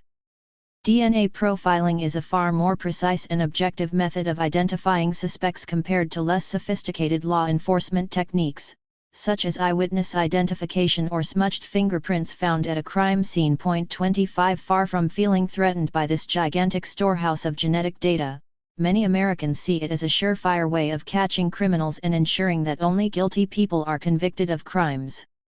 Storing an innocent person's DNA seems a small price for such a great public good. Americans are very familiar with news stories about wrongfully convicted people who have been released from prison based on newly tested DNA evidence. The Innocence Project in New York City, the Center on Wrongful Convictions at Northwestern University's School of Law, and other advocacy groups have used DNA to free more than 200 innocent people who languished in prison for decades, sometimes on death row, for crimes they did not commit.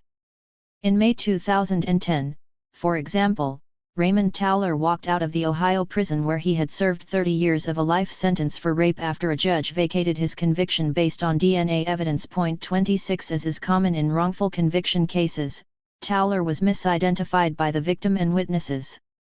DNA exonerations deservedly make national news and have brought needed public attention to grave flaws in the way criminal justice is dispensed. But DNA databanks do not always generate such stories of delayed justice. The countless cases where they have either yielded no benefit or produced erroneous identifications received little attention from the media. Nor does the public hear from the thousands of innocent people whose DNA was seized and stored against their will. Most Americans have simply not noticed the creeping expansion of government authority or think it will never affect them. They have not considered the implications of the new form of state surveillance for civil liberties or for social justice. The fallacy of DNA infallibility. Television programs like CSI and news reports of people released from prison based on DNA evidence have helped to elevate DNA as the pinnacle of scientific proof. Many Americans believe that a match between a genetic profile in a database and crime scene evidence is airtight proof of guilt. The belief that DNA is infallible weighs heavily in favor of expanding state DNA databases. But DNA is not infallible. The genetic material in government databanks has to be retrieved, transferred, transported, identified, labeled, analyzed, and stored by human hands, and there is opportunity for error at every stage. 27 In 2003, the Houston Police Department's crime lab was shut down and hundreds of convictions were called into question when an independent audit uncovered widespread problems in the way DNA evidence was handled, including poor calibration and maintenance of equipment, improper record keeping, and a lack of safeguards against contamination of samples. 28 Josiah Sutton, convicted at 16, spent nearly 5 years in prison for a rape he could not have committed because a Houston lab technician mistakenly reported that Sutton's DNA profile matched a semen sample found in the car where the rape occurred. Such problems are not limited to Houston's lab. Mishandling of DNA samples has been found at state crime labs throughout the country. 29. Even simple mistakes can lead to tragic consequences for people whose DNA is in the system. Lazaro Soto Lusson, a 26-year-old jailed at a Las Vegas detention center for an immigration violation, faced life in prison for 2 sexual assaults he never committed because of a DNA mix-up. 30 It all started when his cellmate accused him of rape and police investigating the allegation took DNA samples from both men. When entering the genetic data into a computer, a clerk at the Las Vegas Police Crime Lab accidentally switched the names on the samples. The mislabeled samples were then run through the Las Vegas database to see whether they matched DNA collected from any unsolved crimes. A match between the DNA erroneously linked to Soto Lusson and 2 child sexual assaults led prosecutors to charge him with multiple felonies. It was only a week before trial, after Soto Lusson had already spent more than a year in prison, that a DNA expert detected the labeling error and all charges against Soto Lusson were dropped. False positives. When crime lab analysts conclude that the crime scene DNA matches a database profile when it really does not, are more commonplace than most people think. 31 As in the Soto Lusson case, false positives often result from human error. People processing DNA samples sometimes contaminate them with someone else's DNA, mislabel them, or enter the wrong information about them in a computer. False positives may also result from mistakes in interpretation of the genetic data. The DNA samples do not speak for themselves. When DNA is typed, an analyst must interpret a computer-generated graph to determine the alleles located at 13 specific loci and record the information to create a genetic profile. If an error is made in this analysis, the genetic profile designated for the crime scene sample may be wrong and could be falsely matched with someone in the database. Timothy Durham of Tulsa, Oklahoma, was convicted of raping an 11-year-old girl and sentenced to 3,200 years in prison on the basis of a misinterpreted DNA test, despite having produced 11 witnesses who placed him at a skeet shooting competition in Dallas, Texas, at the time of the crime. Post-conviction reanalysis of the initial test, which had been conducted by a lab called GeneScreen, revealed that the lab had failed to separate the male and female alleles in the sample, generating an erroneous genotype that implicated Durham. According to Durham's lawyers at the Innocence Project, the tests by GeneScreen were riddled with quality control problems that, when ignored, turned solid science into junk. Durham served 4 years in prison, where he was beaten severely by other inmates for being convicted of child molestation, before being exonerated. 32. Finally, false positives can occur from sheer coincidence. It's possible for the crime scene DNA to match the genetic profile of someone in the database even though the crime scene specimen was left by someone else. This is because the genetic fingerprints that crime labs create, containing only 13 markers, and fewer, in the case of partial DNA profiles, are not absolutely unique. 33 While running samples through the state database in 2001, Arizona crime lab analyst Catherine Troyer happened upon 2 unrelated felons, one black and one white, whose genetic profiles matched at 9 of the 13 loci. 34 Over the years, Troyer noticed dozens of similar matches that contradicted the astronomical odds of random matches touted by law enforcement officials and prosecutors. A systematic study of the 65,000 profiles in the Arizona database turned up 122 pairs that matched at 9 of 13 loci. 20 pairs matched at 10 loci. A similar search of 220,000 profiles in the Illinois database ordered by the state Supreme Court in 2006 discovered 903 pairs matching at 9 or more loci. William Thompson, a criminologist at University of California at Irvine and the leading expert on DNA forensic error, points out another serious danger with cold hit searches. Defendants are reluctant to tell jurors that the incriminating DNA match arose from a database search because that entails admitting that their profile was in the database, thereby revealing a prior conviction or arrest. But without knowing how the match was discovered, jurors will assume, incorrectly, that the DNA evidence confirms other evidence that made the defendant the subject of police suspicions and hence will underestimate the likelihood that the defendant could have been incriminated by coincidence. This potential for misinterpretation of a coincidental match puts innocent people who happen to be included in a database at risk of false conviction, Thompson concludes. 35. Not only can DNA be inadvertently mislabeled and misinterpreted, it can be deliberately planted or tampered with to throw suspicion on the wrong person. There have already been cases of suspects who interfered with DNA evidence or paid others to take DNA tests to escape prosecution. Law enforcement officers have implicated people in crimes by planting guns, drugs, and other evidence at a crime scene or on a suspect's property, and they can just as easily plant DNA evidence to frame innocent people. 36 Some of the wrongfully convicted people who have been exonerated in recent years were initially convicted with evidence doctored by police officers and prosecutors. Terry Harrington, an African-American teenager, was being recruited by Yale for a football scholarship when he was falsely convicted by an all-white jury of killing a retired police officer and sentenced to life without parole. A post-conviction investigation revealed that prosecutors deliberately based their case against him on a witness who was a known liar and perjurer while withholding evidence that pointed to a white suspect who was the brother-in-law of the local fire chief. Harrington served 25 years of his life sentence before the Iowa Supreme Court overturned his conviction.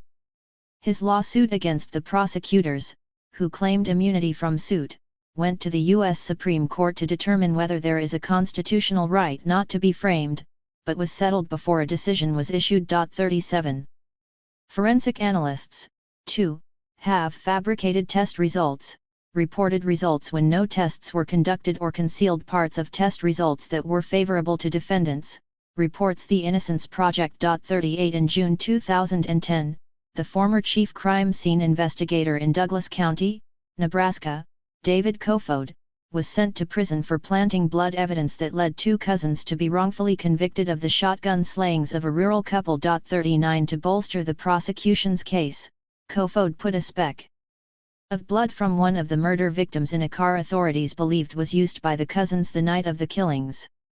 It was the only evidence that tied the cousins to the double murder.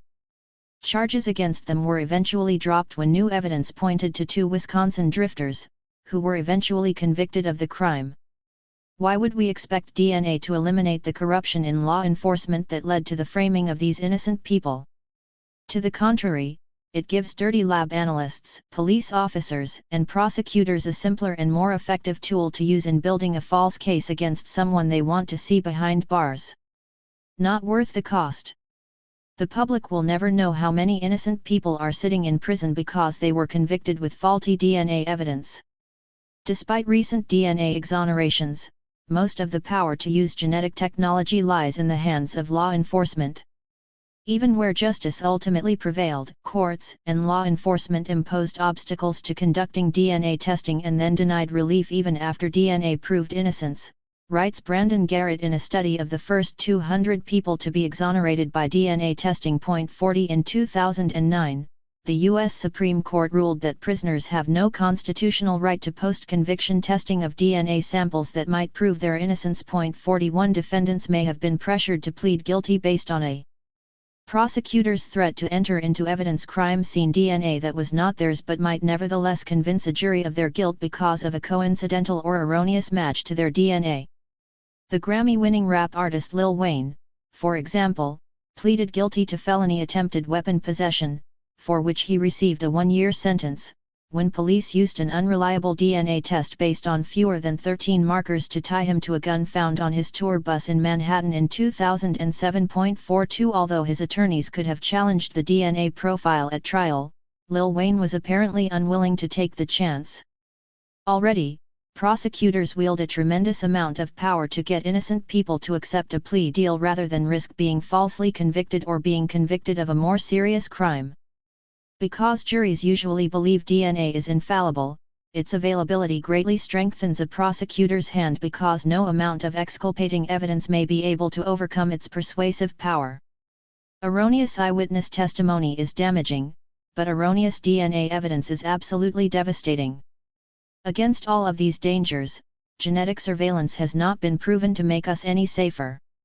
As bioethicist George Annas notes, there is no independent, peer-reviewed study of the overall effectiveness of DNA data banks in solving crimes. 43 In their 2011 book, Genetic Justice, Sheldon Krimsky and Tanya Simoncelli find, based on a mathematical index, that DNA data banking can be effective when used in connection with violent crimes, but when extended to those involved in petty crimes or innocent individuals, the marginal benefits of loading names into a national database decline rapidly. They add, moreover, there is no evidence that posting people's DNA profiles on a national database will deter or prevent crime. 44 Public opinion is based instead on isolated anecdotes and unsupported assertions by government officials, such as the statement by Senator John Keel, R. Arizona, one of the authors of the 2005 DNA Fingerprint Act. We know from past experience that collecting DNA at arrest or deportation will prevent rapes and murders that would otherwise be committed. 45. At the same time, there is evidence that the unbridled expansion of DNA databanks is hindering law enforcement. Crime laboratories throughout the nation are overwhelmed by backlogs of genetic samples that are not being processed in a timely fashion. Even before Proposition 69 went into effect, an emergency report issued by a bipartisan criminal justice panel warned of a backlog of some 160,000 untested DNA samples in California's state lab, causing delays of 6 months or more. A U.S. Department of Justice audit released in March 2009 reported a nationwide backlog of 600,000 to 700,000 convicted offender samples, despite more than $1 billion in federal spending on forensics labs. 46 While DNA is being seized from innocent people to fill government databanks, DNA gathered from crime scenes goes unanalyzed. In one California case, a rapist attacked 2 more victims before the state lab had time to analyze a rape kit containing his DNA. Backlogs increase the risk of errors in DNA processing as lab technicians are pressured to cut corners to keep up with the ever-growing influx of samples. 47. Because we are more likely to learn about cases in which DNA exonerates innocent people rather than incriminates them, or when DNA helps catch someone who is guilty rather than fails to identify a perpetrator, it is hard to evaluate the net gain or loss in terms of criminal justice. But we can avoid the errors entailed in DNA databanks without losing DNA's value for uncovering wrongful convictions or confirming a suspect's guilt. Testing the DNA of someone suspected, charged, or convicted of a crime to see if it matches crime scene evidence does not require expansive government storage of DNA profiles. The usefulness of DNA evidence to confirm the guilt or innocence of a particular suspect is no excuse for using DNA to broaden the categories of people treated as permanent suspects by indefinitely maintaining their genetic profiles. Although DNA testing has shed light on the injustice of false convictions, it cannot solve the underlying problems that lead innocent people to be convicted in the first place. Most wrongful convictions result from deep biases in the criminal justice system that make poor, minority defendants vulnerable to police abuse, misidentification, and inadequate representation. One of the main causes of wrongful convictions is false confessions that were coerced by the police. According to the Innocence Project, in about 25% of DNA exoneration cases, innocent defendants made incriminating statements, delivered outright confessions or pled guilty. 48 coerced false confessions were factors in 15 of 33 exonerations won by the Center on Wrongful Convictions. 49 In one of the center's defeats, a jury convicted Juan Rivera of the rape and murder of an 11-year-old girl based on a confession he made after 4 days of intense interrogation. The final session lasted 26 hours without a break, despite DNA testing that positively excluded Rivera as the source of crime scene evidence, including semen recovered from the child. 50 It makes no sense to correct a problem created by law enforcement's abuse of power by handing over even more authority to law enforcement in the form of DNA collection. The way to reduce wrongful convictions is to remove the biases based on race and class that corrupt our criminal justice system. Extending the reach of state surveillance does just the opposite. These weaknesses in the state's use of DNA data banking as a tool for reducing crime make it harder to justify the resulting breach of individual privacy. We recognize that the government violates our civil liberties if it taps our telephones or secretly searches our homes without court permission.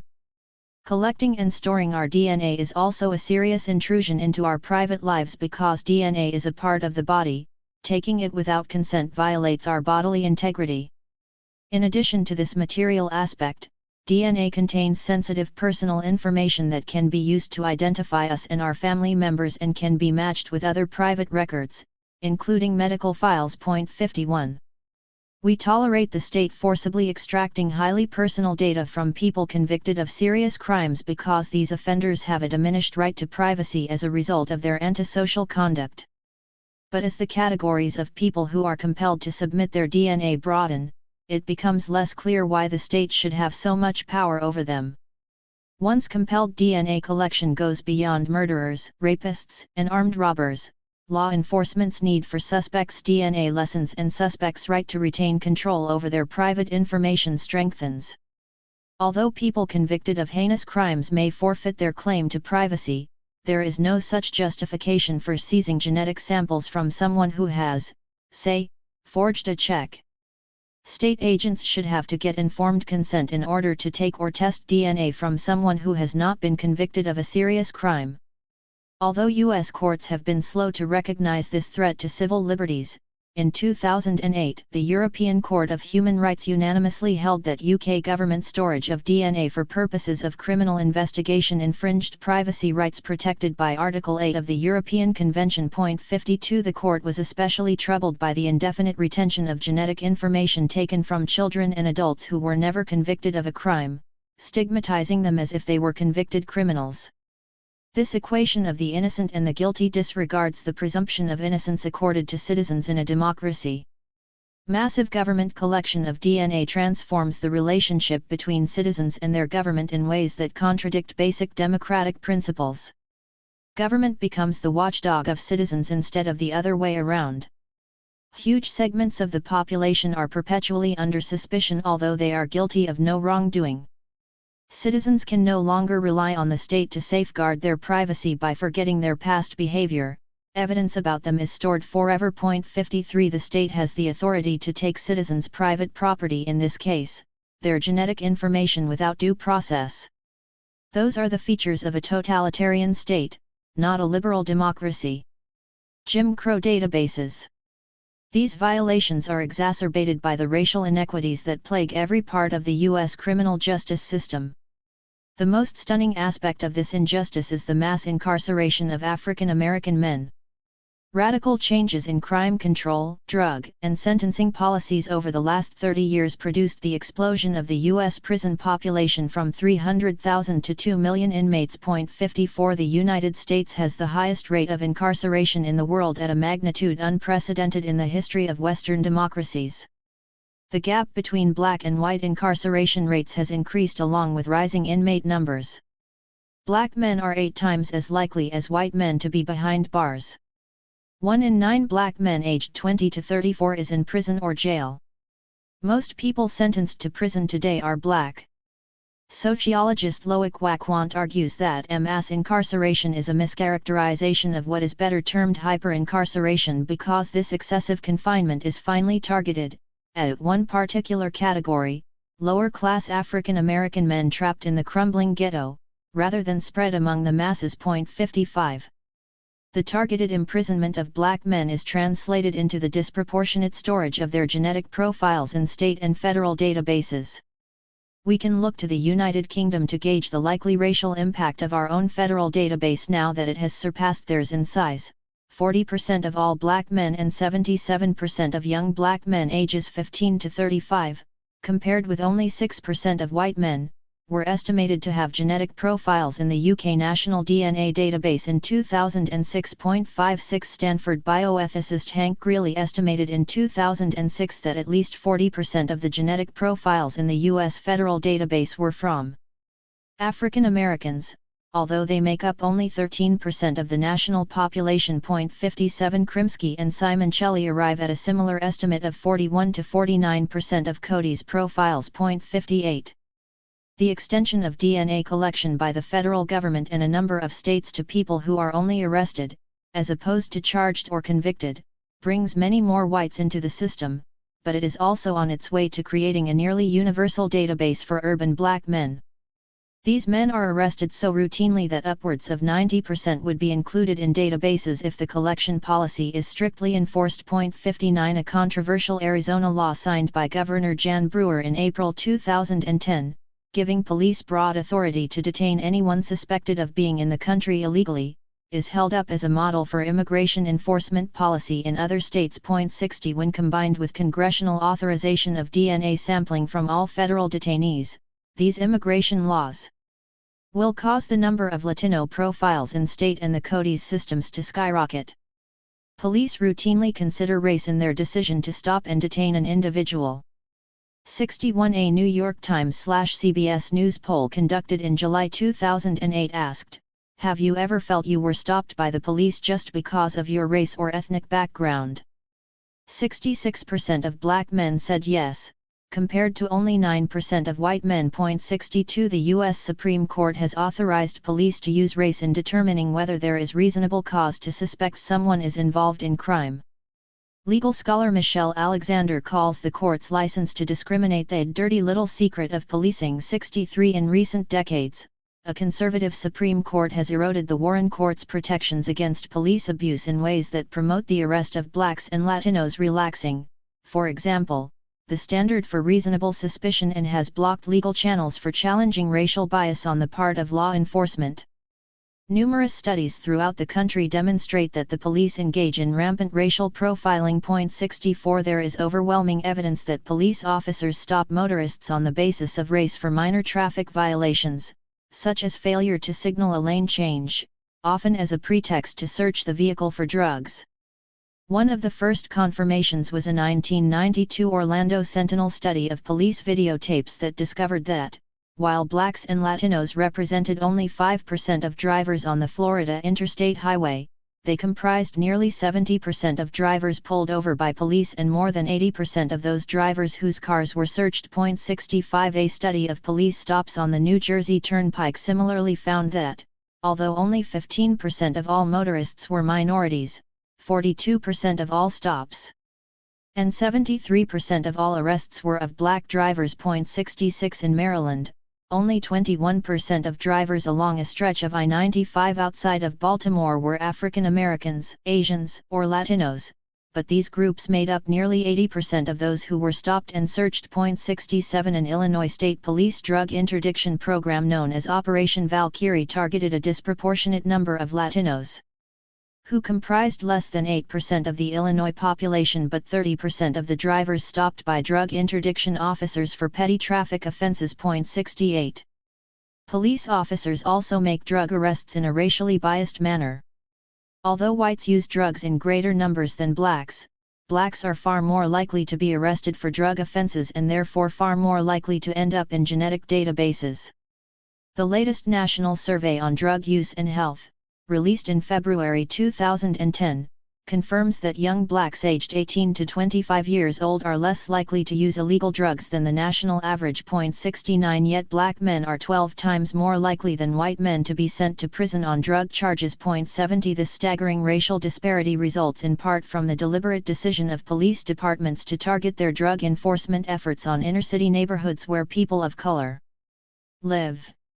Indeed, the increase in both the prison population and its racial disparity in recent decades are largely attributable to aggressive street-level enforcement of the drug laws and harsh sentencing of drug offenders. A crusade of marijuana arrests in New York City in the last decade provides a shocking illustration. 71 Since 1997, the New York Police Department has arrested 430,000 people for possessing tiny amounts of marijuana, usually carried in their pockets. In 2008 alone, the NYPD arrested and jailed 40,300 people for the infraction. Even more alarming is the extreme racial bias shown in whom the police target for arrest. Although U.S. government studies consistently show that young whites smoke marijuana at the highest rates, white New Yorkers are the least likely of any group to be arrested. In 2008, whites made up over 35% of the city's population but less than 10% of the people arrested for marijuana possession. Instead, the NYPD has concentrated arrests on young blacks and Latinos. Police arrested blacks for marijuana possession at 7 times the rate for whites and Latinos at 4 times the rate for whites. 72 The racist marijuana policing strategy is based on the routine police practice of stopping, frisking, and intimidating young blacks and Latinos. According to Harry Levine, the City University of New York sociologist who exposed the arrest campaign, in 2008, the NYPD made more than 500,000 recorded stop and frisks and an unknown number of unrecorded stops, disproportionately in black, Latino and low-income neighborhoods. 73 That year, the Center for Constitutional Rights, a New York human rights organization, released a report showing that 80% of people stopped and frisked by the NYPD were black or Latino.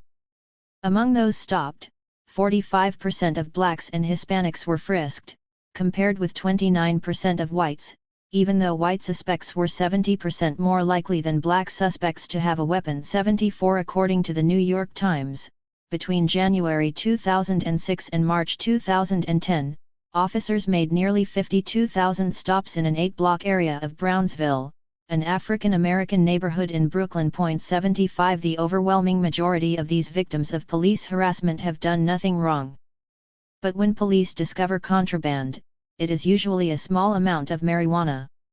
Although New York City is the marijuana arrest capital of the world, other cities like Atlanta, Baltimore, Denver, Houston, Los Angeles, Philadelphia, and Phoenix are also arresting and jailing huge numbers of blacks and Latinos for marijuana possession. 76. The widespread arrests of young blacks and Latinos for marijuana possession and other petty offenses, such as truancy, skateboarding, and playing loud music, have devastating consequences.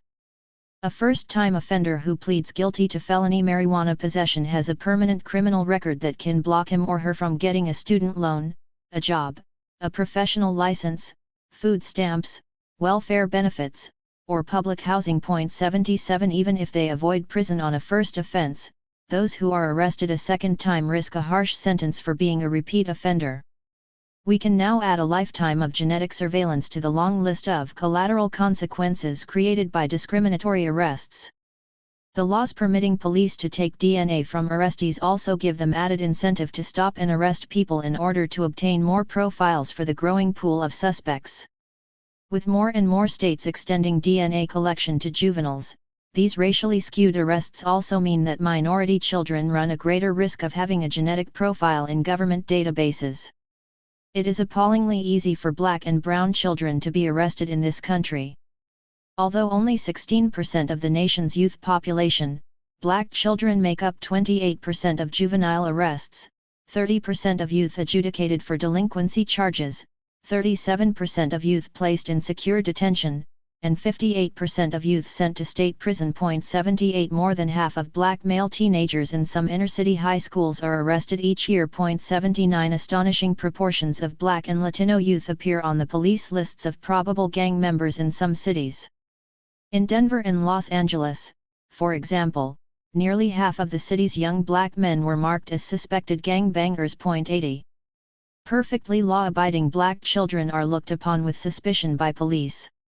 A group of 11 black and Latino high school students were traveling across New Jersey on a college trip to Howard University in 2009 when they were surrounded by 10 police cars and hauled off the bus in handcuffs as police pointed rifles at them. 81 Someone had called 911 to falsely report the presence of a weapon when the group stopped for lunch at a highway exit. Police arrested more than 30 black and Latino teens who were peacefully walking down a Brooklyn street in broad daylight in 2007 to attend a wake for a friend who had been murdered. 82 A New York ACLU class action lawsuit filed in 2010 alleges that New York City children are often arrested by police officers stationed in schools for minor misbehavior like shoving or back-talking.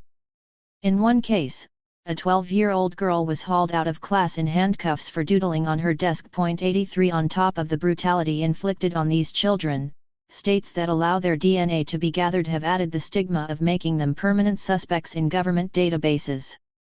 Racial disparities in DNA databanks make communities of color the most vulnerable to state surveillance and suspicion. 84 The disproportionate odds faced by blacks and Latinos of having their DNA extracted and stored will, in turn, intensify the racial disparities that already exist in the criminal justice system.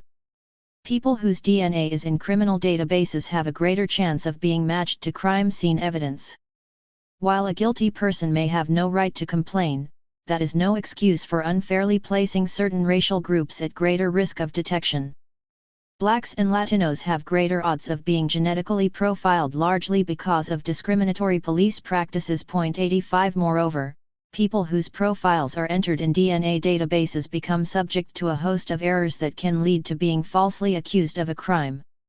As the federal government and a growing number of states extend the scope of DNA collection to innocent people, they are imposing this unmerited risk primarily on blacks and Latinos. The problem is not only that all of these harms are visited disproportionately on people of color, the dangers of state databanks are multiplied when applied to blacks and Latinos because these groups are already at a disadvantage when they encounter the criminal justice system. They have fewer resources than whites to challenge abuses and mistakes by law enforcement officers and forensic analysts. 86 They are stereotyped as criminals before any DNA evidence is produced, making them more vulnerable to the myth of DNA infallibility. The experience of being mistaken for a criminal is almost a rite of passage for African American men, writes journalist Brent Staples. 87 One of the main tests too many Americans apply to distinguish law-abiding from lawless people is their race. Many, if not most, Americans believe that black people are prone to violence and make race-based assessments of the danger posed by strangers they encounter. One of the most telling reflections of the presumption of black criminality is biased reporting of crime by white victims and eyewitnesses. Psychological studies show a substantially greater rate of error in cross-racial identifications when the witness is white and the suspect is black. White witnesses disproportionately misidentify blacks because they expect to see black criminals. According to Cornell legal scholar Sherry Lynn Johnson, this expectation is so strong that whites may observe an interracial scene in which a white person is the aggressor, yet remember the black person as the aggressor. 88. In numerous carefully staged experiments, social psychologists have documented how people's quick judgments about others' criminal acts are influenced by what is called implicit bias, positive or negative preferences for a social category, such as race or gender, based on unconscious stereotypes and attitudes that people do not even realize they hold. Whites who are trying to figure out a blurred object on a computer screen can identify it as a weapon faster after they are exposed to a black face. Exposure to a white face has the opposite effect. Research subjects playing a video game that simulates encounters with armed and unarmed targets react faster and are more likely to shoot when the target is black. 89 The implicit association between blacks and crime is so powerful that it supersedes reality, it predisposes whites literally to see black people as criminals. Most wrongful convictions occurred after witnesses misidentified the defendant. 90 Databanks filled with DNA extracted from guilty and innocent black men alike will enforce and magnify the very stereotypes of black criminality that led to so many wrongful convictions in the first place. Consider a 2005 study by Princeton sociologists Steve Pager and Bruce Western finding that whites just released from prison fared better in the New York City job market than blacks with identical resumes but no criminal record.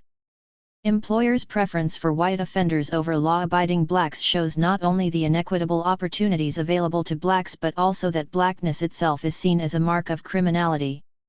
Being black in America today, writes Pager, is just about the same as having a felony conviction in terms of one's chances of finding a job. 91 This stark racial bias in employment puts into practice the racist notion that blacks are meant to labor in prisons and not in decent jobs. Myths of black criminality are so embedded in the white psyche that it seems perfectly natural to many Americans that blacks are disproportionately stopped for traffic infractions, arrested for drug offenses, swept off the streets for gang loitering, and sent to prison. Collecting DNA from huge numbers of African Americans who are merely arrested, with no proof of wrongdoing, embeds the sordid myth of black criminality into state policy. As databanks swell with DNA from black people who are arrested or convicted on petty offenses, and as their relatives also come under suspicion in states with familial searching, the government effectively treats every black person in many communities as a criminal suspect. It seemingly also legitimizes the myth that blacks have a genetic propensity to commit crime. The public, who already implicitly associates blacks with violence, may link together research claiming that genes cause gang banging and aggression to the disproportionate incarceration of African Americans and the banking of their genetic profiles to reach the false conclusion that blacks are more likely to possess these crime-producing traits or even that most blacks possess them. Americans will become even more indifferent to racial injustice in law enforcement if they are convinced that black people belong behind bars anyway because of their genetic predisposition to crime. Despite the racial harms, civil rights advocacy groups have done little to challenge the threat posed by government genetic surveillance. Their silence stems from attention surrounding DNA testing. Although it is serving an unjust criminal justice system, DNA technology is also responsible for the biggest success in criminal justice reform. As of 2010, more than half, 151 out of 254, post-conviction DNA exonerations involved African Americans. 92 There could not be a better public relations campaign for DNA than the compelling stories of falsely imprisoned people released after DNA testing. As criminologist Simon Cole notes, at first glance, post-conviction DNA exonerations appear to be a powerful example of the use of technoscience to offset social inequality. 93 Civil rights organizations that may have ordinarily opposed the expansion of DNA databanks because of their intrusion into communities of color instead embrace DNA technology because of its ability to exonerate victims of the system. One of the rare times President Barack Obama has addressed a criminal justice issue was in order to endorse expanded law enforcement collection of DNA. In March 2010, the president was interviewed on the Tough on Crime television show America's Most Wanted by host John Walsh about the virtues of building a national database with DNA profiles of anyone arrested, regardless of guilt. We now have 18 states who are taking DNA upon arrest. England has done it for years. It's no different than fingerprinting or a booking photo, Walsh stated. It's the right thing to do, Obama replied. Walsh conveniently neglected to mention that the European Court of Human Rights declared the British practice of retaining DNA from people arrested but not convicted a violation of their privacy rights.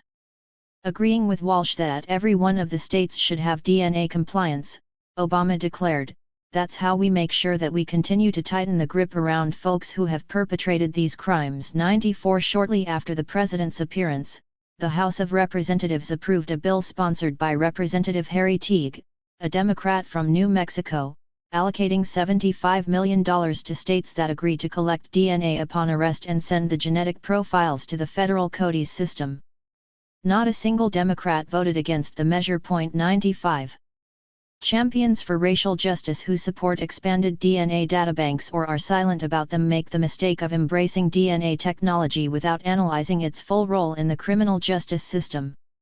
Although DNA testing can correct injustices when used narrowly to confirm a suspect's guilt or innocence, the massive genetic surveillance we are witnessing threatens to reinforce the racial roots of the very injustices that need to be corrected. Wrongful convictions are a symptom of our Jim Crow system of criminal justice, which is systematically biased against blacks and Latinos. Creating a Jim Crow database filled with their genetic profiles only intensifies this travesty of justice. The test. If you believe that the government should forcibly collect DNA from innocent people, I have one question for you: are you willing to voluntarily submit your DNA to the police and the FBI? The test for the legitimacy of collecting DNA from anyone arrested should be our willingness to undergo such collection ourselves.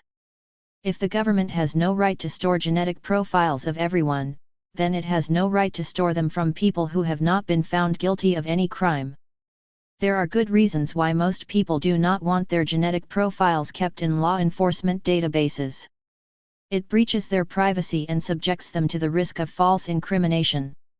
Why, then, do citizens in a liberal democracy tolerate the expansion of state genetic surveillance? I believe the answer to this puzzle lies in the race of the people most threatened by this creeping state power. Legislatures can get away with passing these laws because white voters do not think such legislation threatens their own privacy rights. They want the crime-solving benefits of databases without paying the personal price of having their own genetic information retained by government agents. I suspect that if, after the Columbine shootings, state legislatures proposed laws that gave police authority to retrieve DNA from children who matched the teen killer's demographics, white children from middle-class homes, the public outcry would quickly doom its passage. But this kind of racial profiling has been deemed acceptable as long as it is largely confined to racial minorities. The escalation of genetic surveillance is part of a broader practice of experimenting with solutions to social problems at the expense of minority group freedom. Arguments that white Americans should relinquish any part of their liberty for the sake of creating a more egalitarian society are renounced as reverse discrimination. Yet proposals to restrict black and brown people's liberties to improve public welfare span the arenas of crime control, immigration policy, and welfare reform. This is why 70% of white Americans support the Arizona immigration law passed in 2010, while only 30% of Latinos do so. 96. Criminal law has resolved the tension between liberty and order by protecting the liberty of white citizens while enforcing order against minorities. Georgetown legal scholar David Cole argues that the criminal justice system affirmatively exploits this inequality. Absent race and class disparities, the privileged among us could not enjoy as much constitutional protection of our liberties as we do, and without those disparities, we could not afford a policy of mass incarceration we have pursued over the past 2 decades. Government DNA databases that increasingly target people of color similarly exploit America's racial divide, continuing to sidestep the difficult question of how much constitutional protection we could afford if we were willing to ensure that it was enjoyed equally by all people. 97.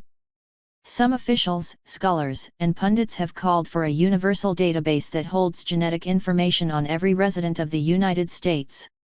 A universal database, promoters argue, would have the dual benefit of catching criminals more effectively while eliminating the racial bias that currently distorts collection procedures. 98 Opponents, such as bioethicist George Annas, rightly protest that such widespread surveillance of citizens would turn a free country into a nation of suspects. 99 But black people in America have long belonged to a nation of suspects, reinforced with the explosion of the prison population since the 1970s and more recently with the escalation of government DNA data banking. This is not a reason to stretch the civil liberties violations to more people. It is reason to be concerned about the police state that already exists in inner-city neighborhoods. The burgeoning government databases of genetic profiles reflect a broader political trend at work in America today. The latest science and technology that has redefined race as a genetic reality could facilitate brutal government policies that threaten disaster for this nation. What I call the new biopolitics of race. 12. Biological race in a post-racial America. Race is central to every aspect of the new science and technology that is emerging from genomic research, computer-generated portraits of the molecular structure of human populations, biomedical studies searching for genetic cures, personalized medicine tailored to each individual's genotype, reproductive technologies for improving children's genetic makeup, genetic genealogy for tracing ancestral roots, and forensic DNA testing that helps law enforcement catch criminals. This science and technology is redefining race as a natural division written in our genes. Yet at the very moment that science, government, and business are promoting race-based genomics, the idea that we are living in a post-racial America is gaining traction. Race is becoming more significant at the molecular level precisely as it appears less significant in society. On the one hand, scientists claim genetic confirmation of racial categories and treat race as a proxy for genetic difference, leading genetic testing and pharmaceutical companies to push products for race-specific genotypes. On the other hand, many policymakers endorse a colorblind approach that rejects race-conscious remedies for inequality, while many pundits declare the Obama presidency to be evidence that race no longer affects the U.S. social order. As the ideology that race is important to genetics but not society is spreading, we are also witnessing the escalation of a particularly brutal form of state control over large numbers of people on the basis of race. The expansion of massive government DNA databases that make millions of poor blacks and Latinos permanent suspects is a vivid example of unprecedented state surveillance of people of color. Government agents treat the men, women, and children of color locked in prison cells and detention centers in this country as less than human, subjecting them to routine abuse, inadequate medical care, and even torture. 1 Scientists, politicians, and corporations are constructing a genetic understanding of race that not only obscures the continuing social significance of race but promotes post-civil rights mechanisms for preserving racial inequality. This pernicious convergence of race-based genomic science and biotechnology at a time of escalating brutality that cuts short the lives of minorities defines the new biopolitics of race in America.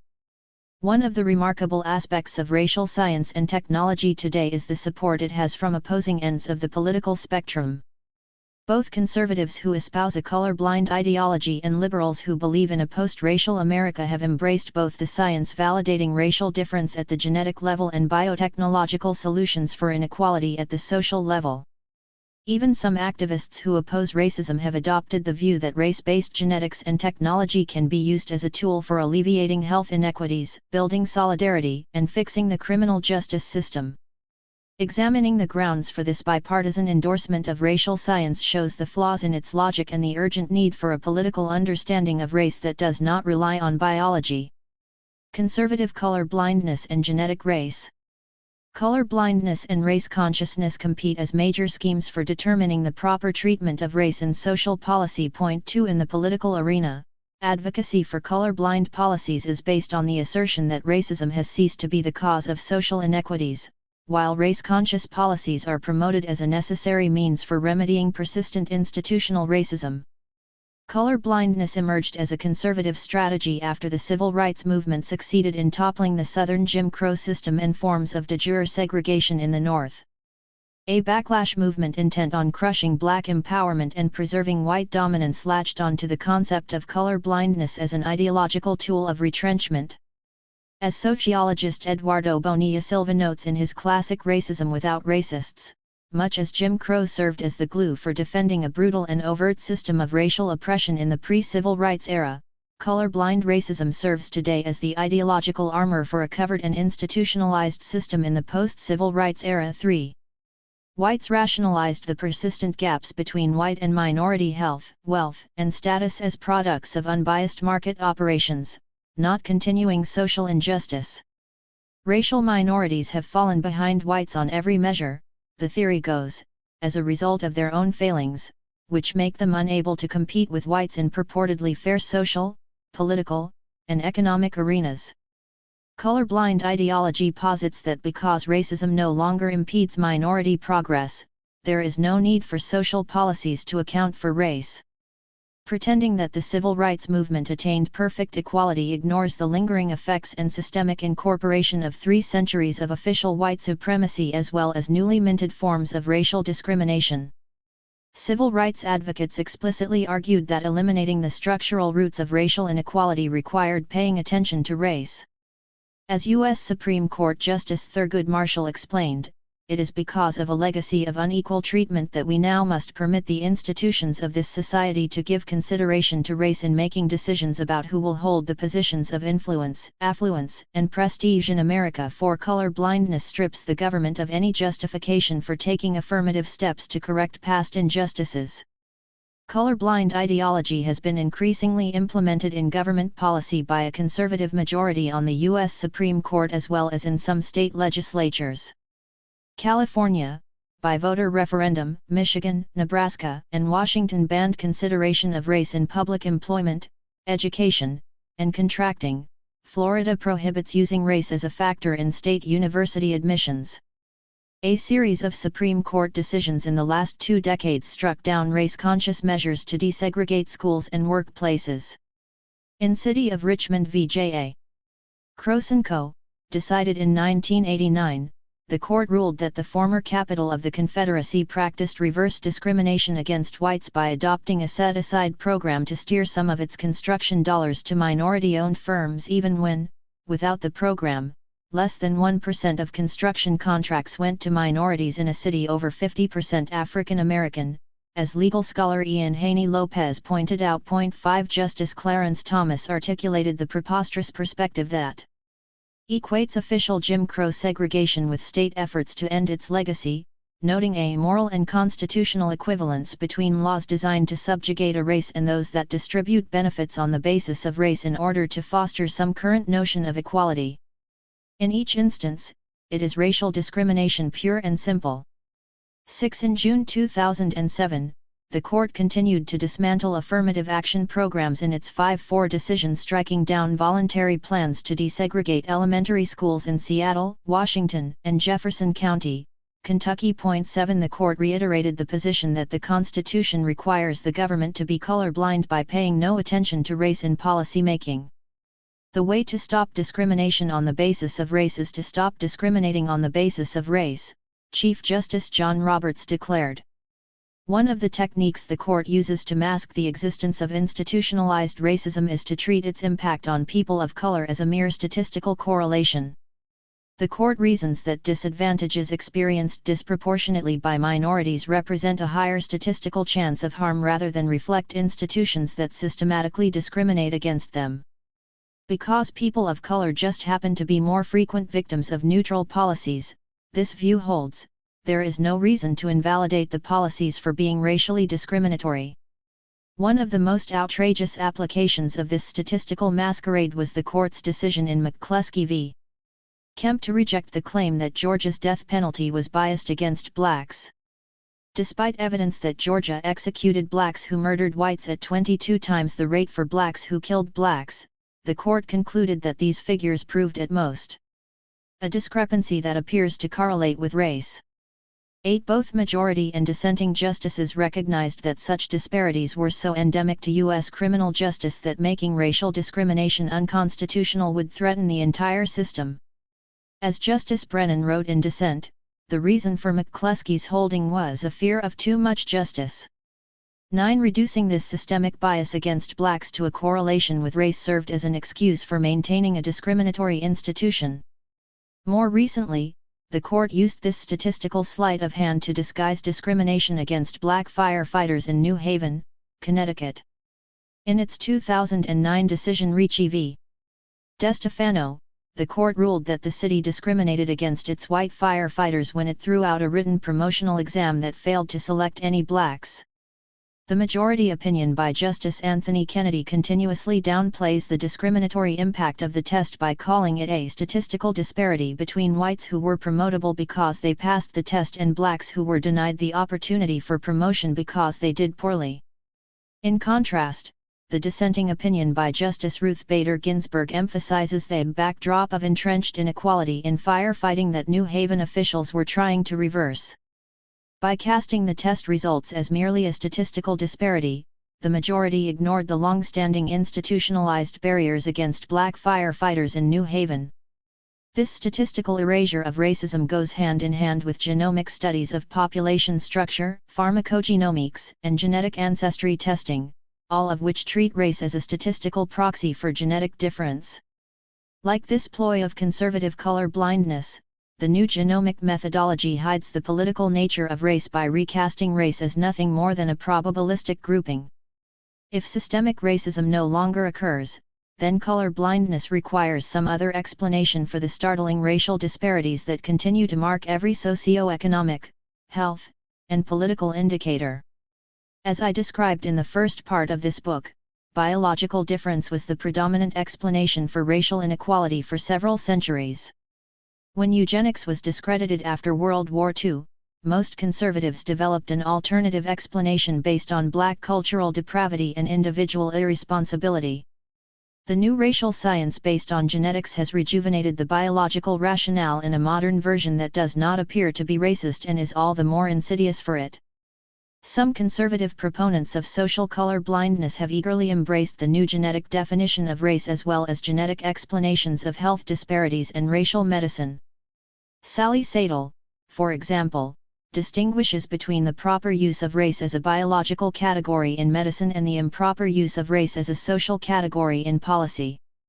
In a 2004 essay for the Manhattan Institute advocating the FDA's approval of the first race-specific drug, Sadel argued that the story of Bidil proved that race and medicine can mix without prejudice. She writes, "Social race is the phenomenon constructionists have in mind. Biological race, however, is what Bidil's developers are concerned with, that is, race as ancestry." 10. Similarly, journalist John Entine writes, "We talk a lot about diversity in the United States, as long as we wink and smile that this diversity is not real, just superficial, a cultural patina. But in some aspects of our humanity, it is very real, and such differences can have huge consequences in everything from sports performance to success in the classroom." 11. According to this view, genetic race is scientific truth while social race is just politically correct ideology. It reverses the understanding of race as a social construction, which recognizes that there is no biological basis for dividing humanity into races but affirms that race is a political reality. Instead, racial differences are seen as real at the molecular level, but merely constructed in society. With the new distinction between biological and social race, conservatives now have a way to speak about racial difference while maintaining a colorblind approach to social policy. They find it acceptable to refer to race explicitly as long as it has a biological meaning because that use of race is purportedly scientific and unbiased. It is no longer necessary to use code_word proxies for race, such as welfare and illegal immigration. Instead, race can be used outright as a proxy for genetic difference. When racial justice advocates refer to the political meaning of race, however, it is interpreted as an expression of racism morally equivalent to forms of overt white supremacy. By this view, addressing racist policies that make blacks more vulnerable to imprisonment is a violation of color blindness, but suggesting that blacks are genetically predisposed to crime is simply considering a scientific hypothesis. Genomic science, conservatives argue, frees us from political correctness so we can act on racial differences in genetics that determine our health. In this ingenious twist of political logic, those who criticize racial biomedicine because of its social impact are seen as interfering with health out of loyalty to racial ideology. These critics are not politicizing science, however. Instead, it is conservatives who are using science to depoliticize race. Liberal post-racialism in genomic science. When Mark Warner gave the keynote address at the Democratic National Convention in August 2008, he emphasized that an Obama victory would represent America's return as a beacon of science and technology. In 4 months we will have an administration that actually believes in science, he declared. Point 12 As president, Barack Obama quickly fulfilled his inaugural promise to restore science to its rightful place by issuing in March 2009 a Memorandum of Scientific Integrity to complement his executive order restoring federal funding for embryonic stem cell research. For many liberals, the election of Barack Obama as president represented twin victories. It ushered in an era both of post-racial social equality and of respect for science. Obama's pledge to make sure scientific data is never distorted or concealed to serve a political agenda was an important repudiation of the ideological influences that had characterized the Bush administration's handling of scientific research. Point 13 But a naive faith in the ability of science to transcend racism has blinded many liberals to the potential for a genetic definition of race to deepen America's racial divide. Liberal Americans have bought into the new racial science in part because it is science. Many believe in the inherent progress of science and have faith that scientists conducting research on race and genetics must be advancing knowledge in an objective, rational, and ultimately beneficial way. The majority of scientists who are conducting this research are probably themselves liberals who oppose racism. Those who express blatantly racist views about black genetic inferiority are the exception and are swiftly and publicly excoriated by the scientific establishment, as was the case for both William Shockley and James Watson. The researchers who are developing the new race-based genomics are more oblivious to racism than active proponents of it. Indeed, some are people of color who see their work as furthering the interests of minorities in a field long dominated by whites. When I asked Esteban Burchard what the goal of his genetic research on asthma was, he compared himself to a feminist back in the 80s who criticized the NIH for funding studies of heart disease exclusively in men and fought for greater research spending on women's health. The liberal faith in scientific objectivity has generated an approach to the genetic definition of race that sounds remarkably similar to the conservative one. Like conservatives, liberals separate racial science from racial politics to retain a supposedly scientific concept of race as a genetic category. Liberal scientists erect a wall between their objective study of racial difference in the lab and racial politics at play in the outside world. Burchard is well aware that his research on a race-specific gene for asthma could lend support to claims that blacks and Latinos are biologically inferior. In fact, David Duke, the former wizard of the Ku Klux Klan and a vocal advocate of white supremacy, cited Burchard's research on his website. But Burchard sees such aberrational misuses of his findings as no reason to discontinue what he believes is fundamentally sound research. Scientifically, I do not think we should fear what other folks are going to do, like David Duke and other politicians, Burchard told me when we spoke at his lab in 2008. They may try to distort our findings to fit their neat little box, but that should not deter us from doing good science. In an article claiming to demonstrate the genetic validity of race, Burchard and co-author Neil Risch criticize the opposing claim, that there is no biological basis for race, as merely ideological. In our view, much of this discussion does not derive from an objective scientific perspective, they wrote dismissively.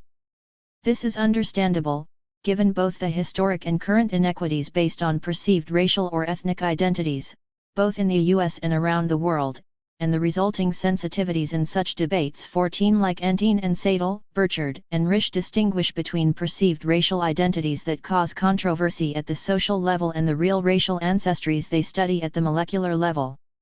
While describing their racial research as objective and free from political bias, Burchard and Risch insinuate that scientists who reject the biological understanding of race are fudging the truth for the sake of political harmony. By dismissing opposing claims as politically motivated, the new racial scientists need not deal seriously with the evidence that refutes a genetic definition of race. Nor do they ever question the extent to which their own scientific methods are shaped by political interests and the unquestioned presumption that biological races exist. Like those who drafted the UNESCO statements, Burchard and Risch argue that past harms that occurred from studying race stemmed from labeling races as superior or inferior rather than from the biological definition of race itself. Great abuse has occurred in the past with notions of genetic superiority of one particular group over another, they write. The notion of superiority is not scientific, only political. 15 This view strips the biological concept of race of its political moorings so it can be seen as purely scientific, separate from its political deployment by racists who blatantly espouse notions of racial domination. The liberal position, then, is to see the concept of biological race as a neutral scientific fact that can be put to good or bad use and to advocate for safeguards against its misuse by racists. Many liberals call for rules mitigating the damage caused when the findings of racial science fall in the wrong hands but see any criticism of the research itself as an impermissible interference in science. Rather than allowing past mistakes in scientific research and medicine and a legacy of discrimination and exploitation based on race and ethnicity to shackle science, writes law professor Michael Malinowski, the law should be applied to ensure that research, including race, ethnicity, and ancestry-based population genetics, advances responsibly. 16 The first step in this reasoning is to cast the horrors of racial science as aberrant errors of the past. The next step is to dismiss them as impediments to progress rather than heed them as evidence of a fundamental flaw in racial science. Liberals' failure to criticize racial science also stems from the political wars during the Bush administration over virtually every scientific issue, from stem cell research to evolutionary theory to climate change.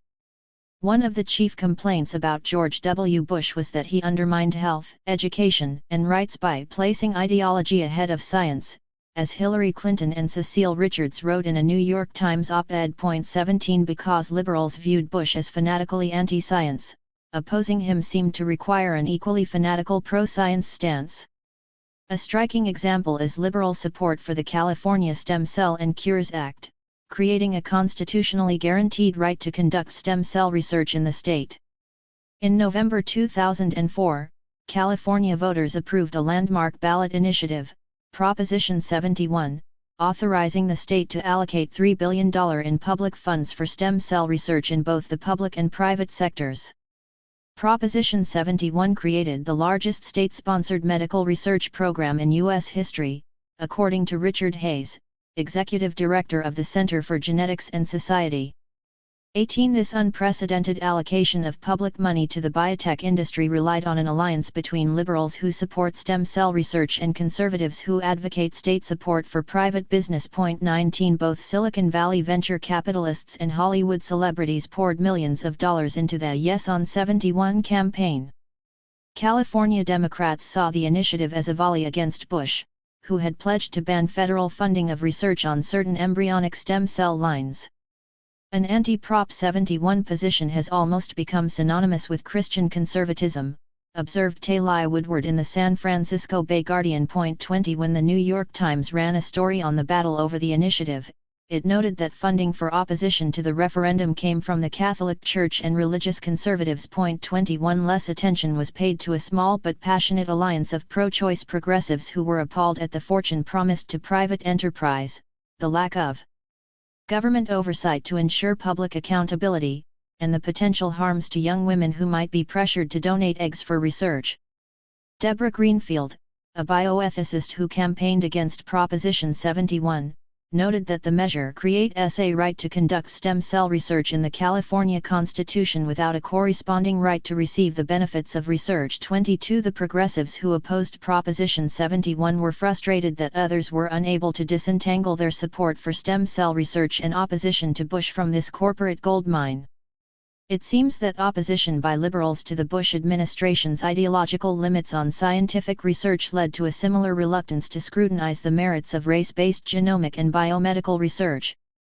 Just as being pro-science became a liberal litmus test, critics of scientists doing racial research were accused of being both scientifically and politically backward.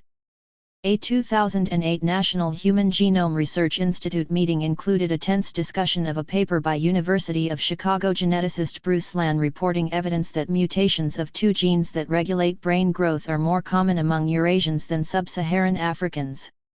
Celeste Condit, a professor of speech communication at the University of Georgia who studies the social impact of genetic research, charged that the paper seemed to have a political message embedded in it. It implied that genes contribute to racial differences in brain size and therefore might explain racial differences in IQ. Land lobbed back that Condit was putting words in my mouth, and later accused some scientists as being almost like creationists in their refusal to acknowledge evolutionary pressures on brain size. 23. Similarly, in a 2008 essay in The Humanist, Kenneth Krause, an editor of Secular Nation, makes a progressive argument in favor of acknowledging gene-based racial distinctions. Claiming that recent evolutionary selection produced racial differences in intelligence and disease, Krause writes, "We should never confuse the social construct with the scientific reality. Denial is the least mature and, certainly, the least progressive response to fear." 24 Proponents of racial science portray criticism as an unscientific, Luddite-type stance that plays into a political agenda. They don't see that their unwillingness to consider empirical evidence that contradicts the faith in biological races stems from its own form of political correctness. Genes, race, and the emerging biopolitics. Why does it matter if scientists hunt for race-specific genes, drug companies label their products by race, or people define their racial identities in genetic terms? Is it so bad if we hold a variety of views about the meaning of race, some seeing it as a biological category, others as a social construct, as long as everyone rejects the view that one race is superior to others? I contend that the ideology of race as a natural division between human beings that is written in our genes will have devastating political consequences. It can serve as the linchpin of a new, already emerging biopolitics in which the state's power to control the life and death of populations relies on classifying them by race. Finding racial differences at the molecular level seems to make sense of the post-civil rights paradox. Not only has there been little change in racial gaps in health and economic status since the civil rights movement, but some conditions have worsened for the most marginalized people. The rate of incarceration today is 5 times what it was in 1972. And there are more blacks under correctional control today than there were slaves in 1860. A 2010 Amnesty International report, Deadly Delivery, stated that African American women are nearly 4 times more likely to die of pregnancy-related complications than white women. This death gap has not improved for more than 20 years. 25 The wealth gap between blacks and whites increased fourfold between 1984 and 2007. Widening even more during the current economic crisis. The rise in black unemployment, already nearly double the white rate, was 7 times greater than for whites between July and August 2010. 26 Because blacks were targeted for predatory loans, foreclosures in their neighborhoods outpace foreclosures in white neighborhoods. 27 Biological distinctions, seemingly validated by genomic science and technology, appear to explain why stark racial disparities persist despite the abolition of official discrimination on the basis of race and despite most white Americans' belief that racism has ceased to exist. So far, most claims of genetic differences between races have focused on health disparities. But researchers are increasingly asserting that genes also determine behavior. Consider the following genetic claims that made the news in 2010. The public radio show Marketplace reported on the book Born Entrepreneurs, Born Leaders: How Your Genes Affect Your Work Life by Scott Shane, a professor of entrepreneurial studies at Case Western Reserve University, which contends that your DNA accounts for 1/3 of the difference between you and your coworkers in many aspects of work life, from job satisfaction to income level. 28 Shane proposed using genetic testing to determine job assignments and design training programs. Newspapers reported that voting behavior is determined by genes after political scientist James Fowler analyzed the voting patterns of identical and non-identical twins in Los Angeles for 8 elections between 2000 and 2005 and concluded that 53% of the differences in voter participation could be explained by genetics. Later Fowler identified a specific variant of the D2 dopamine receptor gene that is partly responsible for the tendency to join political groups. 29. Florida State University criminologist Kevin Beaver published a widely reported study claiming to show that young men with the low-activity form of the monoamine oxidase A, MAOA, gene dubbed by the press as the warrior gene were more likely to join gangs than were those who had the high-activity version of the MAOA gene. He concluded that male carriers of low MAOA activity alleles are at risk for becoming gang members and, once gang members, are at risk for using weapons in a fight. 30 In June 2009, the Associated Press reported his study with the headline "Gang Banging May Be Genetic." The story ran on the internet accompanied by a large color photo of bare-chested, tattooed Latino men flanked by a security force holding automatic rifles. Bad neighborhoods and lack of opportunity are usually blamed for boys joining violent street gangs, the article stated. But a new study finds that the urge to join gangs might lie, at least in part, in their genes. Beaver endorsed this view, which explicitly downplayed a social explanation for gang involvement. While gangs typically have been regarded as a sociological phenomenon, our investigation shows that variants of a specific MAOA gene, known as a low-activity 3 repeat allele, play a significant role, he said. 31. Beaver's research on gang involvement illustrates the trend toward finding genetic answers for sociological questions. It is increasingly common for studies examining social relationships to incorporate genetic testing of research subjects and then let genetics overwhelm the social approach. In September 2009, Health Day ran a story, "Genetics Linked to Early Sexual Activity in Kids," on the genetic reason why children who grow up in a home without a biological father have sex at a younger age than children whose fathers are present. 32 It was based on a study published in Child Development by Jane Mendel, an assistant professor of psychology at the University of Oregon, that looked at 1,000 cousins aged 14 and older who took part in the National Longitudinal Survey of Youth. Mendel claims that children of absent fathers have sex earlier not because of their home or social environment, but because of the genetic traits they inherit from their parents, including impulsivity, substance use and abuse, argumentativeness, and sensation-seeking.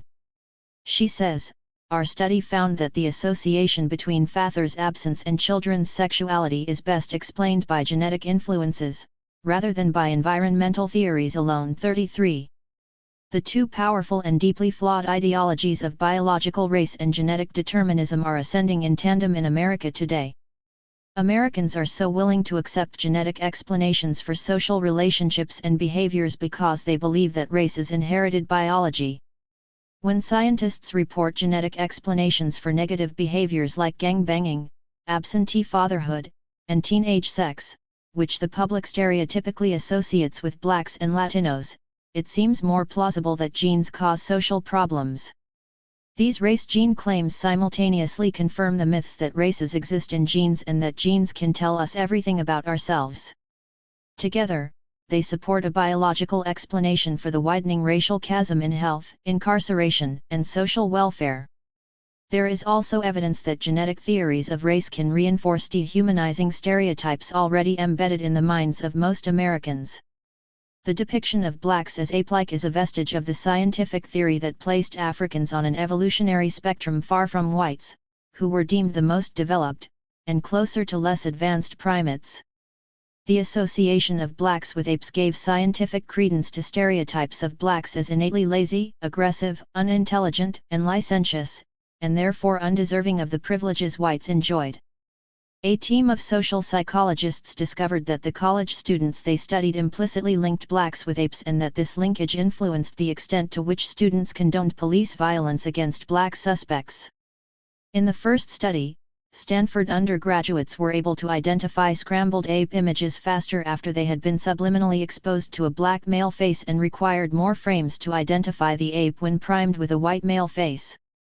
In other words, the student's ability to see the ape was facilitated by a black face and inhibited by a white face.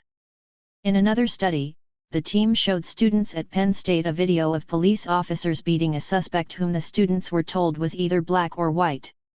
Students primed with ape words before watching the video were most likely to think the violence was justified, but only when they thought the suspect was black. Representations of innate racial difference, the team concluded, can lead to dehumanization, a method by which individuals and social groups are targeted for cruelty, social degradation, and state-sanctioned violence. 34. Privatization and punishment.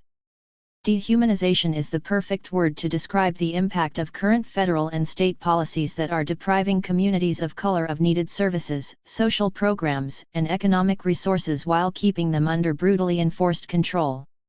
We see not only entrenched inequality but also intensifying state coercion that treats whole populations as less than human and cuts short their lives on the basis of race. This new biopolitics of race played out on television screens around the world in the wake of Hurricane Katrina as thousands of poor blacks in New Orleans were left to drown and the survivors were rounded up en masse when the levees failed as a result of government neglect. 35 Surveying the Bush administration's disastrous response, Henry Giroux observes that the desertion of Katrina's victims revealed the emergence of a new kind of politics, one in which entire populations are now considered disposable, an unnecessary burden on state coffers, and consigned to fend for themselves. 36 The dismayed reaction many white Americans expressed to the extent of death and destruction left by the storm also revealed widespread blindness toward glaring racial inequities such as those that already plagued the Gulf Coast before the hurricane hit. As the mayor of Winstonville, Mississippi, remarked following the disaster, no one would have checked on a lot of the black people in these parishes while the sun shined. So am I surprised that no one has come to help us now? No. 37. In recent decades, the United States has led both industrialized and developing nations in drastically cutting social programs while promoting the free market conditions conducive to capital accumulation. Critical to this process of state restructuring is the transfer of services from the welfare state to the private realm of market, family, and individual in tandem with government support of corporate interests. Scholars call this trend toward privatization, which has cut across Republican and Democratic administrations, neoliberalism. 38 President George W. Bush's domestic agenda explicitly sought to establish an ownership society that would replace New Deal programs. The Cato Institute, a libertarian think tank that championed the ownership society, described the concept as follows: an ownership society values responsibility, liberty, and property. Individuals are empowered by freeing them from dependence on government handouts and making them owners instead, in control of their own lives and destinies. In the ownership society, patients control their own health care, parents control their own children's education, and workers control their retirement savings. 39. President Bush's proposals for creating an ownership society included restructuring Social Security to rely on individual investments, eliminating tax rules seen to penalize wealth accumulation and transfer, and changing class action laws to shield corporations from large tort damages awards. 40 Under Chief Justice John Roberts, nominated by Bush in 2005, the Supreme Court ruled for business interests 61% of the time, compared with 42% of all decisions since 1953, The New York Times reported in December 2010, citing a study prepared for the newspaper by scholars at Northwestern University and the University of Chicago. 41 The ownership society and the privatization philosophy it reflects demand that individuals rely on their own wealth to meet their needs and discourages government aid for poor people who face systemic hardships, while encouraging government aid for big business. This philosophy also motivated policies under the Democratic Clinton and Obama administrations. Although free market fundamentalism gained popularity with the election of Ronald Reagan, corporate deregulation accelerated when Bill Clinton took office. 42 The Reagan administration stigmatized welfare by deploying the myth of the black welfare queen who had babies to fatten her benefit check, but it was the Clinton administration that worked with Congress to abolish the entitlement to welfare altogether. Privatization also takes the form of bodily neglect of people who cannot afford medical care and other resources needed for good health. One of the quotes that began this book referred to hospital cuts in kidney dialysis care for indigent people in Miami, who were forced to rely on emergency rooms for their life-sustaining treatment. 43 And the prison system has become the primary source of health care for increasing numbers of poor people of color. The Los Angeles County Jail Psychiatric Wing is the largest mental health care facility in the country, servicing thousands of mentally ill inmates charged with or convicted of minor offenses.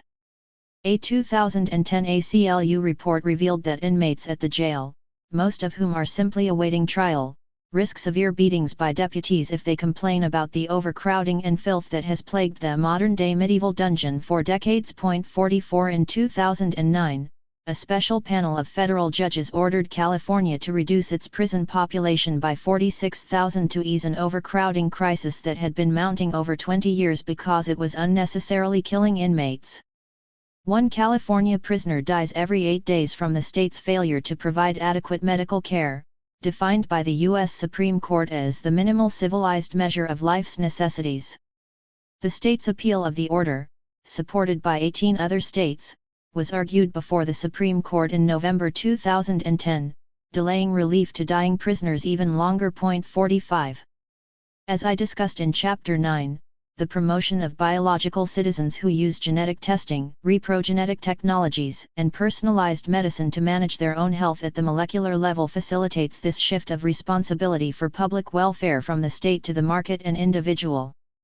Genetic technologies service a form of privatization that makes individuals responsible for their own welfare through the self-regulation of genetic risk.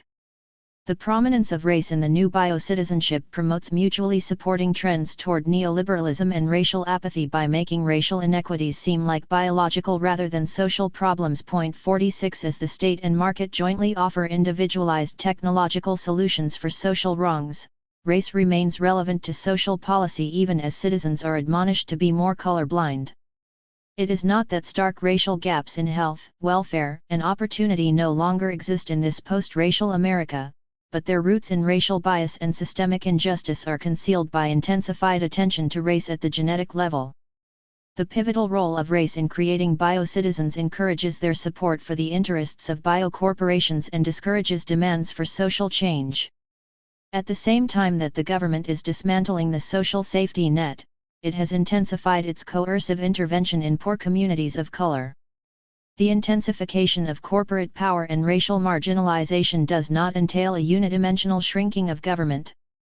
It equally depends on the brutal, even barbaric, infliction of pain on the nation's most disenfranchised residents. 47 Over the last 2 decades, the welfare, prison, foster care, and deportation systems have clamped down on poor communities of color, increasing many people's experience of insecurity and surveillance. 48 In her 2010 book, The New Jim Crow, Michelle Alexander demonstrates that black incarceration functions like a modern-day Jim Crow caste system because it permanently locks a huge percentage of the African American community out of the mainstream society and economy, replicating the subjugated status of blacks that prevailed before the Civil Rights Revolution. 49 People are suffering not only because the government has abandoned them but also because punitive policies are making their lives more difficult. These two trends, private remedies for systemic inequality and punitive state regulation of the most disadvantaged communities, are mutually reinforcing.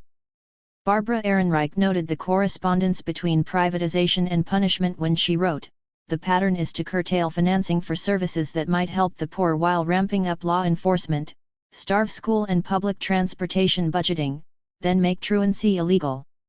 Shut down public housing, then make it a crime to be homeless. Be sure to harass street vendors when there are few other opportunities for employment. 50. Mass imprisonment of blacks and Latinos is a way for the state to exert direct control over poorly educated, unskilled, and jobless people who have no place in the market economy because of racism, while preserving a racial caste system that was supposed to be abolished by civil rights reforms. As the deadly conditions in the California prison system exemplify, the twin policies of bodily neglect and hyperpunishment converge in prison cells. On New Year's Eve 2010, Mississippi Governor Haley Barbour suspended the prison terms of sisters Gladys and Jamie Scott, who were given life sentences for aiding a robbery in 1993 in which no one was hurt and only $11 stolen, on the condition that Gladys donate a kidney to Jamie, who barely survived on dialysis as a result of severe diabetes and high blood pressure. Governor Barbour explained that he made the decision not to render justice for the excessive penalty the sisters had endured but because Jamie Scott's medical condition creates a substantial cost to the state of Mississippi. 51. Naomi Klein's chilling expose of violent state strategies employed to introduce radical free market reforms abroad, the shock doctrine, reveals the horrific potential of state corporatism. Its main characteristics are huge transfers of public wealth to private hands, often accompanied by exploding debt, an ever-widening chasm between the dazzling rich and the disposable poor, and an aggressive nationalism that justifies bottomless spending on security. For those inside the bubble of extreme wealth created by such an arrangement, there can be no more profitable way to organize a society. But because of the obvious drawbacks for the vast majority of the population left outside the bubble, other features of the corporatist state tend to include aggressive surveillance, once again, with government and large corporations trading favors and contracts, mass incarceration, shrinking civil liberties, and often, though not always, torture. 52. Readers may recognize the model Klein describes in foreign nations such as Chile under the dictator General Augusto Pinochet.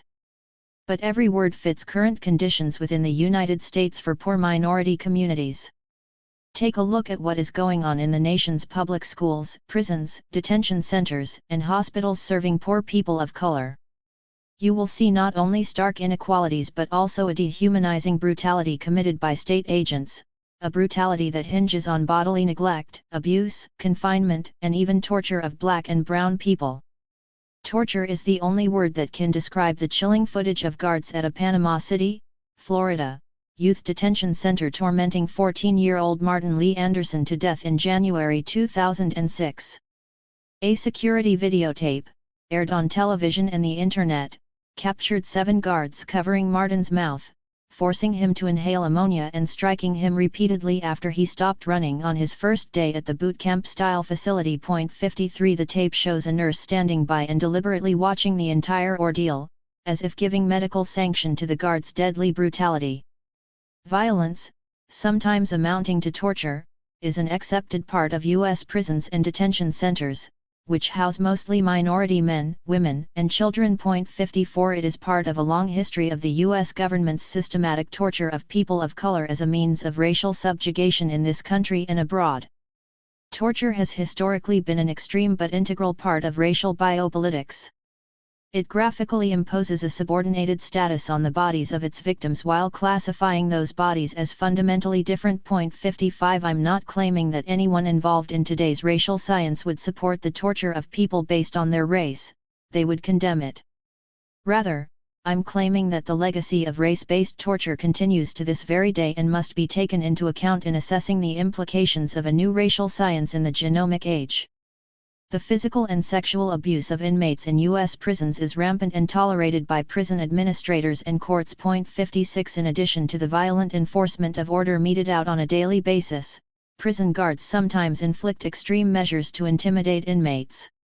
As one example, guards have used restraint chairs, a retraining device that locks a prisoner's legs, arms, and torso with belts and cuffs, aptly known as the torture chair or slave chair, not only to control violent inmates but to sadistically punish those who challenge prison rules. Male and female prisoners have been strapped to the chair completely naked, gagged, hooded, beaten, pepper-sprayed, and even left to die from asphyxia and blood clots. 57. In many states, when incarcerated women go into labor, they are routinely shackled to the hospital bed, their legs, wrists, and abdomens chained during the entire delivery. Shawana Nelson, a 29-year-old African-American woman imprisoned for credit card fraud and writing bad checks, was shackled to the sides of the bed in the Arkansas hospital where she gave birth. The chains prevented her from stretching or changing positions during the most painful contractions, permanently injuring her hip and ripping her stomach muscles. 58.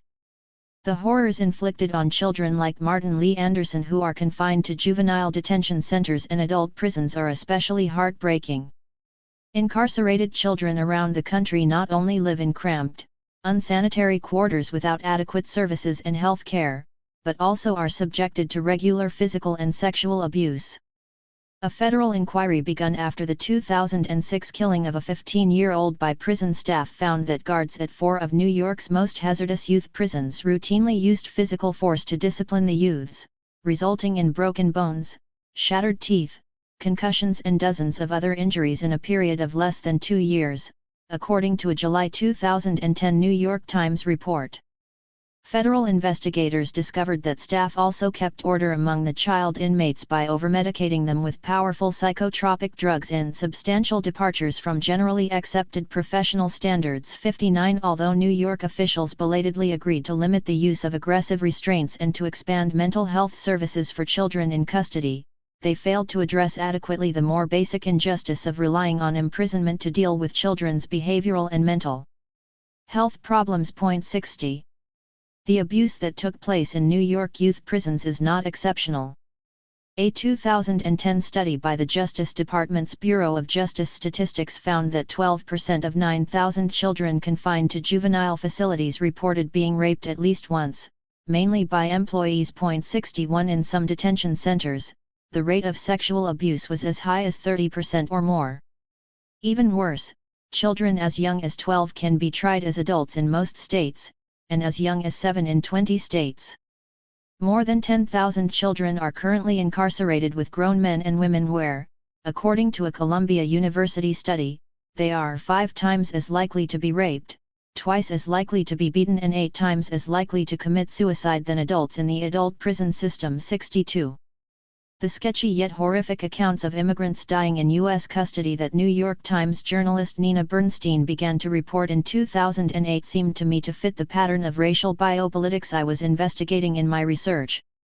In 2007, Boubacar Ba, a 52-year-old tailor from Guinea, West Africa, who was jailed at the Elizabeth Detention Center in New Jersey for overstaying his tourist visa, died after emergency surgery for a skull fracture and multiple brain hemorrhages. 63 The internal records of the Corrections Corporation of America, the private company that runs many immigration jails, reveal that Ba was handcuffed and placed in leg restraints on the floor of the medical unit as he moaned and vomited after sustaining a head injury.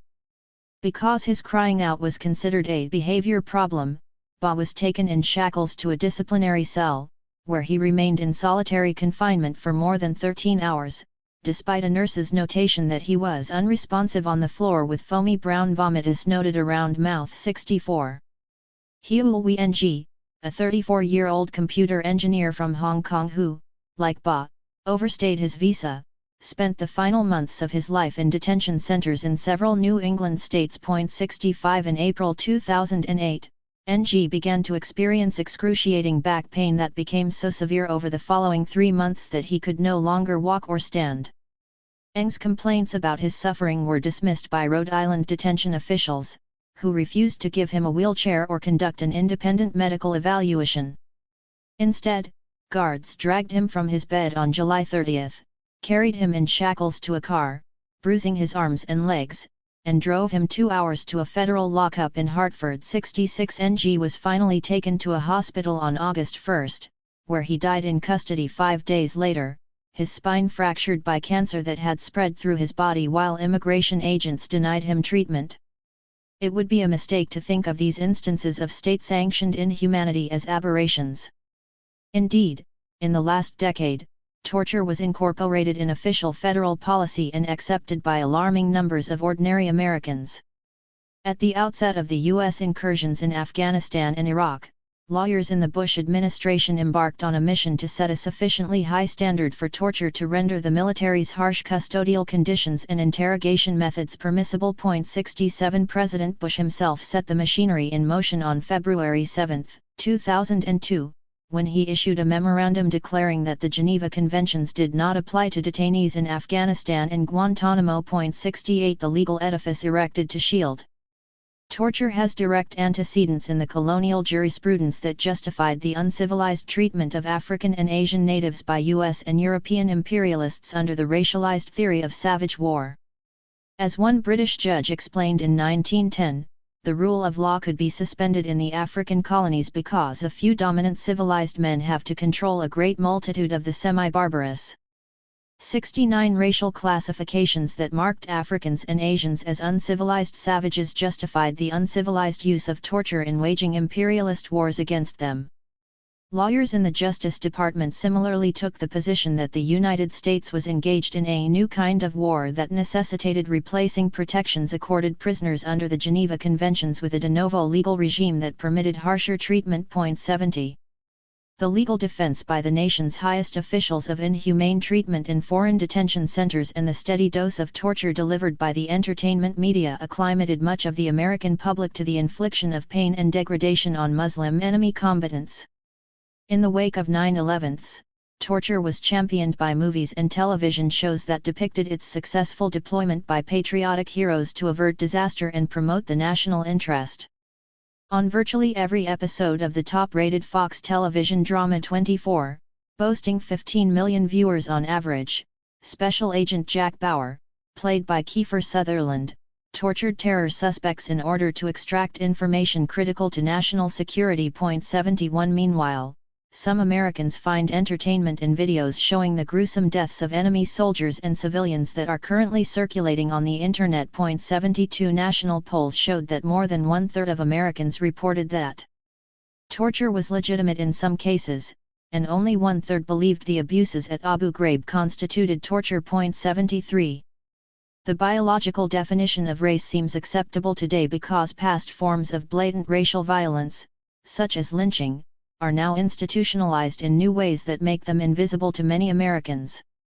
Scientists, politicians, and entrepreneurs can disassociate their promotion of inherent racial classifications from prior explicitly racist and eugenic incarnations because racial inequality no longer relies on overt white supremacy. We are told not to worry about the inhumane potential of dividing human beings into supposedly biological races because, in the words of Nicholas Rose, in advanced liberal democracies at least, the biopolitics of identity is very different from that which characterized eugenics. Because it involves choice, enterprise, self-actualization, and prudence in relation to one's genetic makeup.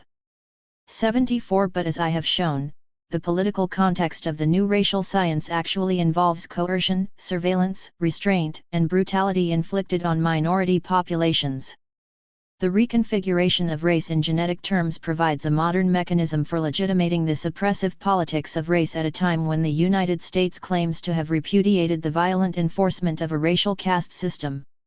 It is as if straining their eyes to see race at the molecular level blinds people to the glaring contradiction of barbaric state practices and gaping social inequities that perpetuate the racial order in our advanced liberal democracy. Conclusion: the crossroads. The toxic convergence of race, biology, and politics is rooted in the very origin of this nation. Race was instituted as a system of governance and moral apology for keeping Africans in chains and violently dispossessing Indian tribes. It resolved the contradiction between America's professed commitment to liberty and equality and its reliance on the barbaric system of chattel slavery and genocide, followed by the colonization of Mexicans, exclusion of Asian immigrants, and Jim Crow segregation. During the eugenics period, this country experienced an especially virulent form of racial biopolitics when the government forcibly sterilized thousands of people on the grounds that they were biologically unfit. The nation's fervor for eugenics was quelled by mass outrage at Nazi racial science and by the victories won by the civil rights struggle. Yet America is once again at the brink of a dangerous biopolitics of race, fueled by a new racial science based on cutting-edge genomics, a staunch refusal to acknowledge enduring racial inequality, and a free market fundamentalism that, having virtually eliminated the social safety net, relies instead on technological solutions to social problems. In the post-civil rights era, America once more needs a moral apology for institutionalized brutality, adopted by conservatives and liberals alike, that preserves the racial order at a time when society claims to have moved beyond race. The ideology, promoted by science, government, and big business, that race is written in our genes provides the modern-day mechanism for concealing the most heinous crimes that racism inflicts on poor communities of color and an excuse for keeping a backward racial caste system firmly in place. At the same time, all Americans are increasingly expected to become biocitizens who assume full responsibility for their own welfare through the self-regulation of genetic risk, consumption of gene-based goods and services, and donations of their genetic information to scientific research. As they adopt individualized technological solutions to social problems, their apathy grows not only toward racial repression but also toward a more insidious corporate control of their own identities and relationships. By embracing a racial ideology rooted in genetics, Americans are accepting a genetic ideology rooted in race that makes everyone responsible for managing their own lives at the genetic level instead of eliminating the social inequalities that damage our entire society. This nation is at a crossroads. One path is the one I have just described, adopting the view that human beings are naturally divided into races at the molecular level and looking to genomic science and technology to bridge the enduring chasm between racial groups. The other road means affirming our shared humanity by working to end the social inequities preserved by the political system of race. Which path we choose to follow is not only a question of scientific evidence. It is a question of moral commitment. There is no neutral scientific position on this question. We have long had scientific confirmation that race is a political and not a biological category. The recreation of biological race in genomic science today, like its invention by scientists in past centuries, results from an ideological commitment to a false view of humanity. Some people draw a blank when asked to imagine the scientific study of human beings without classifying them by race. How would scientists organize research on human health and behavior if not by racial groupings? Would molecular biology, population genomics, and biomedical research implode from being deprived of an essential research tool? There is an alternative way of approaching scientific research on human beings that makes full use of the wealth of information in our genomes. Instead of asking, how do genes work differently in different racial groups, scientists could ask, how do genes work in human beings? Scientists can investigate the genetics that makes us human, the genetic mechanisms that human beings share. The unquestioned use of race as an organizing principle for research has hindered scientific progress. I contend that, instead of hamstringing scientists, a focus on both human genetic diversity and its commonality, freed from false and antiquated notions of biological race, would liberate them.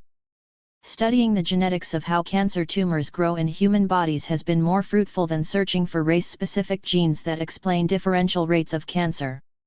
In response to a June 2010 front-page article in the New York Times decrying the failure of genomic research to produce personalized medicines, Harvard molecular geneticist Michael Farzan reminded readers, "This is a narrow definition of the Genome Project's purpose." He wrote, "The project provided an enormously powerful tool to study general molecular mechanisms of health and disease, not just those resulting from genetic variation." 1. Stanford bioethicist Mildred Cho told me that many genome scientists she has talked to are thirsting for a shift away from research focused on race and other types of genetic difference toward research that explores more basically how genes function in human beings, an area scientists now realize they know surprisingly little about. I think that there has been some complaining in the scientific community and yearning for research that's less focused on these differences and more focused on the commonalities, about basic issues of how genes work. "We don't really know that," she said, adding that some scientists believe that studies looking for race-linked genes associated with disease are really kind of getting ahead of ourselves. We should be focusing on species commonality. 2. This does not mean there is no place for race in scientific research. As I discussed in Chapter 6, many scientists are investigating the biological pathways through which racism is translated into poor health and devising strategies to end racial inequities in health by changing social policies. These studies require using race, defined properly as a social category, as a research variable and a way of classifying research participants. If its function as a political system is recognized, race can have a valid use in scientific research to locate, understand, and eliminate the effects of racism. What does the path of common humanity mean for all of us? We should reject the notion of biological citizenship based on genetic ties and consumption of biotechnologies that allow us to manage our welfare individually at the molecular level. Instead, we should forge a notion of citizenship based on our common moral commitment to end racism and other forms of social inequality that recognizes social change cannot be accomplished with a technological fix. It is the belief in fundamental human equality that inspires many people to fight collectively against racism and its dehumanizing practices. Locating the causes of inequality in social rather than genetic structure is liberating because it is much easier to change society than genes. It is more enlightened to understand the potential for political alliances apart from biological distinctions than to believe we are inevitably divided and shackled by immutable differences programmed in our genes. There are models we can look to for envisioning an alternative approach to race in the 21st century. One is the tradition within Black politics of skepticism about the claim of inerrant scientific progress in America, of basing solidarity on common struggle and not common biology, and of using race as a political tactic to document and contest racism. Through courage, political solidarity, and a deep faith in our common human dignity, Black slaves, sharecroppers, and civil rights protesters defied their racial status as servants. Black resistance to oppression in America challenges the notion that biology is destiny. Other disenfranchised groups have similar legacies of political struggle that we can adapt to the genomic era. Recognizing the relationship between neoliberalism, state authoritarianism, and a new biopolitics of race creates the potential for alliances among groups that see the dangerous potential in the escalating march from state support for public welfare toward market-based solutions and repression of people who are suffering most from this trend. Anti-racist, disability rights, and economic, gender, reproductive, and environmental justice movements all have a stake in fighting the emerging racial biopolitics. These potential coalitions provide hope for a broad-based social movement that rejects biological definitions of race and citizenship in favor of the radical restructuring of our society into one that respects the humanity of all people. Will Americans continue to believe the myth that human beings are naturally divided into races and look to genomic science and technology to deal with persistent social inequities? Or will they affirm our shared humanity by working to end the social injustices preserved by the political system of race? This is the most pivotal question facing this nation in the 21st century because the answer will determine the basic nature of the relationship between citizens and the government and with each other. One path is already leading to aggressive state surveillance, extreme human deprivation, and unspeakable brutality against whole populations on the basis of race. By obscuring this coercive control over poor communities of color, the new racial biopolitics permits the growth of a state authoritarianism and a corporatized definition of citizenship that endangers the democratic freedoms of all Americans.